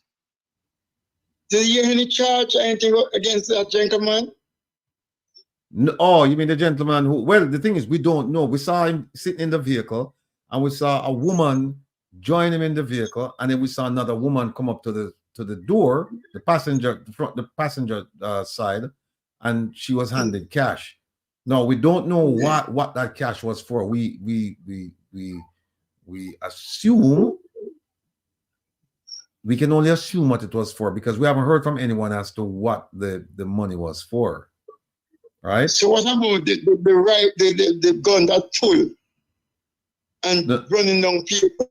But that's a separate issue. No, that's a separate issue, and I believe that charges should be filed for that. Right? And that's open for intimidation of people who will be voting against this man and his entourage. Yeah, no, I agree with you.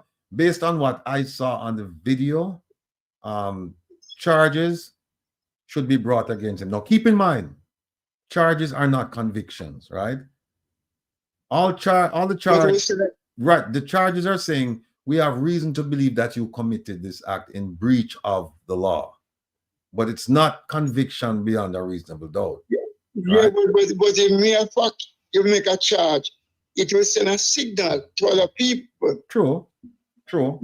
Right? True. But when you turn a blind eyes, it shows that people are untouchable.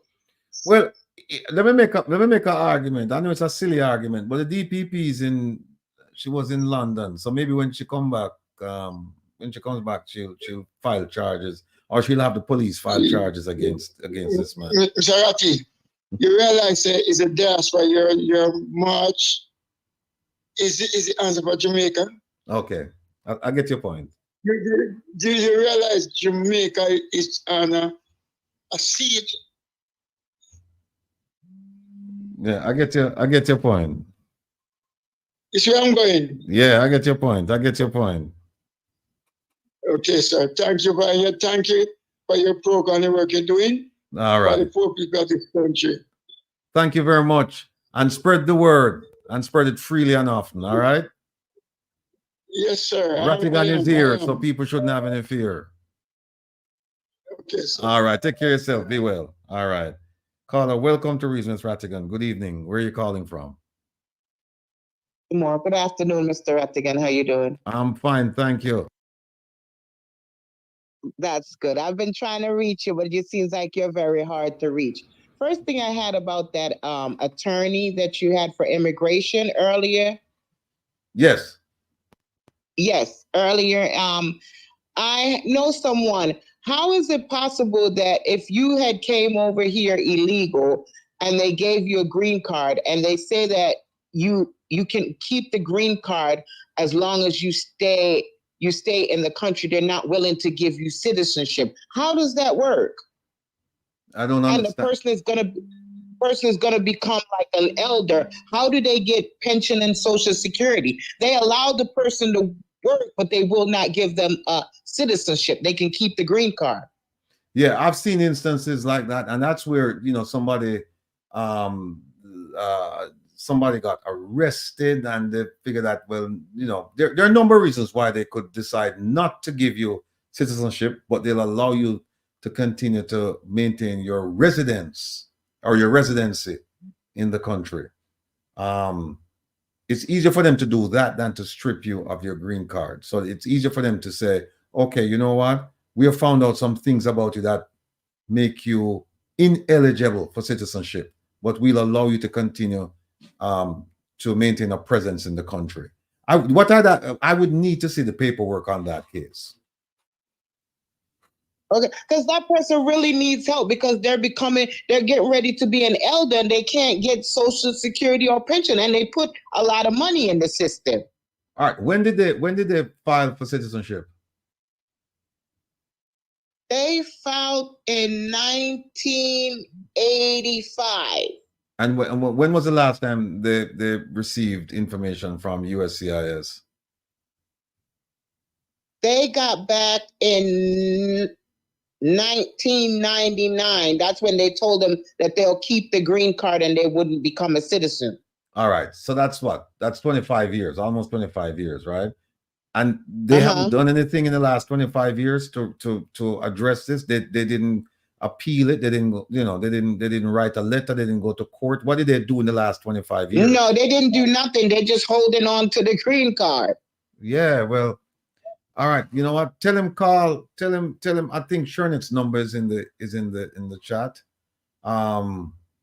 Just look her up. Shern. It's called Noyes, Noyes and Associates. They're based in Connecticut. Just Google, and you'll get the number. Okay. All right. And then the other thing I have for you that I was trying to reach you. Hello? Yes. The other thing I was trying to ask you, do you do wills and trust? I do wills. Trust, I don't do too much trust work. It's too involved, and it takes up a lot of time. Okay. But do you know? SureNet Noise, she does that as well. Oh, she does that as well. Okay, Yeah. okay, fine. I appreciate that. Then I can contact her then. Yes. Okay. Does she do it for Jamaica? If you have property and stuff in Jamaica, will she be able to assist with that also? What will happen is then she'll have to coordinate with an attorney down in Jamaica because the property is in Jamaica, so they're going to need information about that. So it's advisable to have her do the piece here because I suspect that property is here as well. But then you need somebody down there to coordinate with her. Okay, all right. But that's not a problem. Once you talk, I have an attorney already in Jamaica, so she would have to correspond with that attorney. Correct. Yeah, they correspond because they're gonna have to share information, especially the attorney in if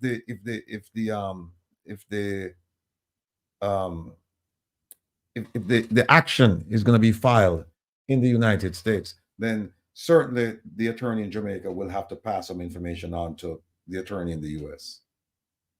Okay, all right, fair enough. And you said her information is in the chat? It should be in the chat. She said she was going to put it on, but I don't want, because there's lots of conversation going on in the chat. Just Google Noise, Noyes, and Associates, and they're in Connecticut, and so she'll be able to help you. And I do a lot of work. Spell it. Noyes. Noyes. And Associates. And she's in Connecticut. Okay. All right. I found her. She's an LLC. Yes. Okay, I found her. All right. All right, good. Thank you, Mr. Rattigan. I really appreciate that. No worries. My pleasure. All right. Have a good one. All right. Bye-bye. Yes, people. We have 19 minutes to go. So if you want to talk to me, any issue, the issues we discussed today or other issues, feel free. Kevin, where are you gone already? Look like Kevin gone. Hold on a second.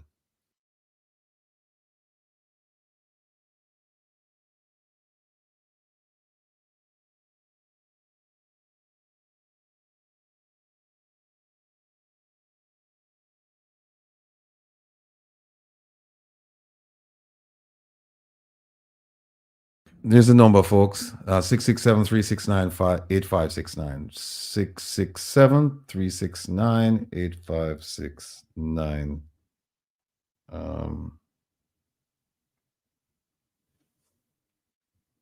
I see here where the JDF will be conducting training exercises at the same time as the local government elections. I mean, you can't make this up. You just cannot make these things up, you know?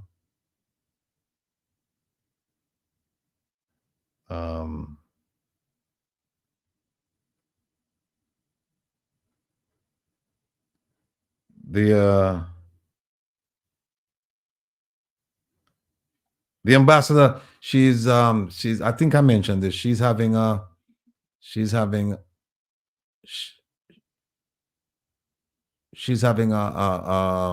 Zoom meeting with diaspora leaders,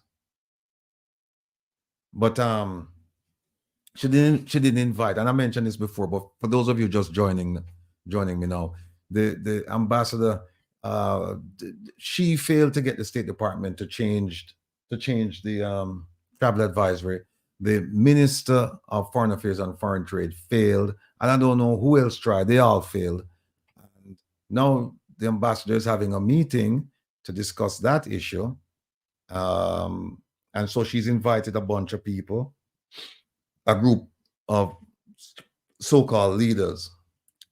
Problem is that she left off some really important people. I don't know if you think that they're sympathizers to the cause, they're supporters. I don't know what she's thinking, but she left off some really significant people, and it's gonna cost her. It's gonna cost her. But no matter what them do, people, no matter what them do, no matter who them meet with, they're going to have a difficult time come May 10th, and they're going to have a difficult time in the middle of June. The middle of June, the protest will take place in Washington, D.C. And that's going to be led by Herb Nelson.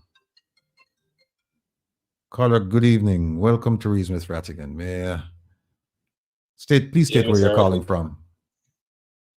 I'm calling from the gym and I just laughing and I just hear you say you can't make this up with the training exercise, you know? Oh, yeah. So me I just laugh and look, I guess I look on the whole thing. The man just want to puppeteer the whole thing and he said everybody's supposed to be like, you have no speech and you're scared. So just Isaac gone already, me know come just come. So big up Isaac on them case and they give up and thank you for the work we're doing all of that. You know? Much And appreciated. as usual, we want everybody to just support the one Jamaican defense. Same so. Yeah, man. All right. Thanks a lot. All right, Mr. Rattigan. So bless up, keep up the good work. We are with you. We're not gonna make you hang alone like you understand? All right. Thanks a lot. Yeah, understand. Much appreciated. So bless. All right. Bye-bye. Yeah, man. The dirty 30. That's what them call us, you know? 30. Oh, and you know what's funny? Like I was saying, the ambassador now she have this meeting, and I don't know where she going to talk about. But whatever she talk about, we are going to know. Because we have our sources. So we going to know what she talk about. But whatever them talk about, we won't be able to stop this movement because this is a real movement. And it's snowballing right now. And the effect is being felt throughout the government. When was the last time you see a government so interested in what the diaspora is doing? When was the last time? It's the first time. There's no last time. It's the first time. Caller, welcome to Reason with Rattigan. Good night. Where are you calling from? Hi, this is Patricia Matthews. I'm calling you from Brooklyn, New York. How are you? I'm doing well. Thank you for asking. How are you? Good. I had mentioned some time ago, I think last week, to call us. It would be nice if we as a group could purchase that certain amount of acres of land in Jamaica and have it built up as a diaspora village, as producer Wayne had mentioned. Maybe you can get together with Carlos and Wayne and maybe make, and see how best we could purchase through that, through the land commission. Okay. I tell you what, it's my first time hearing about it. It sounds interesting. It sounds like something I'd like to hear a lot more about. So I will definitely reach out to those two individuals you mentioned, Lonesome and Jamaican Carlos, and see what they have to say. And producer Wayne, yes. Because he was, as a matter of fact, it was Wayne who mentioned it, and it's a very interesting idea. It would be very good if we have a community that we can build into, not only as a small town, but it could also develop into a city also. Yeah, it's something it's something worthwhile, looking into.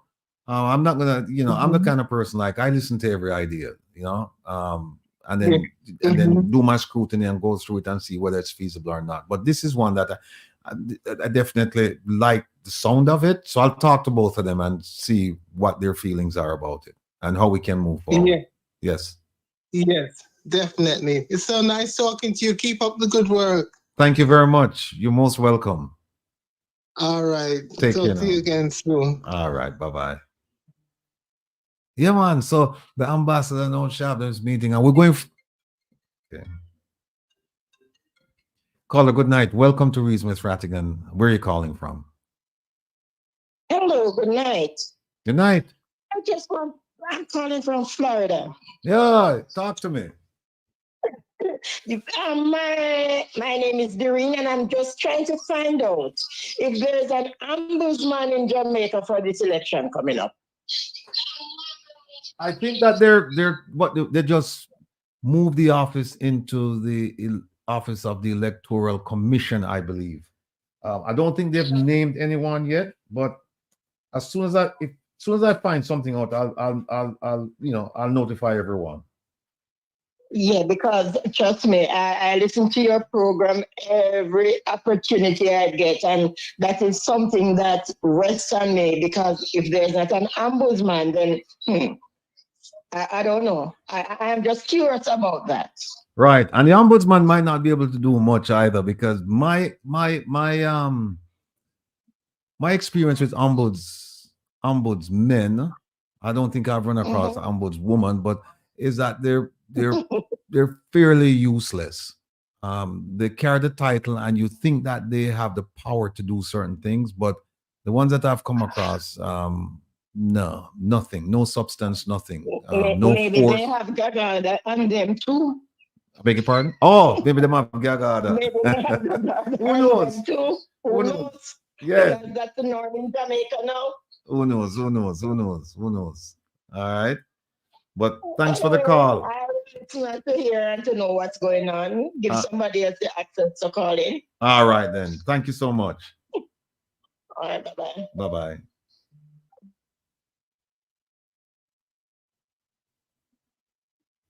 Hey, let me just mention that when I was down in Florida a month ago or so, I met this lovely lady, Angela Winter.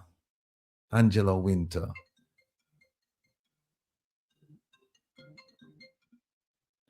Call her good night. Welcome to Reasons Rattigan. Where are you calling from? Yes. Good night. How are you? I'm doing well. Thank you for asking. You? Yes, I'm calling from South Carolina. Oh, wow. We're in South But I'm a Carolina. Jamaican from Florence? Manchester. Where are you? Florence or Columbia? Manchester, Jamaica. No. In South Where Carolina. Mr. Audley Shaw have his there for years, and he doesn't done nothing there. They don't have a good health center.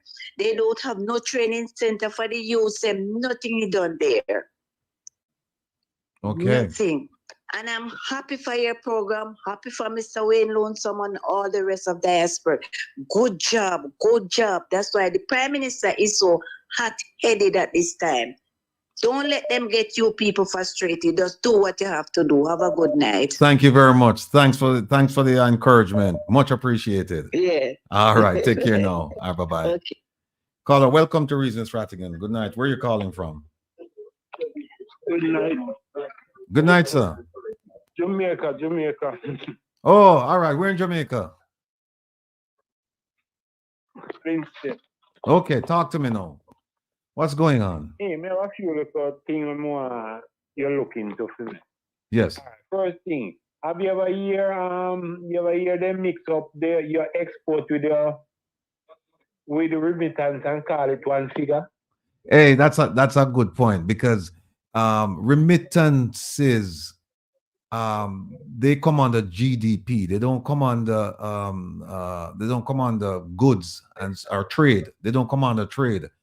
And I see, and I think I know where you're going with the point, where essentially. No, I think what I'm looking at, if you can use remittance and put it there, you could have put the European Union money, all grants and stuff, could have put on the same package then, Right. I just like remittance. Right. Right. So you can't do that. But But sense. Yeah, you're right. You're right. The second thing, but me have two things where don't come up for a good while. Substance. In the corona, Substance launched a program where him say a tracking device where them put on your phone. It cost the country 80 million for implement. And it never lasts more than about 3 days. Because everybody left them phone and then yard and gone about them business. So you couldn't track me. Right.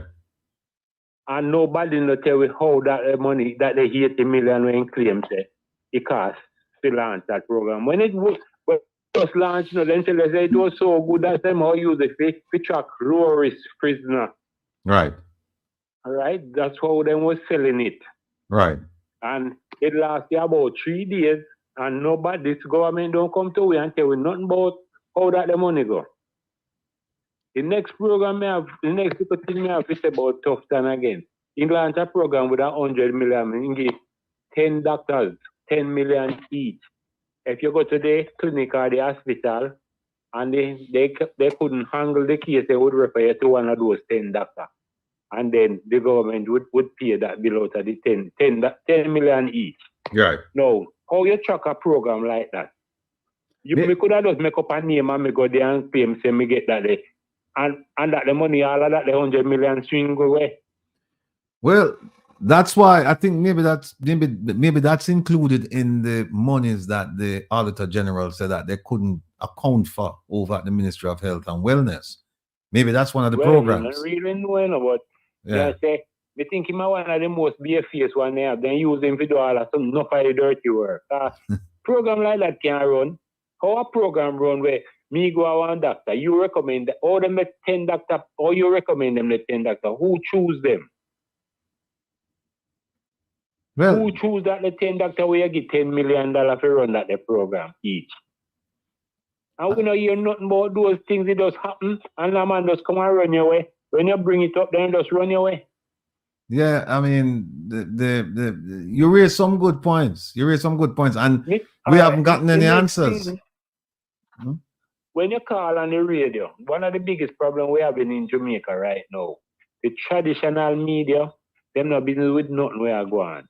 Right. Because, for example, if there's like a prime minister that come out now and say, we are the first people to do this. All right, we are the first people grow the economy by 5%. No, you are recovering now. You know, reach back where it was in 2019 and a recovery, right? But the PIOJ where you use to do your dirty work, come and tell you and classify it as growth. When I starting to say I know growth, a recovery. But the man when I do no data, I starting alone do data, you know, you do a guesswork. Right. Starting the man will go out there and do all we need to find out the figure. True. And you come and tell the country, say, you grow the country at 5.5%. There's no media. Well, in Jamaica, we come and dial and call the prime minister and tell him to explain, you know. You know, when me call radio program and bring up these topics, what they say? A politics. So you allow a man to go out there and say anything to make him look like him at the thing. And you as a media don't see it necessary. For dilute it, go bring it to the public, bring them on the radio, make them explain it. None of them are not going in our country. Right. So the government can say any foolishness. You can't come and say, I may build a road there, I may do this, I may first man deal. Some things when me hear and say on radio where all the blind man knows they are foolishness that. Right. No, you raise some good points. You raise some good points. And those are some of the points that we discuss over here. And you know, we're seeking to take action against some of those things like the protests. We need to, man. Yeah. We need to. We can't have a prime minister. We can't just go there.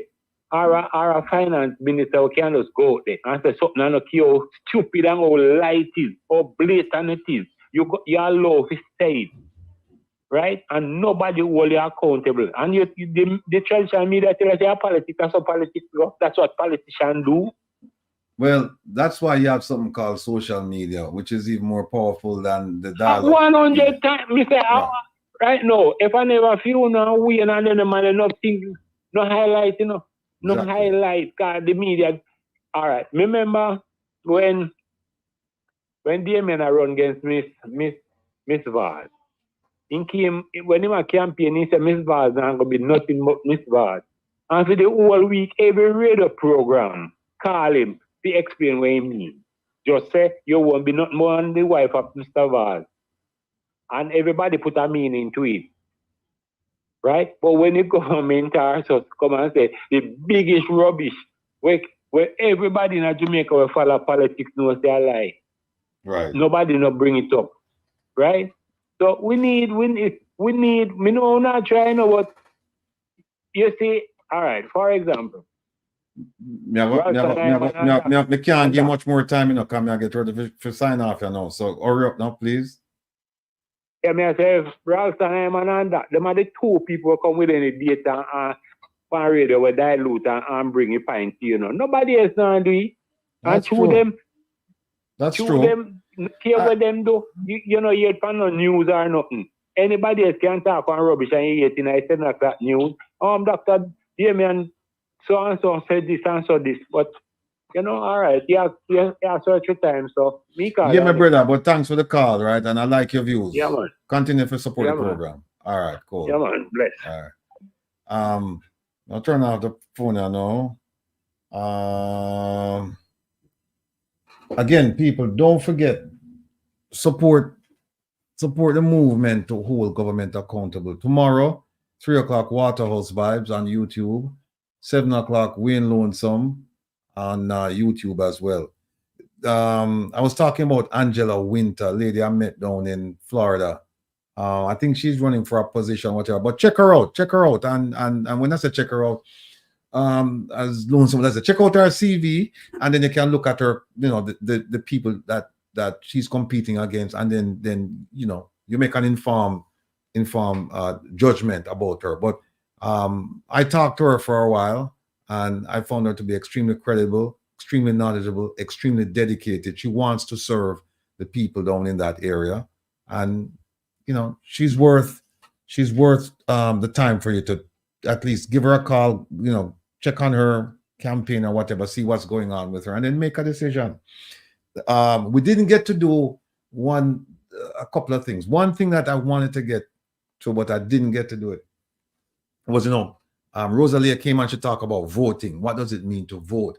We didn't argue that, and I guess by inference, the argument is, what does it mean not to vote? And I think we kind of touched on that, but I wanted to deal with it as a separate topic. But there's another topic I wanted to deal with on the issue of voting. And that topic was voting from the diaspora, voting from outside Jamaica. How is that going to work? People are doing it. We don't know if it's legal, because when you look at the law, it's kind of quirky, it's not clear. And I just want to make sure that everybody is on, you know, is up to speed with the law, for fear that they might use it against some of you and so that you've committed election fraud. Although the ambassador said that she know people. Apparently, her friends or associates, that them have a Jamaican passport and them go down and them vote and them come back, meaning that they don't live in Jamaica, they live here. One of the requirements to register to vote is that you must establish residency in Jamaica. We're going to explore that next week because it's an interesting topic. I'm finding out a lot more as we go along. And also next week, we're going to be looking at the Integrity Commission, the Prime Minister corruption and all of that. And we will probably start with that first because I've been putting it off now and the research has been done and you know, we just get, the issues are just flowing. And like I said, Jamaica is content rich. So I keep putting this off because this is going to take some time. This is similar to what we did with the Constitution and the Governor General. So I'm going to ask you next week, show up with pencil, pen, paper, and also have a copy, hard copy or an electronic copy of the Integrity Commission of 2017. We're going to walk through it and we're going to point out certain things in that document that you should be acutely aware of because they affect you. They affect us all the way as Jamaicans in terms of good governance and the rule of law. So until we meet tomorrow for Waterhouse Vibes, you take care, be well. Oh, no. Tonight at midnight, tune in to Relax with the Rebel on Reggae Global Radio. It's not a talk show, it's a music show. But for the talk show piece, tomorrow at 3 o'clock, tune in and listen to Waterhouse Vibes. And then at 7 o'clock, listen to Wayne Lonesome at the town hall meeting. So until then, folks, take care. See you in a few hours. Be well. Bye-bye.